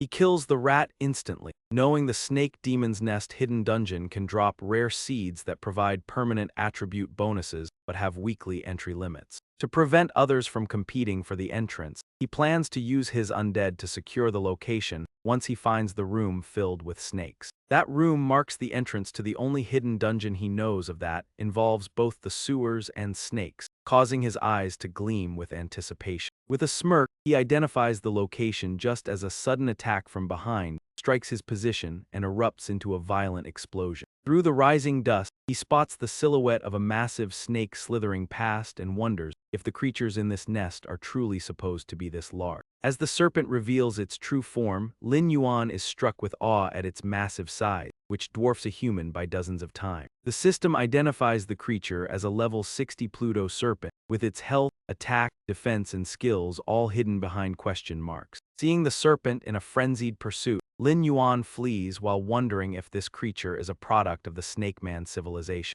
Shocked by its high level, he knows he cannot afford to be hit and quickly devises a plan as a system notification appears. He activates his stealth skill to avoid the heavy penalties of death and gear loss, but even this measure proves insufficient. The serpent is still able to detect his presence and track him down quickly, rendering his invisibility completely useless. Lin Yuan suddenly notices a large cave ahead and decides to use the terrain to hide from his pursuer. He successfully distracts the serpent and leaps inside the cave, causing the massive creature to overshoot its target. Just as he thinks he has lost the beast, he glances back and freezes in sudden realization. The serpent has already changed direction and is lunging into the cave with its mouth wide open and fangs bare. Lin Yuan realizes he underestimated the creature, as it easily smashes through the rock formations to continue its relentless chase. Filled with growing concern, he understands that he cannot stop the beast and is left with no other option. He opens a summoning portal to call forth his undead minions to stall the creature, while he continues his desperate escape. He deploys thunder scorpions to buy time with magic, hoping they can handle the serpent, but the outcome remains unchanged. With a single powerful strike, the serpent sends the thunder scorpions flying to the side before they can even attempt to fight back. Its eyes glow intensely like headlights as it opens its massive jaws to strike directly at Lin Yuan. Spotting an exit above, he uses all his strength to leap toward his only chance of survival just before the serpent crashes into his position. The creature crushes everything in its path amidst a cloud of dust, while Lin Yuan lands safely above and turns to survey the scene. Looking down through the massive hole, he sees the serpent's eyes staring back at him as a low growl echoes from its throat. Having finally escaped the immediate danger, Lin Yuan breathes a sigh of relief, confident that even such a monster is now out of reach. Lin Yuan gazes upon a massive fortress standing tall with strangely shaped stone pillars. This is the Western Desert Imperial Palace, where the national preceptor is stationed to eliminate any approaching monsters without exception. The giant python does not dare to move forward and instead circles the bottom of the pit, remaining on high alert. Wiping the sweat from his face, Lin Yuan notes the deep-seated blood feud between the snake people and the Western Desert Kingdom. Because the national preceptor kills any monster near the palace without hesitation, Lin Yuan decides it is time to leave. Though the giant snake is powerful, it is no match for the preceptor, and Lin Yuan suspects its nest nearby might contain valuable rewards. To prepare for future encounters, he heads to the market to find bait that can attract low-level snake monsters. After arriving in the Western Desert, he finds a shop selling bait that only attracts smaller snakes to avoid another confrontation with a giant one. The shopkeeper hands him 2 yellow vials and thanks him for his patronage, welcoming him to return in the future. The system displays the item information for the snake bait, which emits a special scent to draw in low-level snake monster. Before Lin Yuan can depart, a mysterious figure appears behind him and speaks with a smile. The person is the same priest he encountered in the cave, who claims to have been searching everywhere for him. Lin Yuan recognizes him as the man who is being chased by the boss in the mine and watches as he approaches. The priest asks to be friends, claiming that while finding Lin Yuan was difficult, he could feel their souls calling to one another. As Lin Yuan asks what he wants, a system notification appears showing a friend request from a player named Past Sun. Past Sun invites him to fight together in Ash Valley, but Lin Yuan immediately declines and begins to walk away. Refusing to give up, Past Sun blocks his path and suggests they form a legendary team together. He mentions joining forces with Cold Moon and Star Silver to become an unstoppable group that will awaken the world. Lin Yuan recalls that in his past life, Cold Moon was the leader of the Mirror Flower Water Moon Guild and a core member of the Order. Since Cold Moon was one of the 9 founders of the Order, Lin Yuan realizes this is a chance to find clues about the organization or the First Believer. Knowing the hidden dungeon resets tomorrow, Lin Yuan decides to claim this week's rewards before meeting Lan and Gaiet and accepts the friend request. After accepting the request from Ku Nin Tai Duong, Lin Yuan informs him that they will clear a dungeon together later as he is currently busy. As Lin Yuan departs, the other player happily agrees to wait for his invitation, and shortly after, Lin Yuan arrives at a deep, dark cavern. Drawing on his past life experiences, Lin Yuan searches for traces of a giant snake near the entrance of the hidden dungeon. Determined to find the entrance, he quickly moves to put his plan into action. He pours a vial of solution purchased from the market onto the ground, watching as it flows into the crevices to lure out the small snakes. Glowing eyes emerge as small snakes crawl across the floor, leading Lin Yuan directly to the hidden dungeon's entrance. Recognizing these creatures as denizens of the snake demon lair, he cautiously proceeds and blasts open the sealed entrance. Debris and dust fill the air as the stone door shatters, revealing a chilling staircase that leads deep into the underground lair. Lin Yuan descends into the darkness where a faint blue torch illuminates the massive skeleton of a white stone python in the center of the room. The system confirms his entry into the snake demon lair, identifying level 10 young snake demons with 1,000 health points. These creatures possess 10 defense points and a flesh condensation skill that allows them to recover 500 health points. Lin Yuan summons his scorpion companion from the void to confront the mass of writhing snakes on the ground. He commands his pet to eliminate every single one of the creatures standing in their way. The scorpion immediately responds by gathering a surge of purple lightning at the tip of its stinger. The Crystal Slaughter Lightning Scorpion unleashes its Crystal Lightning Storm skill, instantly wiping out the snakes and leaving behind flesh seed. These special items can randomly increase a player's primary attributes by 1 to 5 points, with a limit of 100 uses for humans. Lin Yuan picks up one of the flesh seeds dropped by the monsters, recognizing it as a valuable reward from the hidden dungeon. Upon consuming the seed, the system notifies him of a 3-point increase to his spirit attribute and updates his usage count. Looking at the numerous seeds scattered across the floor, he feels satisfied knowing that these 100 uses will significantly boost his power. Rare items that permanently increase attributes are scarce and can fetch at least 4 or 5 gold coins each on the market. Lin Yuan realizes that clearing this hidden dungeon weekly could yield thousands of these fruits, ensuring he never lacks gold even without a guild. He quickly consumes another flesh seed, gaining 5 constitution points and bringing his tolerance level to 2 out of 100. The system notifications continue as he consumes more seed, gaining 3 strength points and reaching a tolerance of 3 out of 100. After gaining 4 spirit points from another seed, Lin Yuan continues eating until he finally reaches his maximum consumption limit. Upon consuming the final flesh seed for 3 spirit points, his tolerance reaches the limit of 100 as his level 15 status is displayed. His profile shows his class as an undead hunter with the forbidden talent of dark summoning and his gates of Hades at 89. With his attributes significantly boosted and his spirit reaching 318, he decides to store the remaining 900 seed. He plans to sell the surplus after renting a shop and return weekly, while stationing 3 undead summons to guard the entrance. Leaving 3 zombie summons behind is enough to intimidate ordinary players and keep the location hidden for the time being. He notes that these snakes differ from those previously controlled, suspecting the presence of a monster mutation ability. A level 60 monster should not exist at this stage of the game, but his thoughts are interrupted by a notification from the real world. His sister Lin Dan is calling him from reality, which surprises him and makes him wonder if something has gone wrong. He answers immediately to check on her, but she only asks if he has already eaten his meal. Lin Yuan is momentarily stunned and confirms he has eaten, though he remains confused by her uncharacteristic behavior. A friend of Lin Dan explains that the class monitor actually wants to know if he can help her clear a dungeon. Although startled, he agrees immediately, while a man in the real world mocks Lin Dan for her brother's supposed boasting. The man calls Lin Dan a liar and her brother a boaster, mocking his blind confidence. He ridicules them for not even asking which dungeon it is, accusing the siblings of coordinating their lie.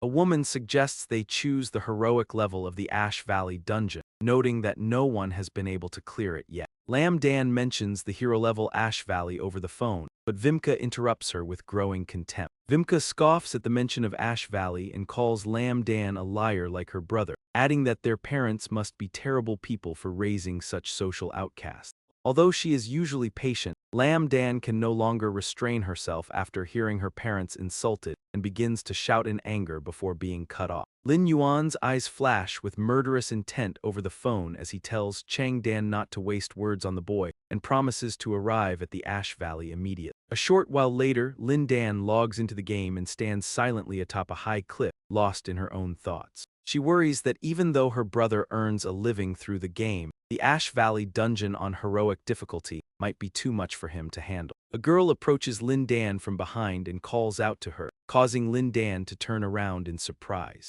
The system announces that Lin Xiang Changji has joined the party, and Chan Chan expresses her outrage on Lin Dan's behalf. Chan Chan explains that she heard about the idiot Wang Yan overhearing a classmate congratulate Lin Dan on moving into a new villa earlier that morning. Describing Wang Yan as a piece of trash, she declares her intention to witness the event and force him to apologize in front of all their classmates. Lin Dan smiles and thanks her friend, agreeing that having a witness is a good idea so everyone can see the final outcome clearly. Wang Yan laughs disdainfully, accusing Lin Dan of being vain and suggesting her parents are merely servants working in someone else's villa. He mocks her living situation as the system announces that young Master Yan and his team of hired mercenaries have joined the party. Lin Dan is consumed with rage, shouting that Wang Yan has no right to mock others just because he was born into a wealthy family.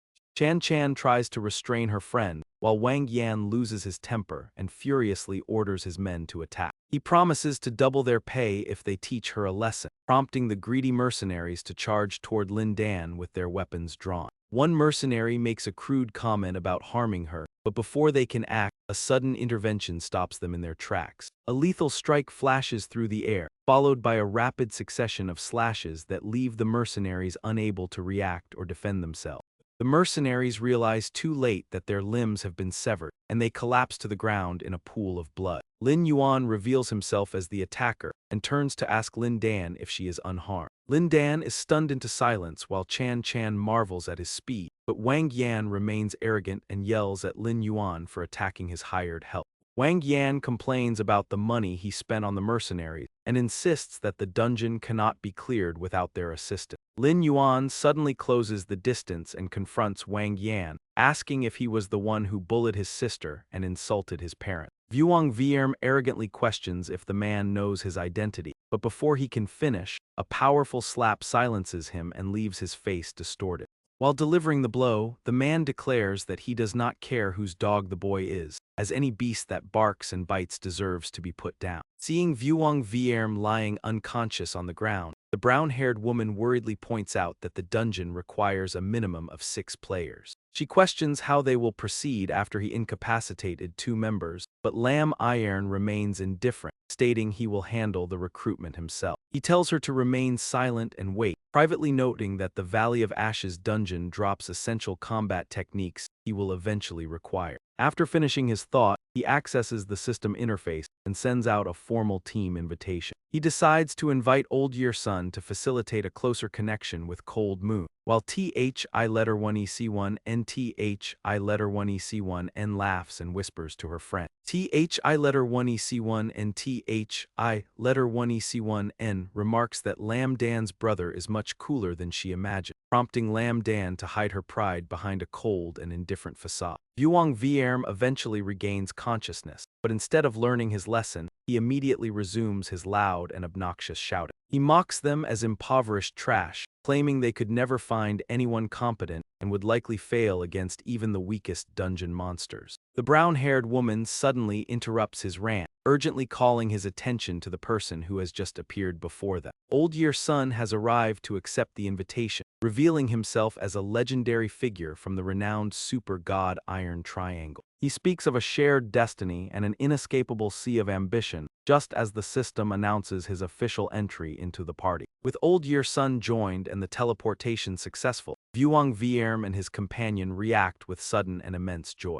They recognize him as the elite priest from the Mirror Flower Water Moon Guild and excitedly thank him, assuming he is there to carry them through the dungeon. Witnessing this, THI letter 1EC1 and THI letter 1EC1 N wonders why such a prominent figure would bother joining a seemingly random and unorganized group. Lam Dan admits her own confusion, but the situation becomes clear as Old Year Sun rushes toward Lam Iron with an enthusiastic gaze. He calls Lam Iron his best friend and expresses his delight at being remembered, explaining that he rushed over the moment he received the invitation. Lam Iron reacts with visible disgust and pushes the man away, even as he continues to ramble about forming a legendary super squad together.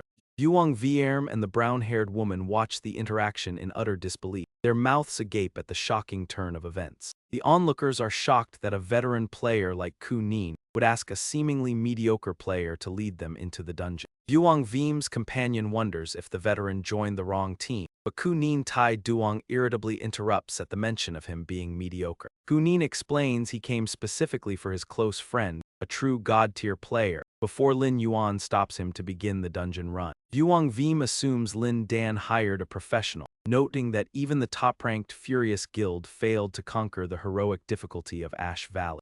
Doubting a priest from the second-ranked guild could succeed, Vuong Vim continues his taunts until an annoyed Lin Yuan glares back at him. Lin Yuan tells him to stay quiet and watch him clear the stage as the system announces their entry into the heroic difficulty of Ash Valley. Upon entering the dungeon, the group is immediately greeted by several red-skinned lizard monsters lying in wait. The Ash Lizards are level 18 common monsters with 4,700 HP, 580 attack, 75 defense, and a blazing spray skill. Their blazing spray deals fire damage and inflicts a 10-second burn, causing Lin Dan to worry about their chances.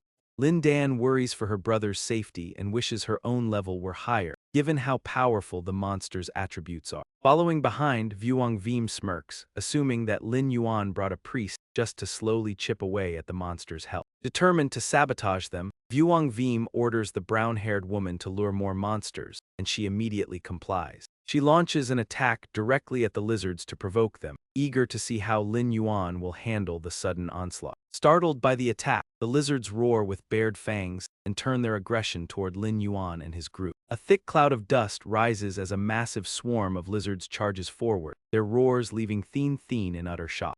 Thien Thien is baffled by the sudden appearance of so many monsters, while Lin Dan watches on with deep concern. Lin Dan notes that the situation differs from the videos she saw, as the bloodshot-eyed lizards charge like a frenzied pack. Pleased that his plan worked, Vuong Veem mocks their apparent bad luck as the situation grows increasingly dire. Without a moment's hesitation, Kunin Tai Duong leaps forward with his staff in hand, finding the situation exhilarating. From within his own space, he declares that his fighting spirit has been awakened and that this battle will elevate them all. Lam Ian summons an undead scorpion to charge at the lizard, as the system announces that the star-slaying Thunder Zombie Scorpion is activating its Crystal Thunder Blast skill. With a single strike, a swarm of lizards is wiped out, and Lam Ian takes the opportunity to leap back while telling the others to protect themselves. He immediately follows up with a series of sharp, glowing blue slashes that tear through the bodies of the remaining lizard. Lam Thien eyes flash with killing intent while his expression remains cold and calm.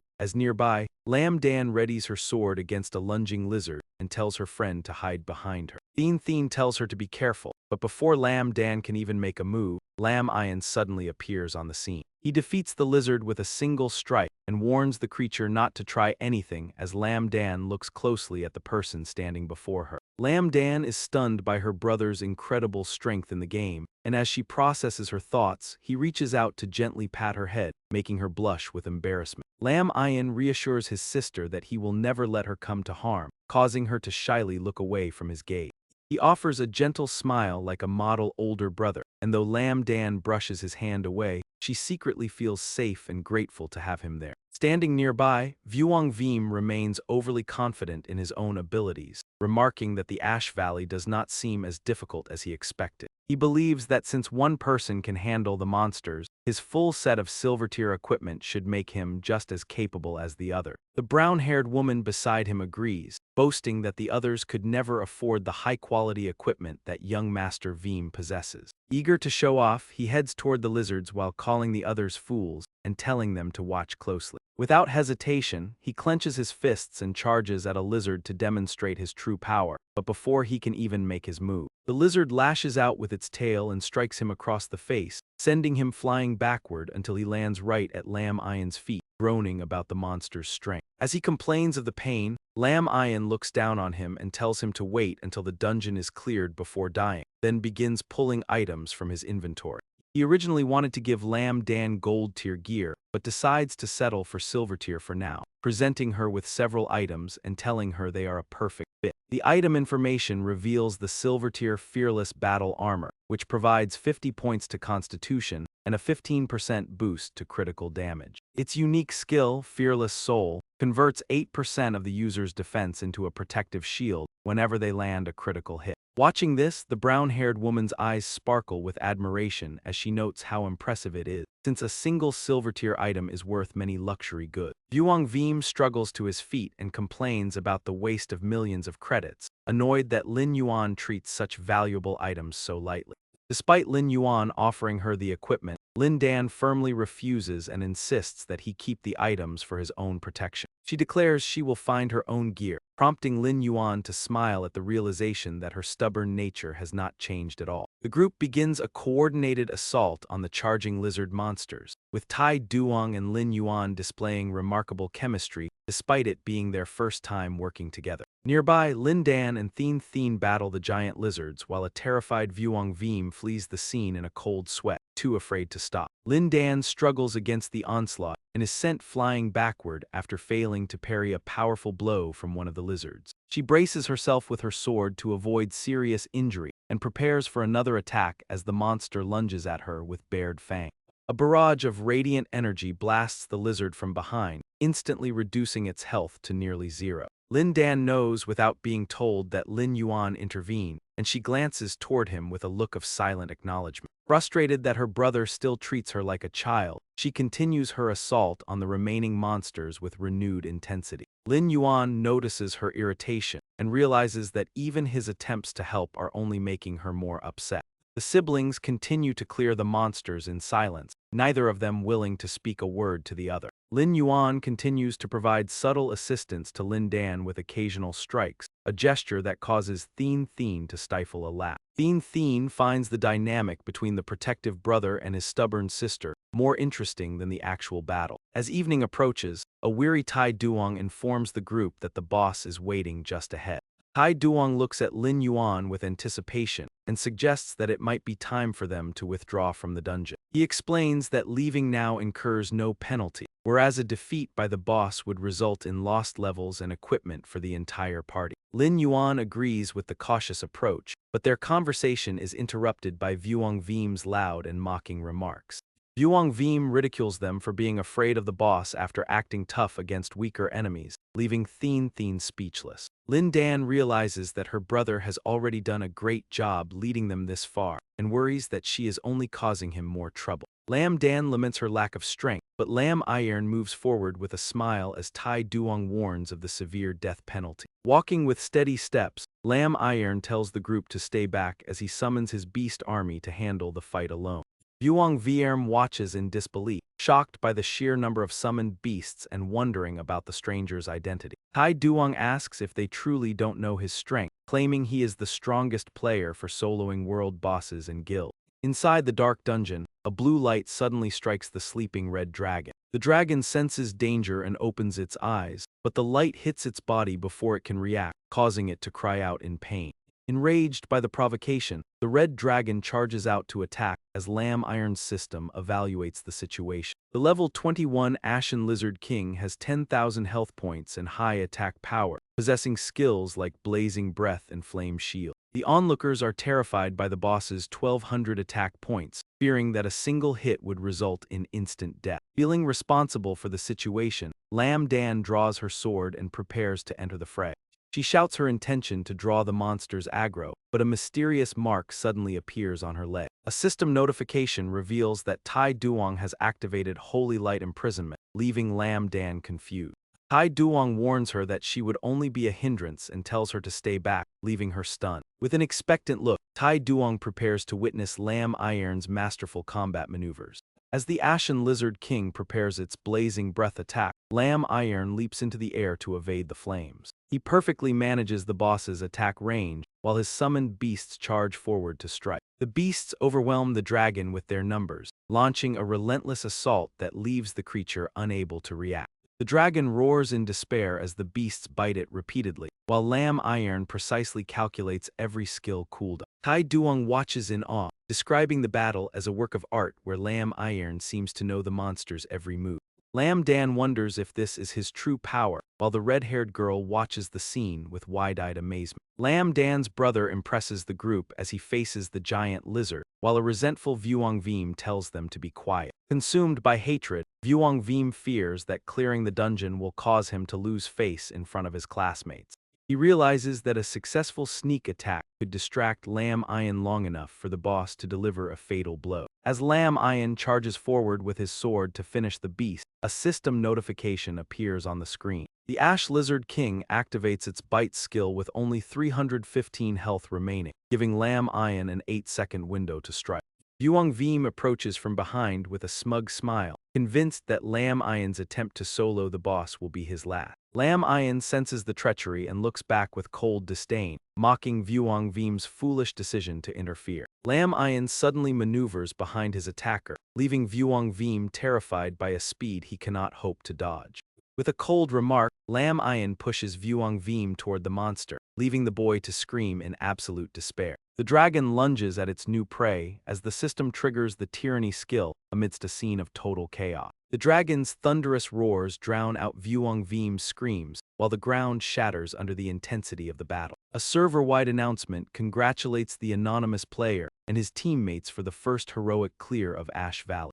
Thien cheers and laughs with joy now that the difficult battle has finally ended in a complete victory. She praises Lam Dan's brother as a top-tier player and asks if he can carry them through more dungeons in the future. Lam Dan notes his brother's busy schedule, while Tai Duong proudly vows to showcase his own peak priest skills next time.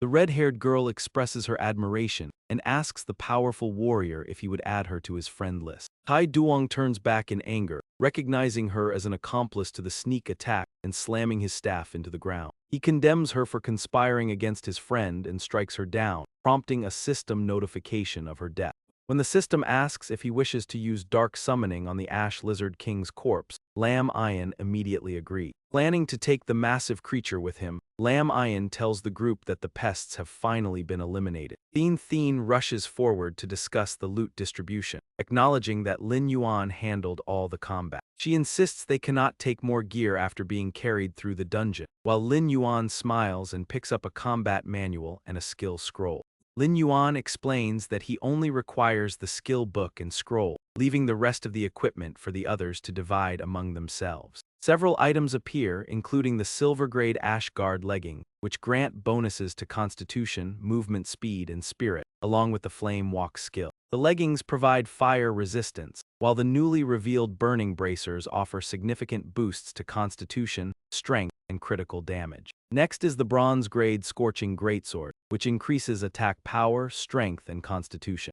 The final item is a pair of agility boots that enhance movement speed, constitution, and spirit. Tai Duong is thrilled by the drops, noting that his guild leader has been searching for leg protection. He proposes to purchase all the equipment himself and distribute the proceeds to the group based on their individual contribution. Lin Yuan agrees but declines his share of the gold, prompting Thien to celebrate their sudden fortune. Lin Yuan assures Thien that Wang Yan will no longer be a problem and tells her to reach out if she encounters any more trouble before he leaves for quests. Wang Dan suddenly calls out to him, causing Lin Yuan to stop and turn back in confusion. Maintaining a stoic expression, she reflects on his incredible combat maneuvers and the seemingly endless stream of summons he displayed in the dungeon. Suspecting he might be a hidden chosen one, she asks if he has noticed any physical changes in himself since he started playing the game. Lin Yuan realizes he is being probed and wonders if his secret has been compromised. Knowing she is in contact with the Order, he decides to keep his Necromancer Hunter class a secret to ensure her safety. He feigns ignorance and asks if she has experienced any changes herself, catching her off guard. Lin Dan flusteredly denies it and quickly makes an excuse about needing to turn in a quest before hurrying away. Lin Yuan smiles at her clumsy acting, feeling that her attempt to talk to him shows she is finally acknowledging him as her brother. At that moment, Tai Duong calls out to him. Tai Duong waves enthusiastically at Lam Ayan and his teammates, relieved that his friend has not yet departed. Since Lan and Gaiet decided to attempt a death-level dungeon, Tai Duong insisted on inviting his best friend to ensure a flawless run. Lam Ayan considers the invitation, realizing he has finally managed to establish contact with Lan and Gaiet. He decides to use this opportunity to investigate if the first believer is hiding within the Mirror Flower Water Moon Guild and agrees to join. Lam Ayan mentions his own intent to challenge the death difficulty, prompting Tai Duong to praise his spirit with a friendly pat on the shoulder. Tai Duong begins introducing the core members of their guild, Mirror Flower Water Moon, one by one. He introduces the guild leader and captain of the Super God Iron Triangle, Lan and Gaiet, who welcomes Lam Ian to their elite squad. Tai Duong then introduces Tin and Gan, a rare-class mage who serves as the primary spellcaster for the Iron Triangle. Tin and Gan nods awkwardly at the introduction, but expresses his disapproval of Tai Duong's decision to bring an outsider. He argues that a death-level dungeon has a very low margin for error, and that bringing a random player is a reckless move. Tin and Gan believes a passerby like Lam Ian will only be a hindrance to the team and refuses to take such a risk. Tai Duong tries to defend his friend, but Tin and Gan dismissively claims he has encountered many boastful players like him before. Tin and Gan challenges Lam Ian to prove his worth by depleting at least half of the boss's health during the raid. He promises to give Lam Ian his gold-tier equipment if he succeeds, but demands full compensation for any losses if he fails. With a cold and condescending gaze, Tin and Gan tells Lam Ian that it is not too late for him to leave. Lam Ian accepts the challenge without hesitation, asking the others to witness the agreement so Tin and Gan cannot renege on his debt. Sensing the rising tension, Lan and Gayet intervenes and reminds Tin and Gan that they had already agreed to let Tai Duong's friend join. She points out that any objections should have been raised earlier and insists they proceed with the original plan. Despite Tin and Gan's warnings about the severe death penalties in the dungeon, Lan and Gayet refuses to change her mind. Lan and Gayet stands by her decision and leads the group forward to begin the dungeon challenge. Seeing the others enter the dungeon fuels Tin and Gan's rage as he vows to show Lan and Gayet that a commoner is unreliable and only he is her essential ally. With eyes full of hatred, he screams internally that he is the only one she needs as the scene shifts inside the dungeon filled with ash lizards. These level 18 creatures possess 4,700 health, 580 attack, and 75 defense, along with the flame breath skill. A surge of power strikes the ground, causing one of the ash lizards to look up and investigate the disturbance. Lan and Gayet's group appears, drawing the monster's attention as Tai Duong marvels at the staggering density of enemies in this death difficulty dungeon.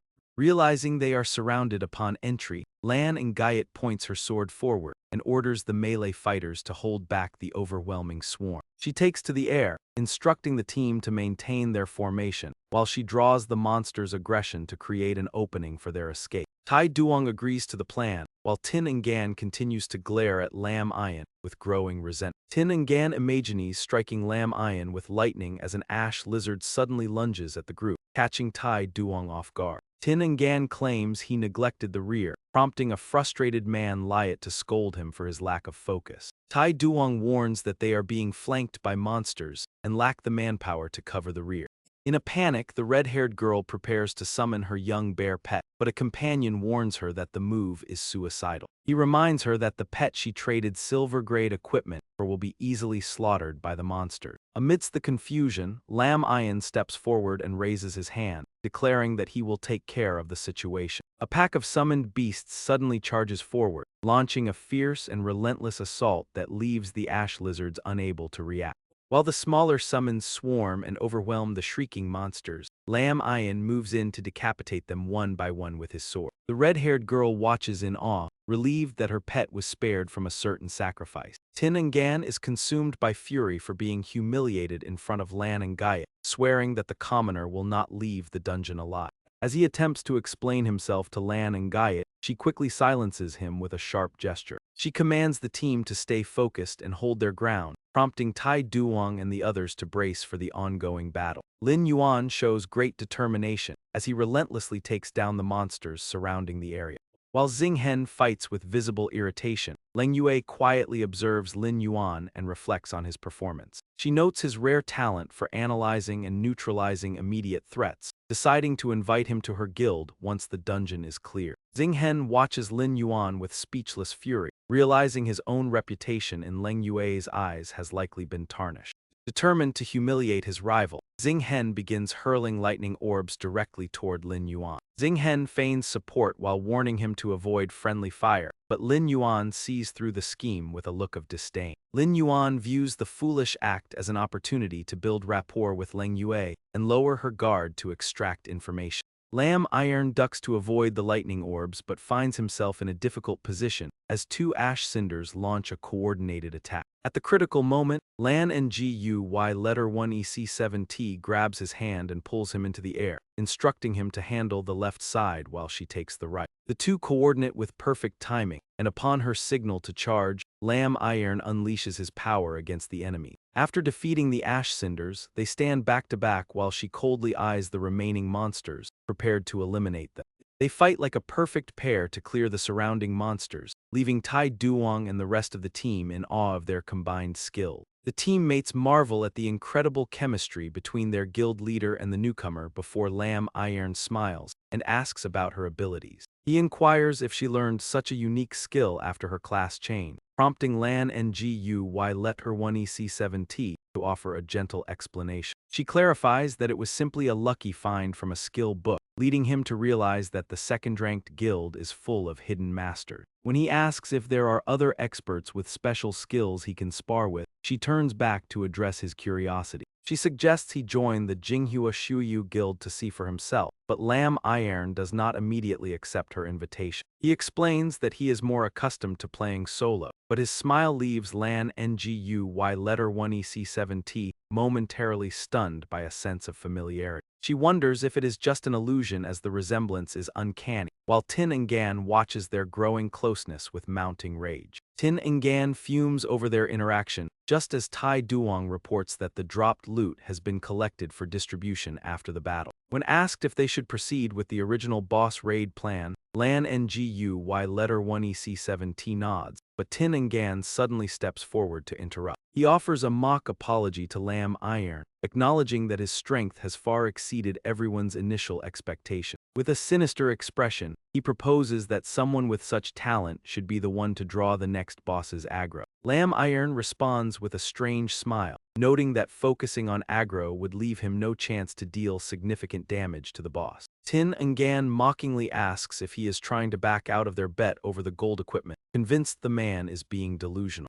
He insists that as long as the task is completed, the promised gold equipment will still be rewarded to him. Lan Ngu Y letter 1EC7T abruptly interrupts to voice her disagreement, arguing that changing tactics mid-battle introduces too many unpredictable risks. Tin Ngan suggests letting Lin Yuan decide for himself, while Lin Yuan, sensing a scheme, plans to use the opportunity to build ties with Leng Yue and the Second Guild. Recognizing Tin Ngan as a potential problem to be dealt with later, Lin Yuan decides to go along with the proposal for the time being and agrees.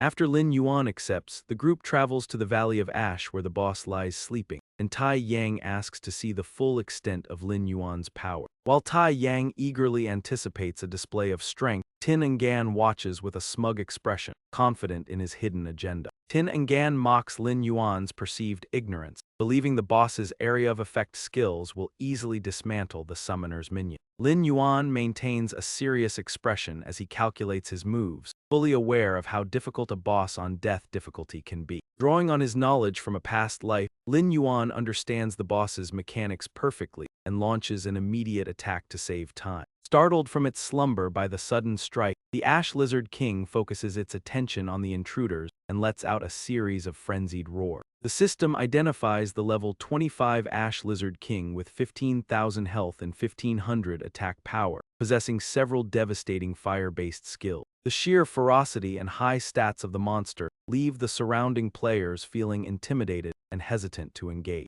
Leng Yue reminds the team that despite the massive level gap between them and the boss, they must snap out of their shock and begin their assault.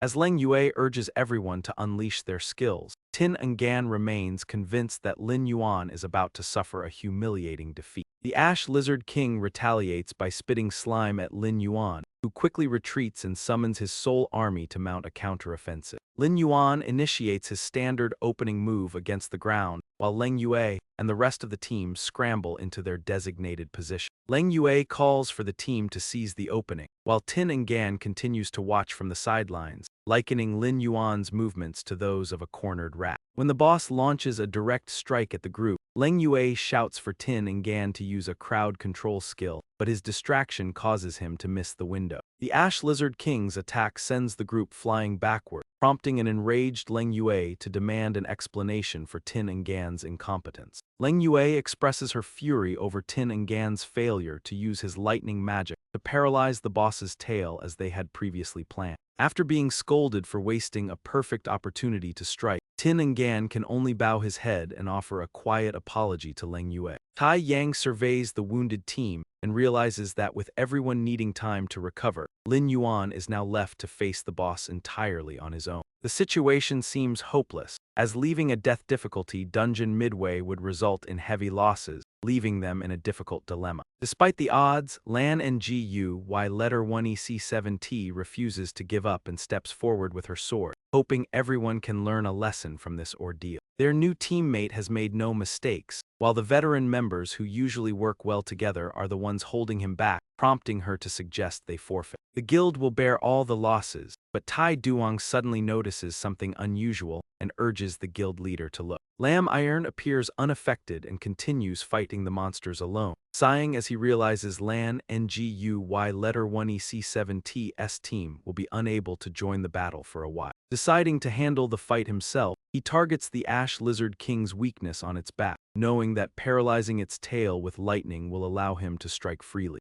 As the Ash Lizard King lunges forward, he shows no fear and dismisses the attack as being far too slow. He commands the Thunder Scorpion to interrupt the beast, and the soul creature immediately targets the tail with a surge of electricity to avoid wasting time. The system confirms the Thunder Scorpion has activated its paralyzing Thunder Strike, successfully numbing the Ash Lizard King and causing it to roar in agony. Seeing that the boss's rear is now vulnerable, Lam Iron orders his army of soul monsters to charge forward and attack. Lan and GUY letter 1EC7T is momentarily stunned to see that he possesses a lightning attribute summon in addition to his other ability. Tin and Gan watches in confusion, wondering how Lam Iron could possibly know the specific strategy required to defeat this boss. Tin and Gan feels humiliated that he is being outperformed by a mere summon, while Tai Duong grows hopeful as he watches the tide of battle turn. Encouraged by his confidence in facing the boss, the team decides to quickly recover their health so they can join him in the fight.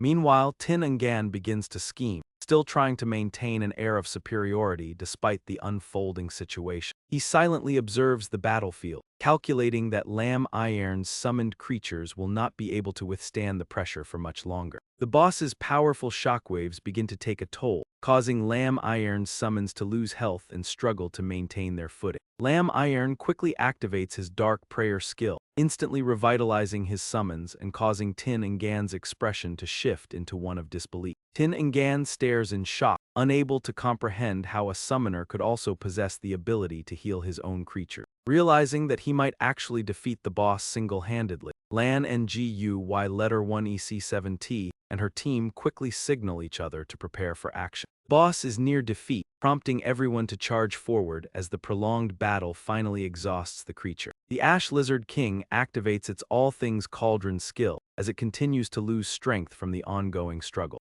Lan and GUY letter 1EC7T warns the team that this is the boss's most powerful final area of effect skill, while Tin and Gan watches with a look of deep resentment. Tin and Gan refuses to let Lin Yuan win, wishing for his gear back and for Lan and GUY letter 1EC7T, the monster, and his rival to all perish. Tin and Gan points at the monster and activates his resisting Thunder Ring skill, telling the others to move aside so he can interrupt the boss. Lan and GUY letter 1EC7T turns back in surprise as the magic circle he created causes her to recoil in confusion. Anticipating a betrayal, Lin Yuan leaps into the air just as Lan and GUY letter 1EC7T realizes something is wrong and finds herself being blasted backward. Despite his initial hesitation and annoyance at the situation, Lin Yuan sighs and rushes forward to intervene. As Lan and GUY letter 1EC7T trembles with fear, Lin Yuan gently catches her,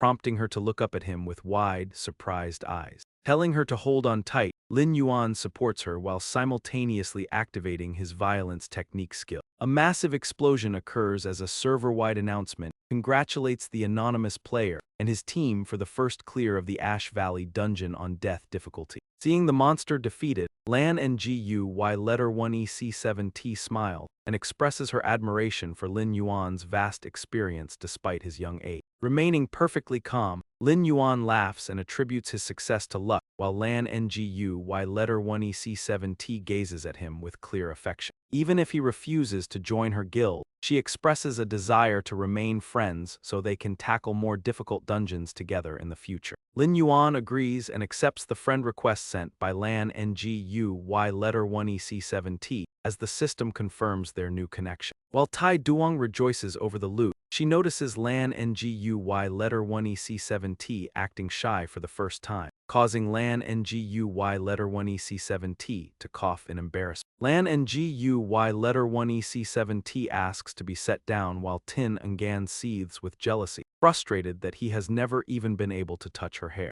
Once she is back on the ground, the system announces that the anonymous player had an 87% contribution rate, prompting Lin Yuan to confront Tin Ngan. Citing his 87% contribution, Lin Yuan claims the gold tier equipment according to their bet, which causes Tin Ngan to lash out in anger. Tin Ngan tries to argue that they should examine and divide all the loot first now that the boss is dead, but Lin Yuan abruptly cuts him off. Lam Iron insists on receiving the promised gold equipment first, causing Tin Ngan to stammer nervously in response.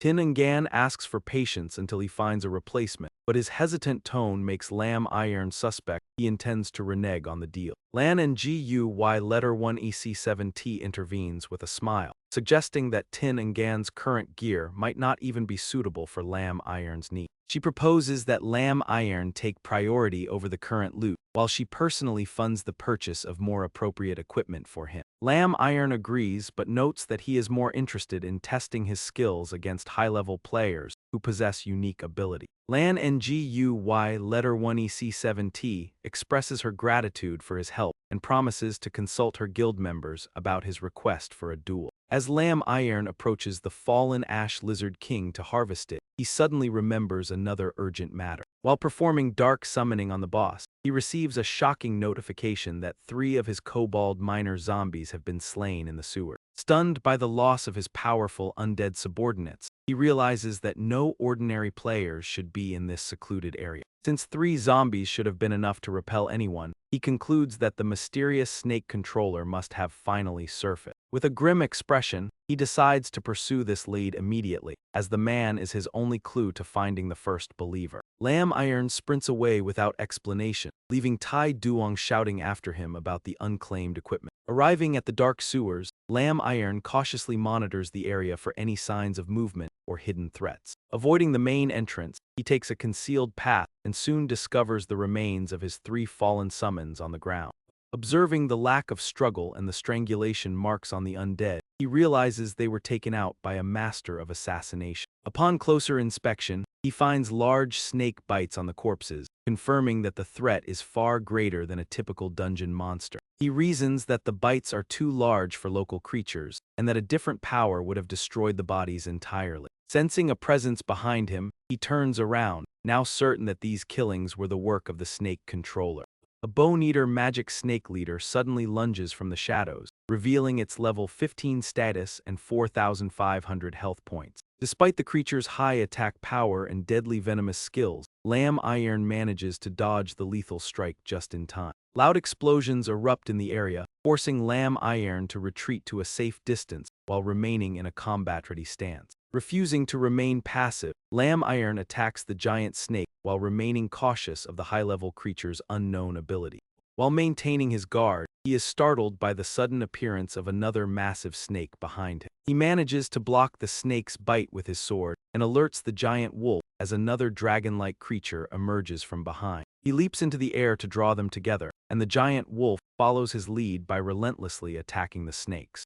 After assessing the situation, he realizes he must find the person manipulating the snakes from the shadows to end the stalemate. Lam Iron quickly scans the area and spots a faint glimmer of light within the darkness, confirming he has found his target. Without hesitation, he lunges forward with his shadow gloves equipped, determined to strike the hidden enemy who has nowhere left to hide. He delivers a powerful blow to the controller's hiding spot, but as his fist strikes the iron bars, he senses that something is not right. He becomes pensive as he examines a strange door, noticing familiar marks he had previously left behind. As darkness envelops the area, Lam Iron realizes the mysterious figure is trying to lure him into the lair of the underworld king snake. He quickly summons his beasts to his side, while keeping a close eye on the giant snakes that are currently standing still. Deciding to wait for his opponent to make the first move, Lamb Iron activates his stealth skill to prepare for the coming confrontation. The two snakes become confused by Lamb Iron's sudden disappearance and begin searching every corner for any sign of him. From within the shadows, the mysterious figure expresses frustration that Lamb Iron did not fall for the trap. The figure declares that no one else can know the secrets of the sewers, which they claim as their own territory as snakes hiss nearby. Sensing an opening, the mysterious figure's expression turns serious as they point forward and command an attack. They order the snakes to consume their target, launching a powerful strike that obliterates everything in its path. While the enemy is still searching for him, Lamb Iron suddenly appears behind them and mocks their poor aim, leaving them in shock. Before the enemy can react, Lamb Iron launches a direct attack that leaves the mysterious figure completely infuriated. He repeatedly slams his staff onto the ground to command the snakes to charge forward in a suicidal attack, turning the scene into utter chaos. As the ground begins to crack, Lin Yuan observes that his opponent seems to lack close combat skills, as he has been maintaining his distance throughout the fight. Lin Yuan realizes that by using his undead to stall the snakes, he can secure a victory, and he smiles confidently, knowing he is not the only one capable of summoning. He lets his summons handle the fight, while his opponent grits his teeth in fury upon seeing Lin Yuan's overwhelming power and the appearance of more undead zombies. The mysterious man finds the coincidence impossible as the two sides clash, though it is Lin Yuan who presses the attack while his foe is forced to constantly evade. Lin Yuan mocks his opponent, asking if he has any skills other than manipulating snakes, which provokes an angry shout in response. The man tells Lin Yuan to be quiet since a dead man needs no answers, but Lin Yuan looks at him with disdain, noting that without the snakes, he would be helpless.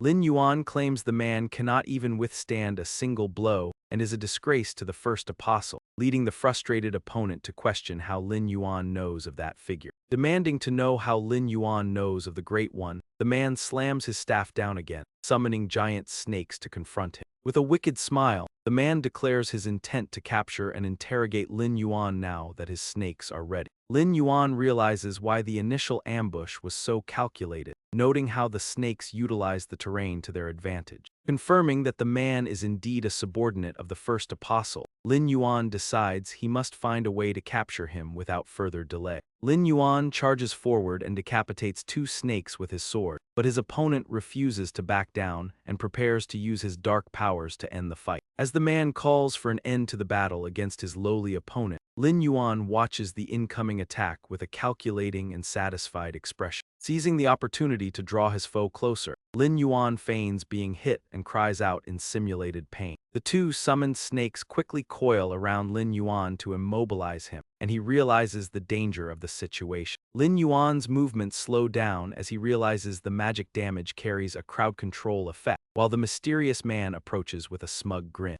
The man admits he initially doubted his eyes but now confirms Lin Yuan is an undead hunter, though he mocks the incompleteness of Lin Yuan's skill. Unfazed, Lin Yuan asks what he means by undead hunter, while privately wondering how the man is aware of such a specific class. Lin Yuan is stunned that the man even knows the specific skills of an undead hunter, and continues to feign confusion about the title. Lin Yuan wonders how the stranger knows about the necromancer class and its specific skill, while the man asks with a sinister smile how Lin Yuan knows of his leader.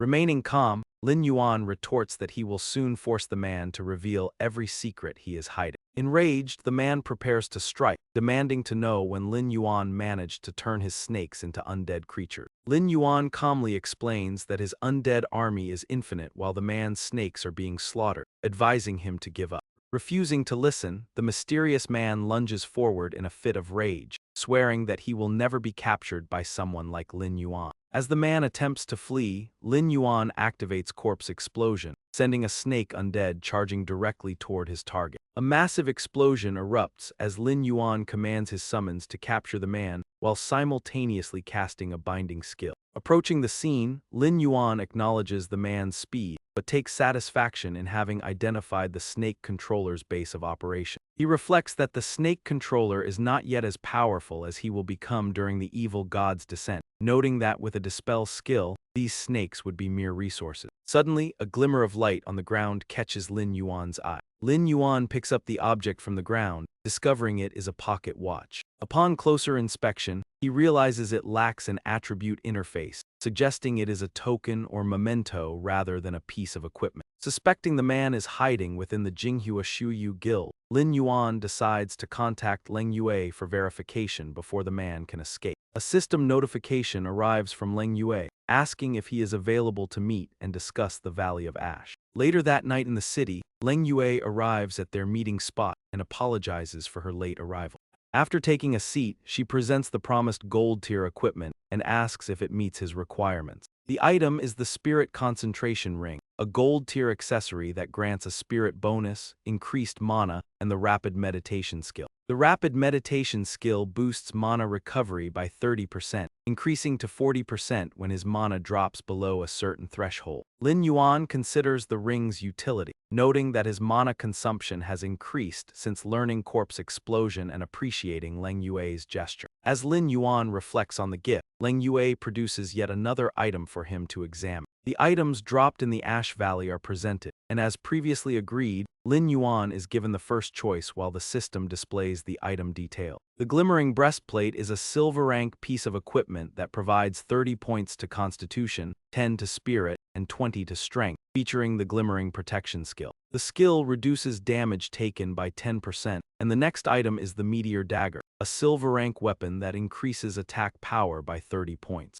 It also grants 20 points to movement speed and 15% to critical damage, with a Starlight Burst skill that adds 7% to both damage and attack speed. Finally, a circular item on the table is revealed to be a level 1 skill scroll, which grants 100 skill proficiency points upon use. Lin Yuan quickly picks up the scroll and notes that it suits him perfectly, even exceeding his initial expectation. He decides to take only the skill scroll from the available drops, and the system confirms that both the focus ring and the skill scroll have been added to his inventory. Lan and Guyot laughs in surprise, admitting she had pegged him as an eccentric loner and never expected to see him at a place like a tavern. He calmly explains that while leveling in the sewers, he encountered a skilled player wearing a guild badge similar to that of Mirror Flower Water Moon and wishes to find him. Lan and Guyot is taken aback by the mention of the sewers but promises to check with her guild, just as Lin Yuan presents another item for her to see. He asks if she recognizes the pocket watch that the individual accidentally dropped, or if anyone in her guild is known for wearing such an item.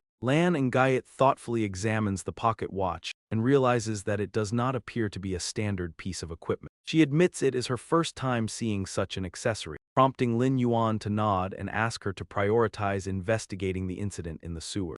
He emphasizes the importance of the matter, and she immediately agrees to keep a close watch for any information within her guild. He then inquires whether her guild members will object to her taking the gold rank equipment for herself. She reflects that while Xing Yin is furious, the fault lies with him, and her expression turns cold as she continues her explanation. Lan and Guyot sheepishly admits that he bears a striking resemblance to her younger brother, making it difficult for her to distinguish between them at times. She notes that her brother would be his age if he were still alive, leading Lin Yuan to realize the reason for her strange behavior before offering his condolences. She dismisses the past and turns serious, telling him that if he is willing to trust her, he should prepare for what comes next. She advises him to stock up on lightning resistance potions as they will soon be necessary, a suggestion that triggers a sudden realization for Lin Yuan. Lam Iron realizes the Order knows about the lightning dungeon, but he alone holds the formula for the strongest anti-electricity potion after submitting the numbing grass.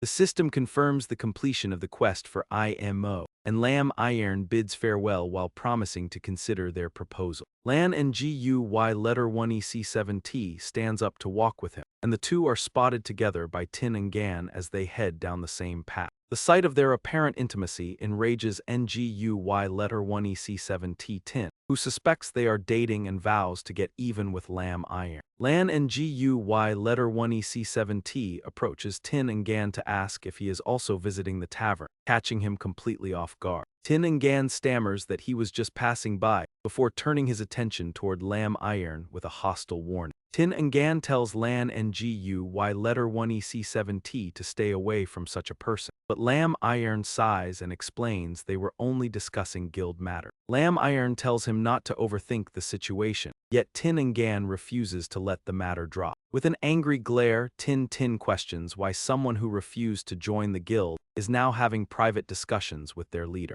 Tin Ngan accuses him of having ulterior motives, leaving Lam Iron exasperated by the man's persistent interference. Lam Iron politely responds that he simply wished to seek advice regarding Lan Ngu, why letter 1EC7T's exceptional swordsmanship. Tin Ngan shouts that Lam Iron has hidden intentions and warns Lan Ngu why letter 1EC7T to stay away to avoid bringing trouble upon herself. Lan Ngu why letter 1EC7T steps in to stop him, stating she does not need his permission to have a drink with anyone, which leaves Tin Ngan speechless. Clearly annoyed, she walks past him and expresses her deep disappointment, noting she had only come there to save equipment for him. As Tin Ngan tries to explain himself, he is left standing alone to watch them leave, blaming Lam Iron for ruining everything. Believing that Lan Ngu why letter 1EC7T will only focus on him again if Lam Iron is gone, Tin Ngan becomes consumed by a murderous hatred. Later, Tin Ngan visits a secluded tavern and quickly approaches a man to ask for help in eliminating someone. The assassin tells him to wait until he finishes his drink, but Tin Ngan impatiently offers to double the payment to start immediately. Tin Ngan demands that the target be killed as brutally as possible, and the assassin laughs as he accepts the high-paying job. After sending a photo of the target, Tin Ngan leaves with a final instruction to carry out the hit in a crowded place. With a look of intense hatred, he turns back and declares his intent to slowly torture his target in front of the crowd before staring intently at Lin Yuan's image. The face seems familiar to the assassin, prompting him to reflect on where he might have seen the man before the scene shifts to the vast city where Lin Yuan is scouting. The pawnbroker examines the pocket watch in his hand and thoughtfully remarks that he has never seen such a timepiece before. He notes that while it appears to be ordinary jewelry, Lin Yuan should try his luck with the Bloodtail Knight Order and explains how he might gain entry. Lin Yuan takes the watch back, surprised that even such a knowledgeable NPC is unfamiliar with it, and thanks the man who mentions his own retirement from service. The man explains that meeting the commander without a valid reason is difficult just as Edith arrives to ask Uncle Dak how he is doing. She mentions bringing him some delicious food, prompting the man to laugh and reply that he feels much better while thanking her for visiting an old man like him. Lin Yuan turns to look at Edith in surprise as the man accepts the basket of food and explains that if Lin Yuan truly wants to gather information from the Bloodtail Knight Order, he suggests seeking Edith's help since she is Commander Seed's daughter, but she quickly dismisses the claim by stating she has not been his daughter for a long time. She identifies herself as merely a self-reliant seamstress now, leading Lin Yuan to observe that there seems to be a misunderstanding between her and her father. Lin Yuan offers his assistance to resolve the matter, and Dak nods before adding a few more words to Edith. An older man suggests that the commander likely regrets their argument and urges Edith to listen to his advice and reconcile with her father. After a moment of silent reflection, Edith smiles and nods before inviting the young man to follow her. As they walk, Edith mentions her previous doubt about ever being able to deliver the gift, while Edith Yuan follows closely behind her. Lin Yuan suggests she simply lacked the right opportunity, and Edith agrees emotionally as she gazes at the gift she prepared. Edith explains that she spent a year sewing the formal attire and asks him to deliver it to her father and return with his response. Lin Yuan accepts the gift and promises a swift delivery, triggering a system notification for a hidden quest titled Dusty Kinship. The quest is called Dusty Kinship, and its activation required healing Dak and earning his favor. With a positive reputation among the Scorpion Tail Knights, the gold rank mission requires delivering the handmade suit to Edith's father, Sid. The mission has a 12-hour time limit, and as the scene shifts to the Scorpion Tail Knights camp, the guards are surprised by the stranger's arrival. The guards immediately become wary of Lin Yuan's approach and demand his identity, prompting him to explain his presence. Lin Yuan assures them he was commissioned by Edith to deliver an item to the commander, leaving the guards stunned at the mention of her name. The guard instructs him to wait while he informs the commander, leading Lin Yuan to reflect on the situation as he observes their behavior. Lin Yuan considers that the Scorpion Tail Knights are the strongest force in the Western network besides the National Preceptor, making a good relationship with them highly beneficial. The guard soon returns to lead Lin Yuan inside, where the sight of the various trained beasts throughout the camp leaves him deeply impressed. Realizing he needs a higher reputation to acquire a Scorpion Lion mount, Lin Yuan thanks the guard and prepares to enter the commander's tent alone. He steps inside, mindful that Commander Sid possesses terrifying strength equivalent to a level 60 Lord-class monster. Lin Yuan resolves to keep his identity as a necromancer hidden while greeting the commander, who turns around with a look of visible concern. Sid, Edith's father, asks about his daughter's well-being, to which Lin Yuan responds by placing a red box on the table and mentioning how much she misses him. Explaining that he is there on Edith's behalf, Lin Yuan opens the box and presents the garment to the commander. Lin Yuan presents the formal suit Edith spent a year sewing as a gesture of her affection, which Sid accepts with a look of genuine surprise. Sid realizes the child must have put a lot of effort into the gift over the past year and wonders why she won't see him, his gaze softening as he looks at the clothes. He notes that she still loves sewing and admires the fine needlework as a piece of art, while his face fills with growing sorrow. With a trembling voice, Sid regrets his past stubbornness in believing a tailor's profession was too lowly for his daughter, which eventually forced her away. Sid gently touches the fabric and notes they haven't met in 10 years, while Lin Yuan reflects on the powerful man's hidden vulnerability. Lin Yuan observes Sid's rare gentle side and tells him that Edith does not hold a grudge, while planning to ask about the watch. Sid looks up and slowly instructs Lin Yuan to tell Edith that he no longer cares about status or glory and only wants her to return to him. Lin Yuan agrees and pulls out an exquisitely carved small watch, asking if Sid recognizes its origin. Sid examines the watch closely, but confirms he has never seen such a design before. Sid urges Lin Yuan to deliver his message to Edith, and as Lin Yuan prepares to leave, Sid suddenly calls out to him. Sid's eyes flash as he sternly asks about Lin Yuan's true identity, causing Lin Yuan to worry if his secrets have been discovered. Sid sighs and apologizes for his rudeness, deciding that he should not doubt someone his daughter trusts. Smiling, Sid hands over a badge and thanks Lin Yuan for helping Edith, granting him the authority of the Bloodtail Knights to deal with anyone who bullies her. Though startled, Lin Yuan quickly promises to protect Edith's safety as a system notification appears. Lin Yuan gains 1,000 reputation points with the Bloodtail Knights, reaching friendly status and becoming an honorary member. Leaving the camp, Lin Yuan stares at the badge in disbelief, knowing it is a rare item that can only be obtained directly from Sid.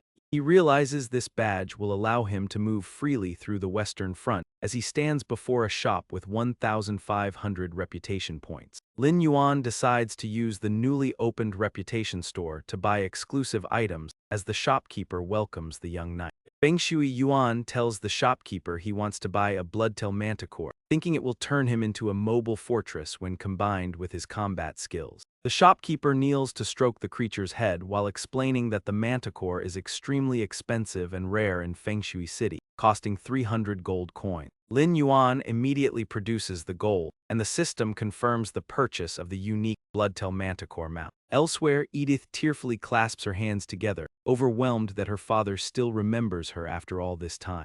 She had assumed he was too preoccupied with his knightly duties, but Lin Yuan reassures her that the commander wants her by his side. Edith sobs with gratitude for her father's sentiment as the system announces the completion of the hidden quest, Dusty Family Tie. Edith happily presents a gift box to Lin Yuan and asks him to deliver a message to her father on her behalf. She explains that she is content making beautiful clothes for the people and wishes to remain in her current position. The system reveals the reward as the gold-grade Gloomy Spirit Bell, which provides massive boosts to Constitution, Defense, and Spirit. The item's active skill grants 10 seconds of total immunity to magic and crowd control effects with a 24-hour cooldown. Bathed in the system's blue light, Lin Yuan realizes this equipment is the perfect counter against the mysterious snake controller. Unable to hide his excitement, Lin Yuan thanks her and prepares to depart immediately to continue his journey. Upon returning to the camp, Lin Yuan updates Sid, who is relieved to hear that his daughter is happy with her life. Seeking clues about the snake controller, Lin Yuan asks the commander if he has any information regarding snakes in the region. Sid explains that the Snake Man civilization was exiled long ago and the surrounding areas were thoroughly cleared of the creature. Sid mentions a legendary giant snake that appears in dreams, prompting Lin Yuan to ask for more specific details about the creature. Sid notes that dream entities are difficult to combat before offering Lin Yuan a mission as an honorary member of the Sunset Knights. Lin Yuan accepts the letter and the task, wondering if the dream snake is actually the underworld king snake. He suspects that this mysterious entity in the dream world might be directly linked to the person controlling the snakes. The system confirms the acceptance of the quest titled Count Carlo's Nightmare, requiring Lin Yuan to investigate the Count's estate. With a 48-hour time limit to find clues, Lin Yuan makes his way toward a massive, imposing castle. As the doors open, a man violently throws a young woman to the ground for her perceived insolence toward the Count. A white-haired man in formal attire steps forward and coldly orders his subordinates to beat the defenseless girl. Upon receiving the command, they mercilessly beat the poor girl on the ground while hurling insults at her. An aggressive man clenched his fist and shouted that being favored by the Count was an honor for a commoner like her. Before the man could strike, Lin Yuan appeared and grabbed his arm, remarking that the Count's residence was truly an eye-opening place. The man demanded to know who the commoner was, while a bespectacled man mocked Lin Yuan's attempt at heroism and ordered an attack. As the tension escalated, the girl on the ground looked up and urged Lin Yuan to flee immediately. She warned that opposing the Count would end poorly, but Lin Yuan considered the men to be of no consequence. With a calm expression, Lin Yuan vanished from his position and unleashed a rapid series of strikes against the attacker. Before they could understand what happened, Lin Yuan stated he had found his target and would not waste any more time. Lin Yuan went straight to the point and asked the bespectacled man for the Count's location, causing him to stammer in shock. The man stammered a warning, but seeing Lin Yuan's unwavering killing intent, he explained that this was Count Carlo's territory. A portly man then stepped out from behind the large gates and irritably demanded to know who the intruder was. He ordered the Scorpion Knight Regiment to be notified so that the commoner could be thrown into the dungeon. Lin Yuan presented his badge and identified himself as the one sent by the Scorpion Knight Regiment to address the Count's nightmare. Startled to learn he was a knight, Carlo's attitude shifted instantly as he welcomed Lin Yuan with a warm smile. Carlo ordered the guards to be hung and starved for 3 days, cursing their failure to distinguish a knight from a commoner. Carlo's face lit up with excitement and joy as he expressed his relief that the knight had finally arrived. Carlo promised to have Sid record the achievement if the problem was solved, and Lin Yuan nodded in agreement. They entered a luxurious hall filled with servants and chandeliers, where Carlo sat down to speak with Lin Yuan. Carlo described a recurring nightmare of a giant screaming snake that even experienced priests could not explain. Lamenting that a man of his status had to endure such torment, Carlo handed Lin Yuan a picture of the creature. The Count asks Lin Yuan to deal with a troublesome snake, and after examining a photograph, Lin Yuan confirms its identity without a doubt. Realizing it is indeed a Pluto snake, Lin Yuan asks for some time while a maid carefully approaches their table with 2 glasses of water. The Count expresses his hope for success as it would benefit them both, but the maid suddenly trips on the rug as he finishes speaking. As she tumbles forward, the tray slips from her hands and the water splashes directly onto Count Carlo's face, causing him to cry out. Infuriated, the Count stands up with his face dripping wet and begins screaming insults at the girl he considers a lowly peasant. Without hesitation, he strikes the poor maid across the face and threatens to skin her alive for her mistake. The maid collapses onto the floor and clutches her face in pain, pleading for him to stop his assault. Still fuming, Carlo calls her a useless waste who cannot even perform simple tasks and prepares to kick her while calling her naturally base. Before he can strike her again, Lin Yuan intervenes by moving the maid to safety, prompting a startled exclamation from the Count. Lin Yuan reminds the Count that they are still discussing a commission and suggests that such violent behavior is inappropriate. Carlo regains his composure and laughs awkwardly, claiming that he is only being harsh for the servants' own benefit. He explains that he was kind enough to take them in when they were homeless and insists that they are deeply grateful to him. Carlo casts a threatening gaze at the maid and asks her to confirm his words, to which a trembling Anna fearfully agrees. After dismissing her, Carlo returns to his desk and remarks on the vast difference between his noble birth and the commoners. He states that the poor from the slums are worth less than a slice of black bread, though they still serve a purpose. He suggests that their only reason for existing is to please him and asks the knight if he agrees with this sentiment.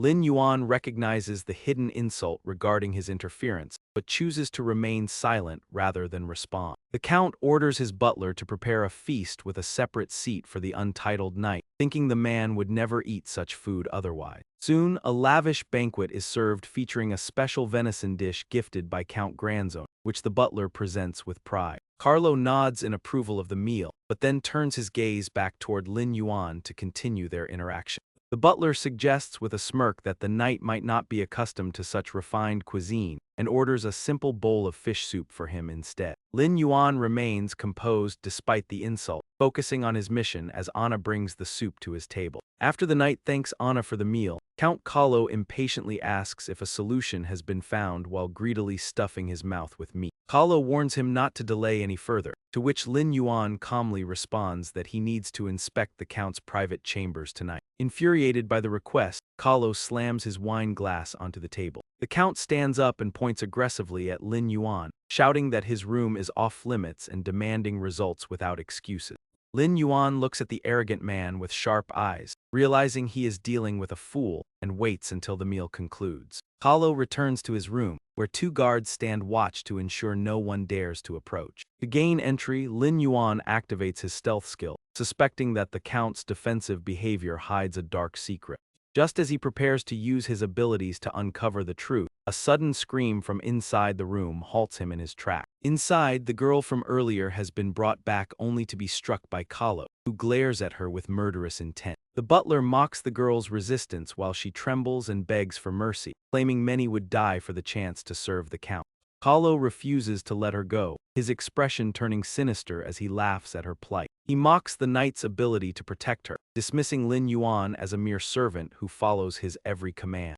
Overhearing the conversation, Lin Yuan finally realizes that the Count has been forcing the maids into a life of slavery. Carlo's madness intensifies as he throws the girl to the ground, boasting of his immense power within the West Desert Kingdom. He claims his noble status extends even to other nations, and tells the girl she will never escape his grasp. As the butler flatters the Count for his foresight, a system notification suddenly appears before Lin Yuan's eye. Lin Yuan finds it suspicious that a title granted by the West Desert King would hold such influence abroad unless the Count is hiding something. The system triggers a hidden condition, upgrading the quest to a golden rank mission to capture Count Carlo for treason and find evidence of his crimes. Upon seeing the mission time limit of 4 to 8 hours, Lam Ayan realizes his suspicions are correct and that Count Carlo is indeed a traitor. Deciding to contact the Scorpion Tail Knights before taking further action, Lam Ayan wastes no time and begins executing his plan. Lam Ayan uses an item to send an arrest request to the Scorpion Tail Knights, while Count Carlo's expression shifts and his eyes glow blood red. Filled with rage, the Count stands up abruptly and marches toward the terrified girl while shouting at her. The Count curses a snake for his insomnia and threatens the girl just as Lam Ayan bursts through the door with a loud crash. Lam Ayan feigns ignorance and asks the Count about a scream he supposedly heard, while secretly planning to stall for time. While Lam Ayan focuses on delaying the situation until the knights arrive, Carlo is startled by the intrusion and begins to stammer. Carlo accuses the knight of repeated disrespect and audacity, while his butler sternly questions the intruder's presence. Ignoring the butler's warnings about trespassing, Lam Ayan urges the girl to leave so he can speak with the Count. This infuriates Carlo even further as he scoffs at the idea of the girl leaving after his entertainment was interrupted. He mocks the lowly knight for his arrogance, claiming that even his official badge cannot mask the stench of his common status. The butler suggests a punishment, prompting the Count to order that Lam Ayan be hung up to show him the fate of those with inferior bloodlines. The butler assures the Count and claps his hands, summoning a group of guards who rush into the room with loud shouts. The guards cry out about an assassination attempt on the Count as they swarm the room armed with various weapons. The terrified girl begs Lam Ayan to flee for his life, but he reassures her that these men are not enough to defeat him. As the guards charge forward with orders to kill the assassin, Lam Ayan reaches behind his back to draw his sword. Without hesitation, Lam Ayan raises his blade with a sharp gaze and prepares to fight, telling the girl to make her escape first. The girl agrees and grips his hand as Lam Ayan dashes forward, unleashing a lightning-fast slash that sends the crowd into a panic. The guards are left in shock as the silence outside the main gate is shattered by a massive explosion that splinters the wooden door. Through the thick clouds of white dust and smoke, Lam Ayan emerges with the girl, both of them covered in dirt from the escape. The guards refuse to let him escape easily and quickly catch up, shouting for everyone to charge at him. Lin Yuan leaps down and speeds away. Realizing the presence of too many maids makes it impossible to use necromancy or corpse explosion. Hearing the commotion nearby, the maids gather and turn their attention toward the source of the noise. They whisper among themselves about whether he is truly attempting to assassinate the count, though one maid warns them to stay quiet. Anna watches intently with furrowed brows as Lin Yuan effortlessly cuts down the guards with a series of swift, glowing strikes. The guards cry out for help as they fall, unable to react in time, leaving Lin Yuan standing alone in Count Carlo's courtyard. After defeating the soldiers, Lin Yuan decides to monitor the count and his butler while waiting for the knights to arrive. Suddenly, a faint blue chain shoots toward him from nearby and tightly binds his legs. Recognizing it as a crowd control skill, he activates the magic immunity ability of his Gloom Spirit Guide equipment. The system confirms the control effect is dispelled, revealing the attack came from the Count's butler wielding a glowing staff. The butler mocks the knights for their lack of intelligence as he observes Lin Yuan's seemingly immobilized leg. Confident in his protection, Count Carlo orders the butler to torture the intruder who is now trapped. Hiding behind large pillars, the worried maids remark that he has no chance against the butler, a retired Royal Mage Corps expert. The butler charges at Lin Yuan with a sword wreathed in purple lightning, determined to end the confrontation quickly. He boasts that the lightning will surge through Lin Yuan's blood, but the young man remains motionless and expressionless. As the butler strikes, Lin Yuan suddenly seizes the man's hand and turns the weapon back toward its owner. The butler is forced to stab himself in the abdomen, gasping in shock that the binding spell had no effect on Lin Yuan. The butler collapses to the ground as blood pours from his wound, leaving Lin Yuan to turn his attention toward Count Carlo. Lin Yuan approaches the count with a cold, murderous gaze that leaves the nobleman trembling and pale with terror. Carlo points a finger at him and shouts that he was only hired for a commission, accusing him of treachery as Lin Yuan calmly responds. Lin Yuan remarks that their treason is far more serious than the commission, causing Count Carlo to collapse in terror and ask how he found out. The butler behind Lin Yuan refuses to surrender and attempts a desperate attack with his magic staff, hoping to kill the youth for discovering their secret. Lin Yuan strikes first, lamenting that he must capture them alive for the mission instead of killing them, leaving the butler shocked that a knight can use magic. Lin Yuan suddenly vanishes and reappears directly in front of the butler, clenching his fist to deliver a decisive blow without hesitation. The powerful punch sends the butler flying backward into a stone wall, where he collapses unconscious after a cry of intense pain. While the butler lies motionless on the ground, Count Carlo takes advantage of the distraction to flee and seek reinforcements. Carlo curses Lin Yuan and vows to have Sid execute him, but he stops in his tracks when a towering figure suddenly blocks his path. Staring up at Lin Yuan's dark expression, the terrified count asks how he got there so fast as Lin Yuan questions if he still intends to carry out the execution. Sensing the immediate danger, Carlo immediately drops his arrogant tone and tries to offer a humble explanation for his words. Carlo claims he intended to have Sid reward him or ask the king for a medal, but Lin Yuan ignores the lies as spiritual fire ignites in his palm. Lin Yuan points out that capturing the count will also earn him a medal, ignoring Carlo's desperate pleas for him to stop. As Carlo attempts to flee again,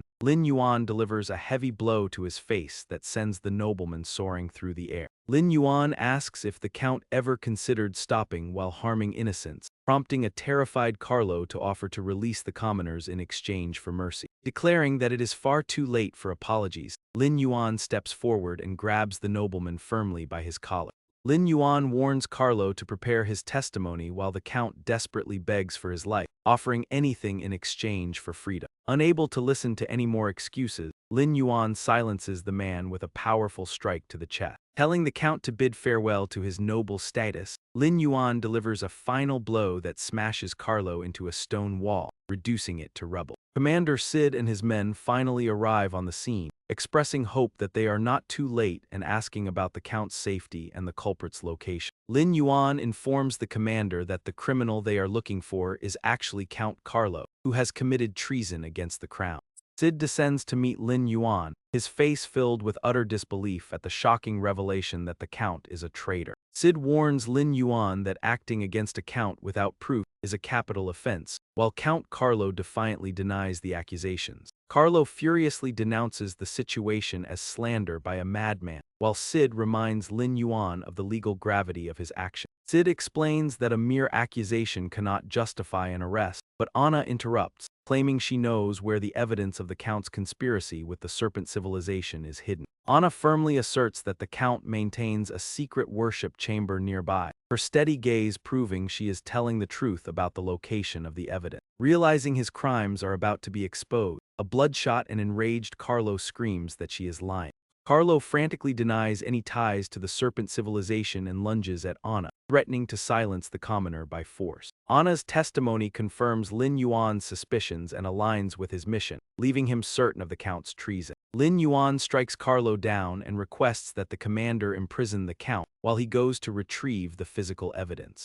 Lin Yuan promises that the truth will soon come to light and declares that he will take full responsibility for the outcome. Sid orders his men to take the Count to the military camp, while leaving 2 knights behind to assist Lin Yuan in his search for proof. Lin Yuan asks Anna to lead the way, and she agrees, expressing her unique trust in him compared to the other soldiers.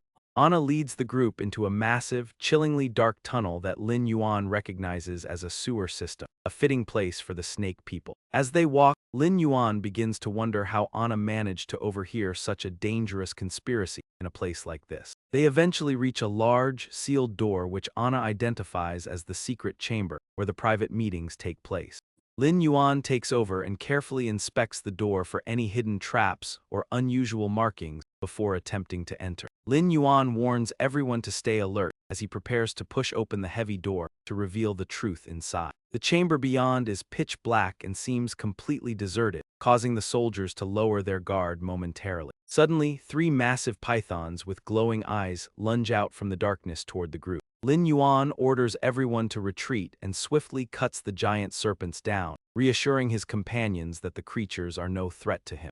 The 3 serpents are quickly dispatched by Lin Yuan's decisive strike. Everyone breathes a sigh of relief as the 2 soldiers thank Lin Yuan, noting that the presence of snakes confirms the place is suspicious. While dealing with the creatures, Lin Yuan notices that Anna has remained completely calm and unfazed throughout the entire ordeal. Her lack of surprise makes him wonder if she is accustomed to such things, realizing that their deaths would have buried all evidence against the Count. He suspects she might be a snake person in human disguise working with the Count, now attempting to sever ties to save herself as his exposure nears. To test his theory, Lin Yuan smashes a potion bottle on the ground to see if the contents will provoke a reaction from her. Knowing that snake attraction medicine agitates snake people, he lies to the group, claiming it is a repellent to ensure they are no longer ambushed. Despite the air being thick with the potion, Anna remains unaffected and calmly apologizes for the danger while insisting the evidence must be nearby. Lin Yuan begins to doubt his suspicions and decides he must have overthought the situation, telling Anna that she is not to blame before moving forward. He and the 2 soldiers enter the secret chamber, where they discover a stone pedestal featuring a large statue of a snake. One of the soldiers immediately identifies the statue as a forbidden idol of the snake people, which the kingdom had long ago ordered to be destroyed. They find the Count's badge among the hidden relics, confirming his treasonous collusion with the snake people, a crime of the highest order. While the others are preoccupied with the discovery, Anna stands behind them with a dark, expressionless face and a chilling aura. Enveloped in a powerful, murderous intent, she wears a mysterious smile and quietly urges the knights to ensure the Count pays for his action. In the dungeon, Count Carlo remains under heavy guard, arrogantly demanding to see the evidence against him after spending the night in a cell. He threatens to punish everyone for defaming his honor once he is released, but his rant is interrupted when the door is suddenly thrown open. Sid and Lin Yuan return with the news that evidence has been found, prompting Sid to order the immediate interrogation of the prisoner. Carlo is struck with disbelief and denies any connection to the snake people, but the soldiers silence him and demand a full confession of his crime. Entering the cell, Sid expresses his genuine surprise that a man of Carlo's status would turn out to be a despicable traitor to the kingdom. Sid praises Lin Yuan for his significant contribution and informs him that the king has been notified and will soon grant him a reward. Lin Yuan humbly accepts the praise as the dungeon fills with the desperate cries of Carlo and his butler pleading their innocence during the interrogation. Sid looks toward the group and remarks that the Snake People civilization must possess a wealth of intelligence regarding the Western Desert Kingdom.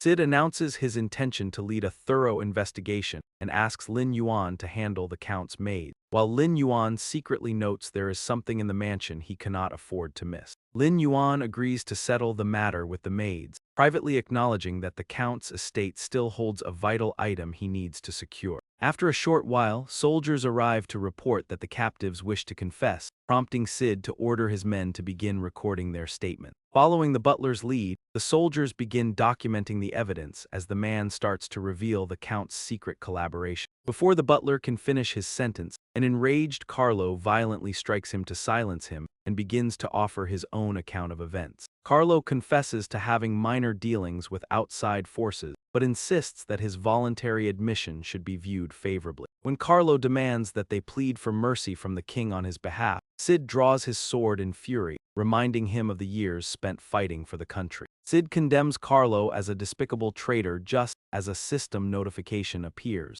confirming that the mission to capture the traitor has been completed. Lin Yuan is surprised to see the mission end, and his reputation with the Scorpion Tail Knights increase by 1,000, wondering if he missed a plot point regarding the giant chariot. Lin Yuan decides to leave and look after the girls, while Sid prepares to force every secret out of the disgraced Carlo. Without wasting any more time, Lin Yuan steps outside and closes the door behind him as Sid continues the interrogation inside. When questioned about the Snake People's moles, a terrified Carlo reveals that his contact was actually an infiltrator from the southern Tortoise Kingdom. Returning to the interior of Count Carlo's mansion, Lin Yuan searches frantically for any new clues he might have overlooked. He remembers a past life forum post about a shield gifted by the king to the Carlo family that possessed exceptional attributes. Just as he thinks about the shield's special skills, he suddenly stops in his tracks, his eyes widening at the sight before him. The display case where the item should have been is empty, leading Lin Yuan to wonder if someone else already knew about the equipment and took it.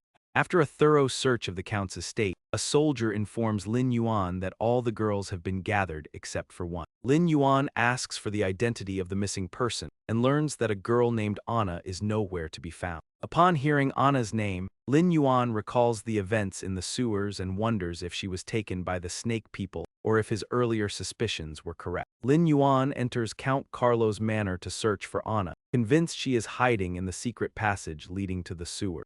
After searching for a while, Lin Yuan discovers the room containing the underground tunnel and a long ladder. He descends the ladder to investigate, feeling uneasy as he realizes he might have overlooked a crucial detail. He reasons that the Count wouldn't have mentioned his snake dreams if he were a conspirator, just as a loud noise puts him on high alert.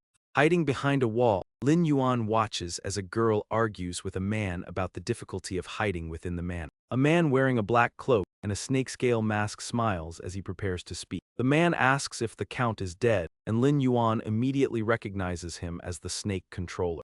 As his stealth skill activates, Lin Yuan wonders why Anna is meeting this man and questions her true nature as an NPC. The snake controller praises Anna's acting skill, noting that the foolish Count never suspected the secret room she had prepared. Now dressed in different attire, Anna arrogantly agrees while recalling her previous encounter with Lin Yuan. She remembers how Lin Yuan used snake-attracting medicine in the sewers to test her, marking him as a uniquely suspicious knight. She suggests the masked man handle the combat, prompting him to mock her for usually being able to deceive everyone so easily. When the man asks for a description, Anna produces a portrait of Lin Yuan to show him. Anna reaffirms her mission to weaken the nobility of the Western Desert Kingdom and asks about the replenishment of his snakes. Upon seeing the portrait, the masked man freezes in shock and begins to grind his teeth in a fit of silent rage.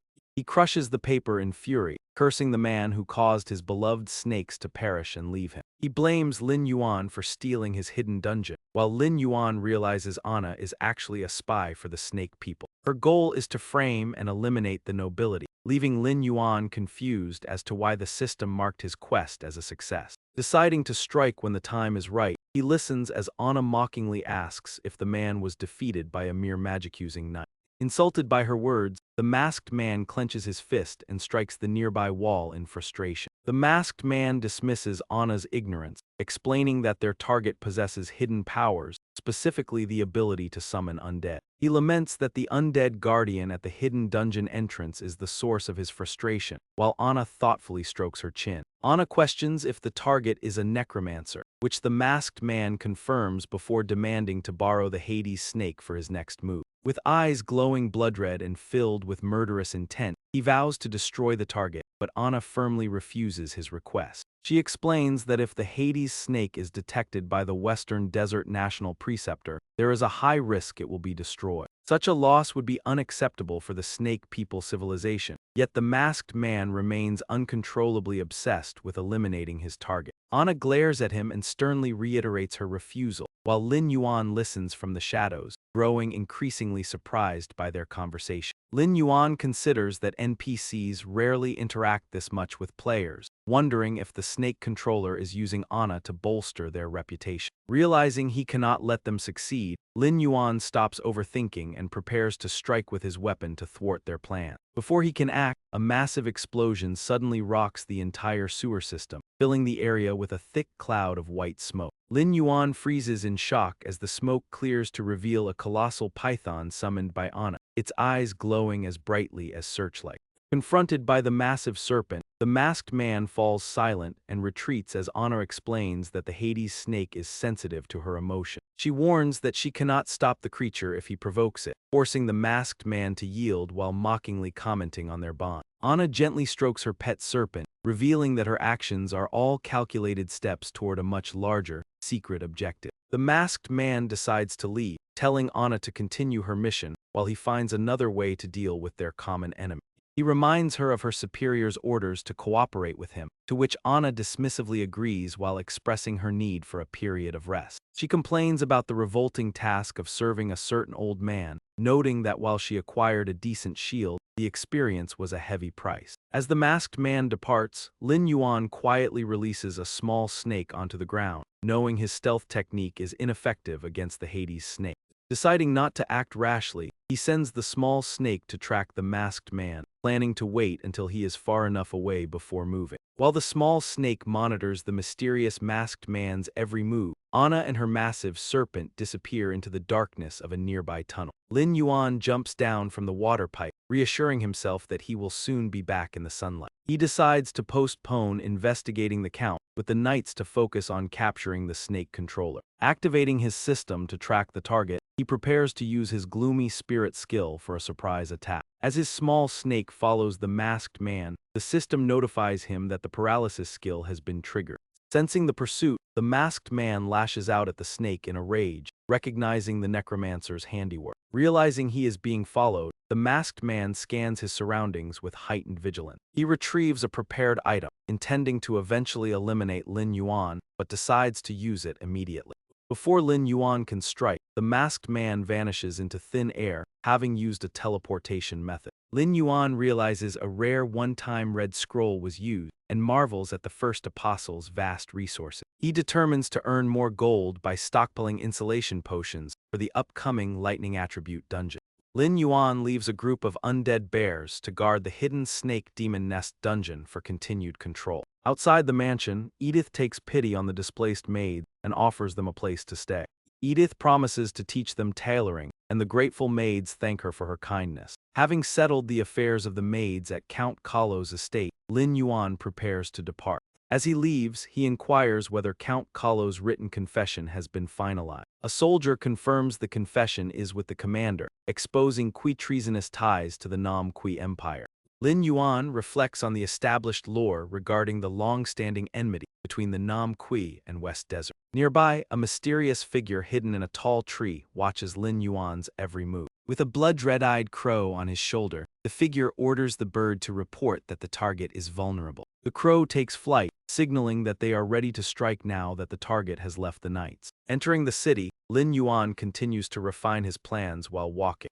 He possesses a potent insulation potion formula, but crafting it requires a high-level alchemist, most of whom belong to major guilds. Since the formula item is consumed upon use, he fears an alchemist might learn the method and then betray him. To ensure security, Lin Yuan decides to hire a freelance alchemist under a formal contract. He examines the notice board, noting that high-level freelance alchemists are exceptionally rare. He considers posting a bounty to find candidates, but suddenly spots a surprising notice on the board. A player named Young Master Blazing Flame has posted a quest to kill 100 forest demon vines. The quest involves collecting vine blood within 15 days for 1 silver, but Lin Yuan is more interested in the notice hidden behind it. He recognizes the name Lak Kyan Enhan, who was a top 10 alchemist and a long-range ranger in the Western server in his past life. He quickly grabs the notice, which asks for assistance in a hunting quest. The task is to kill 10 granite golems for their cores, offering 3 gold coins over a 3-day period. Noting she has not yet joined a guild, he accepts the bounty and is automatically added to her friend list. She messages him immediately, surprised that someone dared to take her quest despite the Blazing Flame Guild's interference. Lin Yuan asks when they should begin, prompting a smile from Lak Kyan Enhan as she continues her alchemy work. She calls him impatient but agrees to meet, sending him her current coordinates. After receiving the location, Lin Yuan hopes she will be a reliable partner given the scarcity of freelance alchemists. Time passes quickly until the day of their meeting in a vast region, surrounded by towering cliffs. As Lin Yuan waits, a girl approaches and waves, confirming if he is the one who accepted her task. She asks if he is confident in defeating the spirit-type granite golems alone, while Lin Yuan immediately recognizes her. He identifies her as the woman who was drunk at the tavern, but she has no memory of him and simply calls him a handsome young man she can rely on. L1E1C Kyan Enhan steps forward without hesitation and tells Lam Iron to be careful, promising to protect him with her bow while he silently doubts her reliability. Having no better options, Lam Iron decides to proceed with her as she nervously scans the area for granite golems hiding among the rocks. She warns him about their tendency to ambush travelers, and just as she speaks, a boulder behind them begins to tremble. Sensing that something is wrong, Lam Iron quickly turns around and shouts a warning as the ground shifts. Unaware of the threat, L1E1C Kyan Enhan continues to reassure him that she will not blame him even if their mission ends in failure. Suddenly, a stone monster lunges at them with incredible speed, identified as an elite granite golem. The creature is level 15 with 3,600 health points, 300 attack power, 410 defense, and specialized hardening skill. Both Lam Iron and L1E1C Kyan Enhan leap back to evade the attack before she fires an arrow, determined to uphold her promise to protect him. Her arrow bounces harmlessly off the golem's stone hide, making her realize that actual combat is far more difficult than alchemy. Before they can recover, a swarm of granite golems begins to emerge from every direction, surrounding them. Lam Iron steps in front of her and tells her to hide while he handles the monsters, gathering spiritual energy in his hands to strike. He launches 2 powerful blows at their faces to draw their aggression, knowing their high defense requires a more tactical approach. Lam Iron decides to exploit the golem's natural characteristics to engage them in a decisive battle, while successfully drawing their attention. By striking the golems directly in the face, he prepares to use their own high defense against them in a fierce confrontation. L1E1C Kyan Enhan watches in amazement, suddenly feeling a sense of familiarity as she observes the young man's movements. Impressed by his cool and agile nature, she searches her memory until she finally realizes where they have met before. She remembers him as the person who drove away the thugs at the tavern, and wonders if he truly possesses the strength to defeat these monsters alone. Her worry grows as she rushes toward him with a recovery potion, fearing that he might be frustrated with her lack of help. She offers him the potion and tells him not to be afraid, but the granite golems prove to be no match for Lam Iron's prowess. He leaps high into the air, causing the golems to collide with a loud crash before summoning his ghost wolves through the gate of the underworld. Lin Yuan strikes the enemies with heavy blows, shattering their stone armor into small fragments until the battle finally concludes. Numerous golden stone bars lie scattered across the ground, and Lin Yuan picks one up to examine it closely. He hands the stone to Luo Quanian, identifying it as the granite golem core she requires, which triggers a system notification that her bounty mission is complete. Stunned by the speed of the victory, she wonders if she is hallucinating from exhaustion, but Lin Yuan dismisses the enemies as mere elite monsters. Recalling that he was the one who helped her to the guest house previously, she acknowledges her debt to him and wonders why such a powerful warrior would take her low-paying quest. Lin Yuan explains his true motive, stating that he is looking for a high-level alchemist to sign a contract for refining medicine. He admits he does not trust the guild members and believes she is the only suitable candidate for a lucrative business arrangement. Luo Kuanian agrees without hesitation, citing his good character and suggests they discuss the details over a drink. Lin Yuan insists on signing the contract first, promising to explain the specific details of his plan at a later time. A system interface appears as the hidden player sends the contract, and despite her usual dislike for such agreements, she signs it out of trust. After the signing is complete, Lin Yuan feels secure knowing he has gained a valuable assistant, as the system confirms the contract is successful. Now officially in his employ, Luo Kuanian asks what her first task will be, while the system confirms their new formal relationship.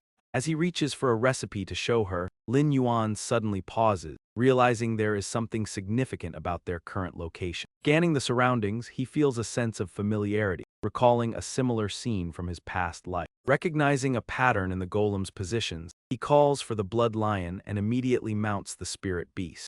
He flies into the sky, leaving Luo Kuanian confused, and realizes the aerial view matches a specific image he remembers from a past life form. From above, he observes that while the area is filled with sharp rocks, one central stone formation looks entirely unique. He identifies this distinct formation as the entrance to a hidden dungeon.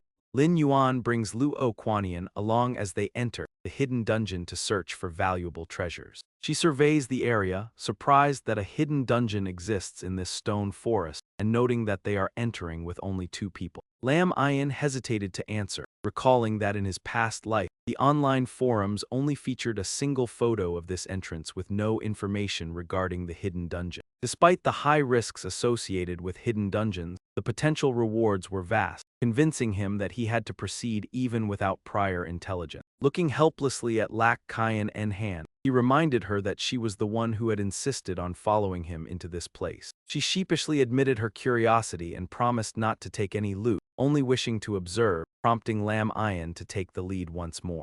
He instructed her to follow his commands now that they were inside, and after walking a bit further, they reached the entrance to the inner chamber. Suddenly, Lam Ayan came to a halt, his eyes widening in shock as he took in the sight before him. They had discovered a massive secret chamber, containing an ancient coffin that had been resting there for an unknown amount of time. As he descended, Lam Ayan explained that this was an ancient tomb belonging to the Aziz civilization, a significant part of the immortal world's lore. The Aziz civilization worshipped death and sought soul transcendence through powerful corpse grafting techniques, though they had been extinct for centuries.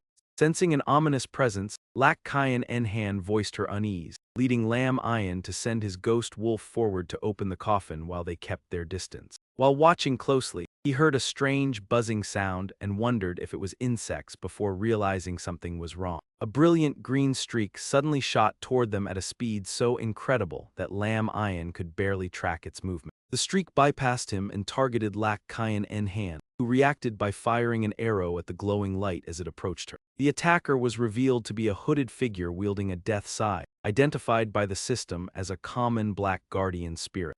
The level 17 creature possessed 4,500 health points and high attack power, along with skills like resentful entanglement and endless pursuit. A large number of these spirits quickly surrounded Lam Ayan and Lak Kayan Enhan, yet Lam Ayan remained remarkably composed. Realizing these were insect-type monsters and seeing that Lak Kayan Enhan was paralyzed, he ordered the kobold to carry her out of the dungeon. Without hesitation, the kobold followed the command and rushed toward the exit while carrying Lak Kayan Enhan. Before being whisked away, she threw several colored potions she had crafted to Lam Ayan, telling him they would temporarily boost his attributes. Lam Ayan immediately consumed the potions, and the system confirmed that the agility buffs from his teammate were now active. Lin Yuan hides his identity and consumes potions to increase his agility and damage output by 10%. After boosting his defense by 10%, he identifies the monster as a speed specialist and decides to clear the minions first. With a series of swift strikes, he annihilates the surrounding wraith before they have any chance to react. As he finishes the minions, a lightning-fast streak lunges at his back in a sudden ambush. Having anticipated the move, Lin Yuan strikes back, but his blade only depletes 1% of the creature's health. Realizing the monster is intelligent enough to wait for an opening, he finally gets a clear look at its true form. It is a beetle with 0 defense, yet it takes almost no damage, suggesting it possesses a unique defensive mechanic. The status window identifies it as a sacred armored beetle from the Aztec Empire with high attack and the immortal skill. Lin Yuan pursues the creature, realizing its incredible speed and power would be the perfect addition to his tactical roster. Determined not to let it escape, he summons the Thunder Scorpion to help him corner the incredibly fast target. The massive scorpion appears to block the way, but the sacred armored beetle skillfully maneuvers past it and flies away. Refusing to let his prey go, Lin Yuan continues the chase and summons another spirit to intercept the beetle's path. The beetle evades a direct strike, but Lin Yuan uses the opening to leap high above the creature's head. After a desperate struggle, he finally manages to drive his sword through the beetle and pin it firmly to the ground. Despite the creature's cunning, Lin Yuan remains confident as he prepares to deliver a final, devastating blow to the insect. He unleashes a powerful strike that shatters the earth, determined to end the battle once and for all. As the dust clears, the beetle lies pinned under his blade, and Lin Yuan realizes that its death is now inevitable. Just as he expected, the creature's health steadily drops until it is finally defeated and the battle concludes. With its health at 0, Lin Yuan extends his hand toward the fallen beetle and commands it to rise and serve him. He is surprised to find that the new pet still retains a spark of intelligence, making this a truly exceptional catch. Lin Yuan wonders where the holy scarab is leading him as it flies toward the ancient coffin, questioning if the creature can actually open it. Before Lin Yuan can comprehend the situation, the beetle lands on a square indentation in the center of the coffin, triggering a strange phenomenon. A massive explosion erupts from within the coffin, sending clouds of dust into the air as a pillar of energy shoots straight into the sky before his eye. Lin Yuan realizes why there was no information about this hidden dungeon on the forums in his past life, as it requires the active cooperation of the Holy Scarab. Inside the coffin lies a book inscribed with strange characters, and a system notification congratulates the player on obtaining a cursed book that allows for skill selection at a cost. The first skill is Damage Increase Level 1, which curses a group of enemies to take 50% more damage at the cost of 200 maximum health points, while Weakness Level 1 reduces an enemy's damage output for 100 attack points. Reflective Attack Level 1 curses a group of enemies to return damage back to themselves at the cost of 10 strength points. Fear Level 1 causes an enemy to flee in terror at the cost of 5 spirit points, leading Lin Yuan to express his amazement after reading the description. He remarks that a civilization worshipping death would naturally possess skills with potent negative effects that are difficult to dispel. After some deliberation, he selects the Damage Increase skill, prompting the system to deduct 200 points from his maximum health. Lin Yuan reasons that damage increase offers the greatest practical utility and considers the 200-point health penalty a minor sacrifice. He notes that the Azure Armored insects compensate for his lack of assassination and decapitation abilities, while the curse techniques are ideal for group combat. By combining these with the crowd control removal of the Gloom Spirit, he can more precisely eliminate high-priority targets during battle. The system confirms that Damage Increase Level 1 is now active, increasing the damage taken by a group of enemies by 50%. The skill costs 40 mana with an 8-second cooldown and cannot be leveled through use, requiring another cursed book to unlock further upgrades. Lin Yuan observes that these insectoid monsters are non-respawning undead, though he considers them ultimately insignificant. As he walks, he contemplates how the paralysis effect of the Azure Armored insects and their high speed will prevent the snake tamer from escaping their next encounter. The stats for the Aztec Empire Zombie Sacred Beetle reveal it is a special tier monster with 100 health, 1000 attack, and 0 defense, possessing the skills Execution, Immortality, and Undead Body. Immortality skill converts any damage taken by the beetle into an execution attack that deals 200% lightning damage to the enemy. There is a 50% chance to trigger a 60-second paralysis effect, and the Undead Body skill provides immunity to fear, poison, blindness, pain, and bleeding. Upon exiting the hidden dungeon, Lin Yuan begins planning his next steps, which involve returning to his alchemy shop to prepare. Just as he considers stockpiling inventory, Luo Kuanian is suddenly sent flying toward him, her body covered in wounds as she cries out in pain.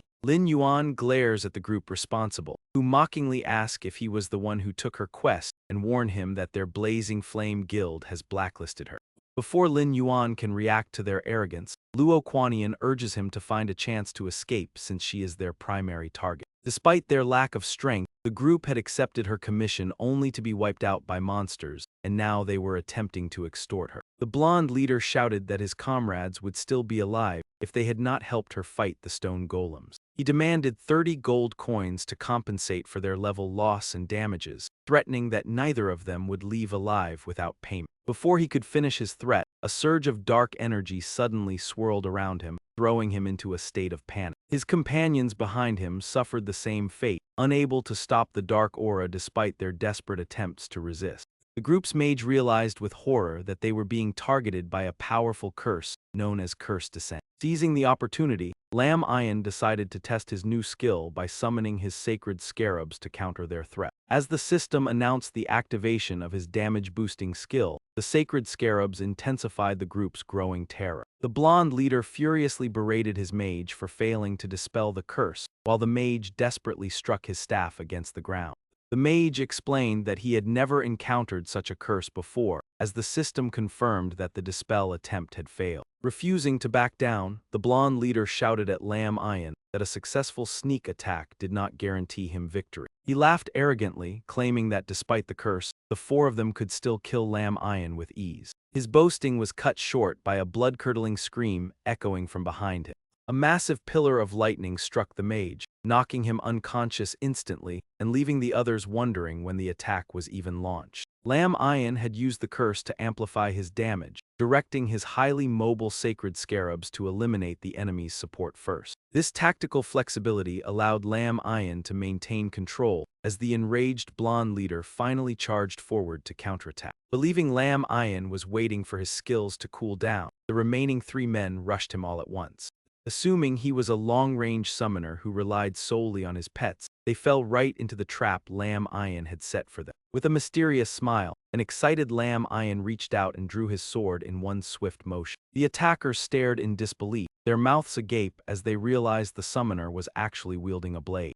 Before they can react, Lin Yuan strikes with such force that he severs their weapons in an instant, proving their assumptions wrong. Simultaneously, the green-armored beetle launches a swift assault, leaving the bewildered enemies wondering what kind of creature they are facing. Despite the beetle's strike only drawing a drop of blood, the blonde leader is slammed into the ground with enough force to shatter the earth. Seizing the moment, Lin Yuan approaches the panicked man, who is stunned that his entire squad was dismantled so effortlessly. The blonde leader shouts in disbelief, questioning Lin Yuan's profession and how the woman managed to find such a powerful ally. He attempts to bribe Lin Yuan into joining the Wild Flame Guild, offering to double or even quintuple whatever payment he was promised. Lin Yuan realizes the man is merely stalling for time and notices him signaling others, causing his killing intent to flare.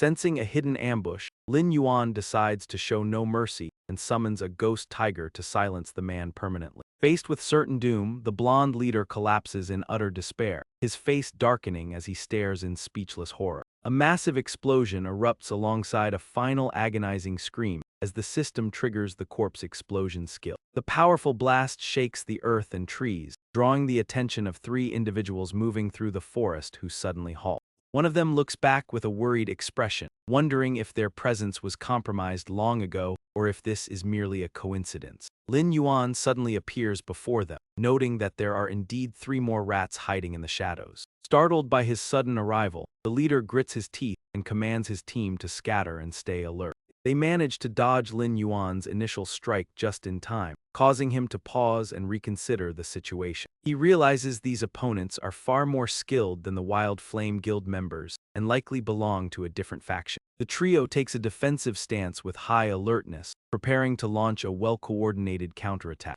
As an archer and a frontline fighter move in unison, they decide to use their ultimate technique now that they have been exposed. However, they have vastly underestimated Lin Yuan's power, as their combined efforts fail to leave even a scratch on him. When a whip suddenly lashes out at his feet, Lin Yuan leaps into the air and uses the ground to propel himself away from the danger. Lin Yuan effortlessly dodges the attack and steps back to face the group of assailants. He challenges them to use their full strength as an axe-wielding man leaps down from above, shouting for the arrogant youth to die. Before the man can comprehend the situation, the beetle blade strikes him with a surprise blow that knocks him backward. Lin Yuan takes the initiative by placing a hand down and activating a system skill to increase his damage output. The man is overcome by a paralyzing pain and desperately looks to his comrades for help, but he is unable to finish his plea. A horrifying scene unfolds as a massive stone monster slams down onto the spot where the man is standing, crushing him instantly. Amidst the rising dust, a woman in the group fires an arrow and commands the others to stay focused on their mission to kill him. Another member lashes out with a whip in agreement while Lin Yuan easily blocks the incoming strikes, noting their mention of a mission. Realizing they are hired mercenaries, Lin Yuan is momentarily distracted as a rope suddenly flies toward him at high speed. The rope binds one of Lin Yuan's arms before he can react, but the attacker has severely underestimated his target's strength. Using only one hand, Lin Yuan swings his sword and obliterates the man, leaving the crossbow-wielding woman in shock as she urges her captain to flee. Terrified by how quickly her comrades were killed, she wonders about his true identity but refuses to retreat, launching another desperate attack. Before she can carry out her plan, the beetle blade ambushes her from behind and knocks her down in an instant. As she lies critically wounded on the ground, Lin Yuan approaches and offers to spare her life if she reveals who sent her. The woman defiantly refuses to talk, telling him to give up on getting information and to just finish her off. Lin Yuan's expression darkens as he realizes she won't talk, suspecting they belong to a secretive organization. He wonders who is targeting him and decides not to waste any more time on someone so committed to protecting their secrets. To prevent future trouble, he grants her wish and ends her life just as Lin Yan arrives at the scene. Carrying the loot she gathered, she praises his skill in defeating the thugs and brings him the equipment she found. Before she can finish, Lin Yuan hands her a superior item, explaining that these platinum gloves will increase her crossbow's firing speed. Lin Yuan hands her the equipment and plans to sell the remaining silver-tier items later, which she eagerly accepts. She views the gift as a salary advance from her new boss, while the system displays the item's property. The pursuit bracers are silver-tier gear providing 30 attack power, 10 movement speed, and 15 attack speed. Their unique skill, Rapid Fire, grants an additional 15% attack speed when wielding bows or crossbows. As the two depart in high spirits, they remain unaware of a mysterious figure watching them from the shadow. Lin Yuan declines a drink to focus on shop matters, while a masked leader receives a report from his subordinate. The subordinate reports that their elite three-man squad, known for a perfect success rate, has been completely eliminated. Intrigued by Lin Yuan's potential, the leader decides to recruit the unaffiliated talent rather than sending more assassins. He orders all hostile actions against the youth to stop, intending to handle the disgruntled client himself. Back in the city center, Lin Yuan begins calculating his next moves to capitalize on his recent gain. With a rare recipe for high-grade insulation potions and a trusted master alchemist, his foundation is nearly complete. He plans to secure a shop and mass-produce potions to profit from the upcoming opening of the Lightning Attribute dungeon. His thoughts are interrupted by Han Than, who rushes over with excitement at seeing his friend again. Han Than reminisces about their previous dungeon raid as the system confirms a payment of 400 gold coins. After Lin Yuan sends the promised equipment to his friend's mailbox, Luo Kuan-yin jokingly asks if he has a fan book. Lin Yuan explains his plan to buy a shop, while Luo Kuan-yin leaves to move her alchemy tools to their new base. Han Than insists on accompanying Lin Yuan to the municipal office, claiming to be an expert at negotiating purchases. At the city official's office, Lin Yuan begins the formal process of inquiring about available commercial property. The official explains that the issue isn't money, but rather the strict regulations established by the king himself. He clarifies that shops in Rogo Square are restricted from public sale, prompting Han Than to try and negotiate. Han Than argues that opening a shop would boost the local economy, but the official dismisses him, telling the young man not to waste his breath. The official refuses to negotiate, leaving Han Than dejected as he apologizes to Lin Yuan for failing to secure the deal. Han Than offers to buy Lin Yuan a shop in the real world as compensation, but Lin Yuan declines and decides to negotiate personally. The official remains unmoved and orders them to leave, but he stops abruptly when Lin Yuan presents a mysterious item. Lin Yuan reveals a Medal of Honor from the Blood Tail Knights, a prestigious award that only the commander himself can grant. The official is stunned to realize Lin Yuan is an honorary knight, and his dismissive attitude immediately shifts to one of deep respect. With a sudden smile, the official explains that while the king restricted these shops from commoners, members of the knights are eligible to purchase them. He presents a map of the available locations for Lin Yuan to choose from, prompting Lin Yuan to consider which spot will yield the most profit. Lin Yuan knows the choice is critical for their future capital, while Han Than watches in admiration of his friend's influence over the NPC. After a thorough examination of the map, Lin Yuan selects his preferred location and finalizes the transaction. A public announcement declares that Shop 32 has been purchased by an anonymous player, leaving others wondering how a restricted property was sold. The next day, Luo Qingyan is shocked by the size of the new shop, and Lin Yuan explains that he used a special method to acquire it. Lin Yuan hands her the formula for a high-efficiency insulation potion and asks if she requires any additional materials for the craft. After the system shares the recipe with her, Luo Qingyan reviews the requirements and identifies the missing component. She notes that while most materials are available, they still need lightning lizard claws, which are rarely found on the market. Lin Yuan decides to use the hunt for materials as an opportunity to finally level up, while Han Than eagerly asks to tag along. Han Than offers to help gather loot, but Luo Qingyan chooses to stay behind to focus on her alchemy research instead. Lin Yuan officially grants Luo Qingyan management rights over the shop before summoning his mount to head out. He suggests they fly to save time, as the system confirms the summoning of his impressive lion-scorpion mount. At their destination, a massive dragon opens its jaws to charge a glowing sphere of electrical energy. The system displays the stats for a common level 17 lightning lizard, noting its 3,800 health, 330 attack, 145 defense, and discharge skill. The glowing spheres accelerate, hurtling toward the position where Lin Yuan and Han Cheng are standing. The spheres impact the ground with thunderous explosions, creating thick clouds of dust as the relentless assault continued. A massive swarm of lightning lizards begins to emerge from the ground, prompting Lin Yuan to remark on their overwhelming numbers. Han Cheng explains that the death of one lizard awakens its kin, before bravely offering to take the lead for Lin Yuan. Lin Yuan declines the offer and summons giant undead creatures, instructing Han Cheng to focus only on collecting material. Lin Yuan commands the Lizard King to unleash its full power, as a system notification confirms he has reached level 16. Lin Yuan is unsurprised to find himself among the top-ranked players, while Han Cheng watches the display in total awe. Han Cheng marvels at the Ash Valley boss serving Lin Yuan, who notes that his leveling speed now far exceeds that of the Snake Controller. Lin Yuan resolves to capture the Snake Controller and investigate the three assassins, as his status confirms his level 16 rank. His stats show he is a forbidden necromancer with the dark summoning talent, a gate of the underworld capacity of 121 and 351 spirit. After Han Cheng finishes gathering the dropped materials, Lin Yuan acknowledges his hard work and prepares for them to leave. Back at the shop, La Caiyan Enhan focuses on brewing potions while questioning the market demand for such powerful insulation medicine. She wonders if the items will actually sell just as Lin Yuan and his companion return to the shop. Lin Yuan brings enough materials to last for some time and asks her how she is adjusting to the new brewing method. Surprised by their quick return, she explains that this advanced technique has a high failure rate even for skilled alchemists. She mentions needing more time to master the craft, but Lin Yuan places several bright red fruits on the table to be sold first. Confused by the choice to sell fruit in such a prime location, she suggests selling their remaining potion stock instead. Lin Yuan interrupts her and tells both her and Han Cheng to taste the fruit to understand his reason. Despite her confusion, La Caiyan Enhan picks up one of the fruits and takes a bite.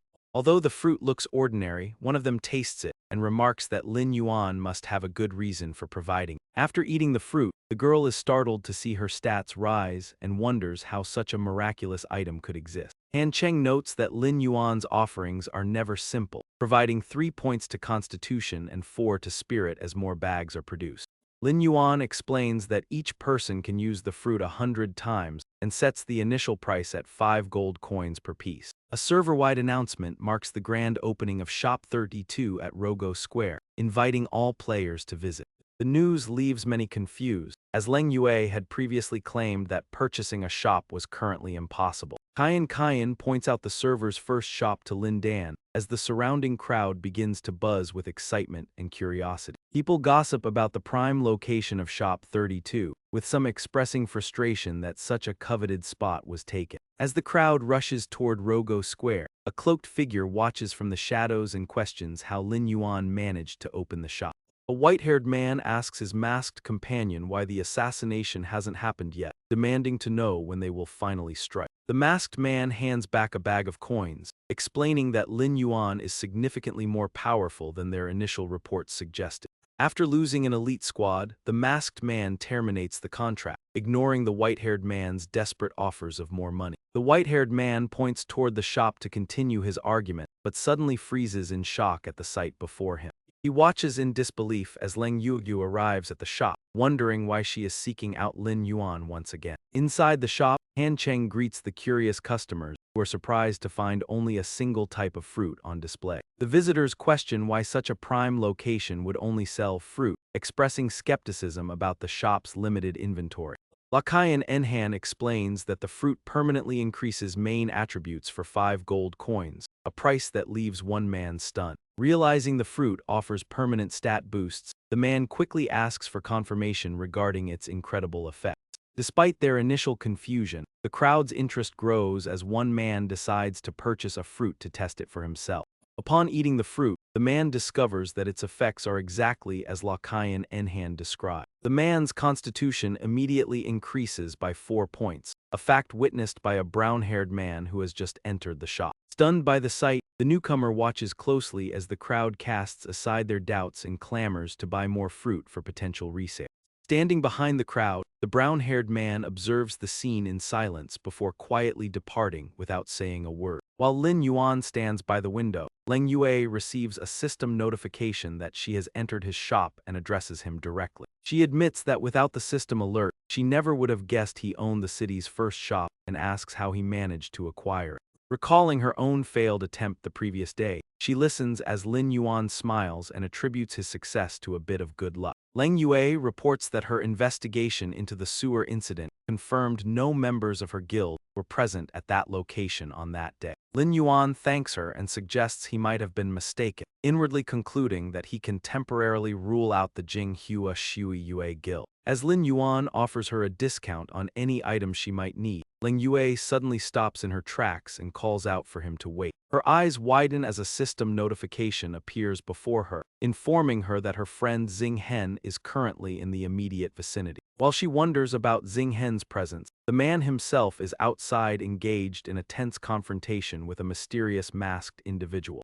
Xing Hen offers to quintuple the payment for a single assassination, but the masked man remains firm in his refusal despite the high price. The masked man explains it is not about the money but a refusal to target that specific individual, just as Leng Yue arrives to question them. Leng Yue demands to know who Xing Hen wants dead, causing him to turn around in a panic and begin stammering excuses. Xing Hen tries to claim she misheard him and that he was merely trading equipment, but Leng Yue maintains a stern and serious expression. She reminds him of their shared bond feature that alerts them to each other's presence and asks for the identity of the man standing beside him. Leng Yue mentions overhearing talk of an assassination, while a worried Xing Hen realizes he forgot to block her from tracking his location. The masked man decides to leave Xing Hen to deal with the situation alone, but Leng Yue suddenly notices something on his person. Spotting a familiar skull-shaped emblem and a specific timepiece, a shocked Leng Yue immediately shouts for the mysterious man to stop. Leng Yue demands to question him, but the masked man merely scoffs and leaps into the air before she can make a move. Confident that no one can stop him, the masked man attempts to flee, but an armored beetle suddenly intercepts him at high speed. Startled by the sudden arrival, he quickly deploys a secret grappling wire to pull himself upward and out of harm's way. After narrowly avoiding the dangerous strike, he lands on a rooftop to catch his breath, unaware that Lin Yuan has already appeared behind him. Sensing a presence after his narrow escape, the man turns around to find that he is no longer alone on the route. It is too late to react as Lin Yuan lunges forward with murderous intent, swinging his blade to prevent the man from escaping again. Lin Yuan lands gracefully without a scratch, prompting a worried Leng Yue to rush over and ask why he has arrived at this location. Explaining that he heard the commotion nearby, Lin Yuan points his sword at the masked man and asks Leng Yue to confirm if she saw a watch on him. Leng Yue confirms she is certain about what she saw, leaving Lin Yuan with no reason to hesitate as he charges toward his target. Lin Yuan remarks that he was looking for the man, while the masked assassin wonders if his role in sending the hit squad has been discovered. Realizing Lin Yuan has both power and intelligence, the man retreats and tries to negotiate, asking for a chance to explain himself. Lin Yuan rejects the offer of an explanation, stating that he will get the answers he needs once he has successfully captured the man. Watching the battle from a distance, a nervous Xing Yin decides to take action before his involvement as the client is exposed. While dodging attacks, the masked man claims he has ceased his pursuit of Lin Yuan and suggests they stop before both sides suffer losses. Lin Yuan taunts the man for only knowing how to run just as the armored beetle launches another high-speed assault. The man narrowly avoids the strike and insists he cannot break professional conduct by revealing who hired him, causing Lin Yuan to pause. Suddenly, a devastating attack is launched from the shadows toward the masked man, though he manages to dodge it just in time. The assailant is revealed to be Xing Yin, who has lost his composure and now desperately tries to silence the masked man forever. Fearing that Leng Yue will discover his treachery if the assassin speaks, Xing Yin attacks, but the masked man mocks his foolishness. Realizing Xing Yin intends to silence him, the masked man retaliates by tossing a scroll toward Lin Yuan to expose the truth. The assassin reveals that while he sent the 3 killers for money, Xing Yin was the true mastermind who orchestrated the entire plot. The scroll confirms his claims, documenting the entire meeting between Tin and Gan and the masked individual for everyone to see. Tin and Gan offers double the payment for a brutal execution, a deal the masked assassin readily accepts. Stunned by the revelation, Lan and Guyot turns to Tin and Gan in disbelief, questioning if he truly hired an assassin to commit murder. The masked man shouts in a rage, accusing his employer of betrayal, but Lin Yuan remains unconcerned with the assassination attempt for now. Lin Yuan demands to know the origin of the watch, prompting the masked man to hold it up and remark that Lin Yuan will soon possess it. Before Lin Yuan can process the cryptic message, the man activates a disappearance skill and vanishes instantly from the spot. Returning to the main issue, Leng Yue fixes a sharp gaze on Xing Hen and demands an explanation for his action. Xing Hen turns pale with fear and remains speechless for a moment before finally Lin revealing his reason. He argues that they could return to their former closeness if Lin Yuan were gone, but Leng Yue interrupts him in disgust. She declares that the Xing Hen she knew was a gentleman, not a coward who hires assassins, and demands that he apologize. A system notification confirms that Leng Yue has severed her friendship bond with Xing Hen, leaving him trembling in disbelief. He questions why she would end their friendship for an outsider, and wonders how he could possibly be inferior to Lin Yuan. Xing Hen glares at Lin Yuan with growing hatred, blaming him for destroying the harmony of their treat. Feeling like a laughingstock, he loses all control and hysterically curses Lin Yuan as a disaster who deserves to die. Without hesitation, Xing Hen unleashes a barrage of lightning orbs at Lin Yuan, determined to end his life once and for all. Lin Yuan reacts with murderous intent, deciding to end the conflict as he instantly closes the distance between them. Xing Hen is caught off guard and struck by a powerful blow that sends him reeling backward before he can even react. He slams into the ground with enough force to shatter the earth, yet Xing Hen stubbornly refuses to admit defeat as he struggles to stand. The armored beetle suddenly appears and strikes him with a powerful bolt of lightning, leaving him paralyzed as Leng Yue approaches. Leng Yue asks if he will finally admit his mistakes, but he stubbornly refuses and desperately hopes for Tai Yang to arrive. Believing only Tai Yang can save him, he sends an urgent request for help to his friend, Ju Leng Tai Yang.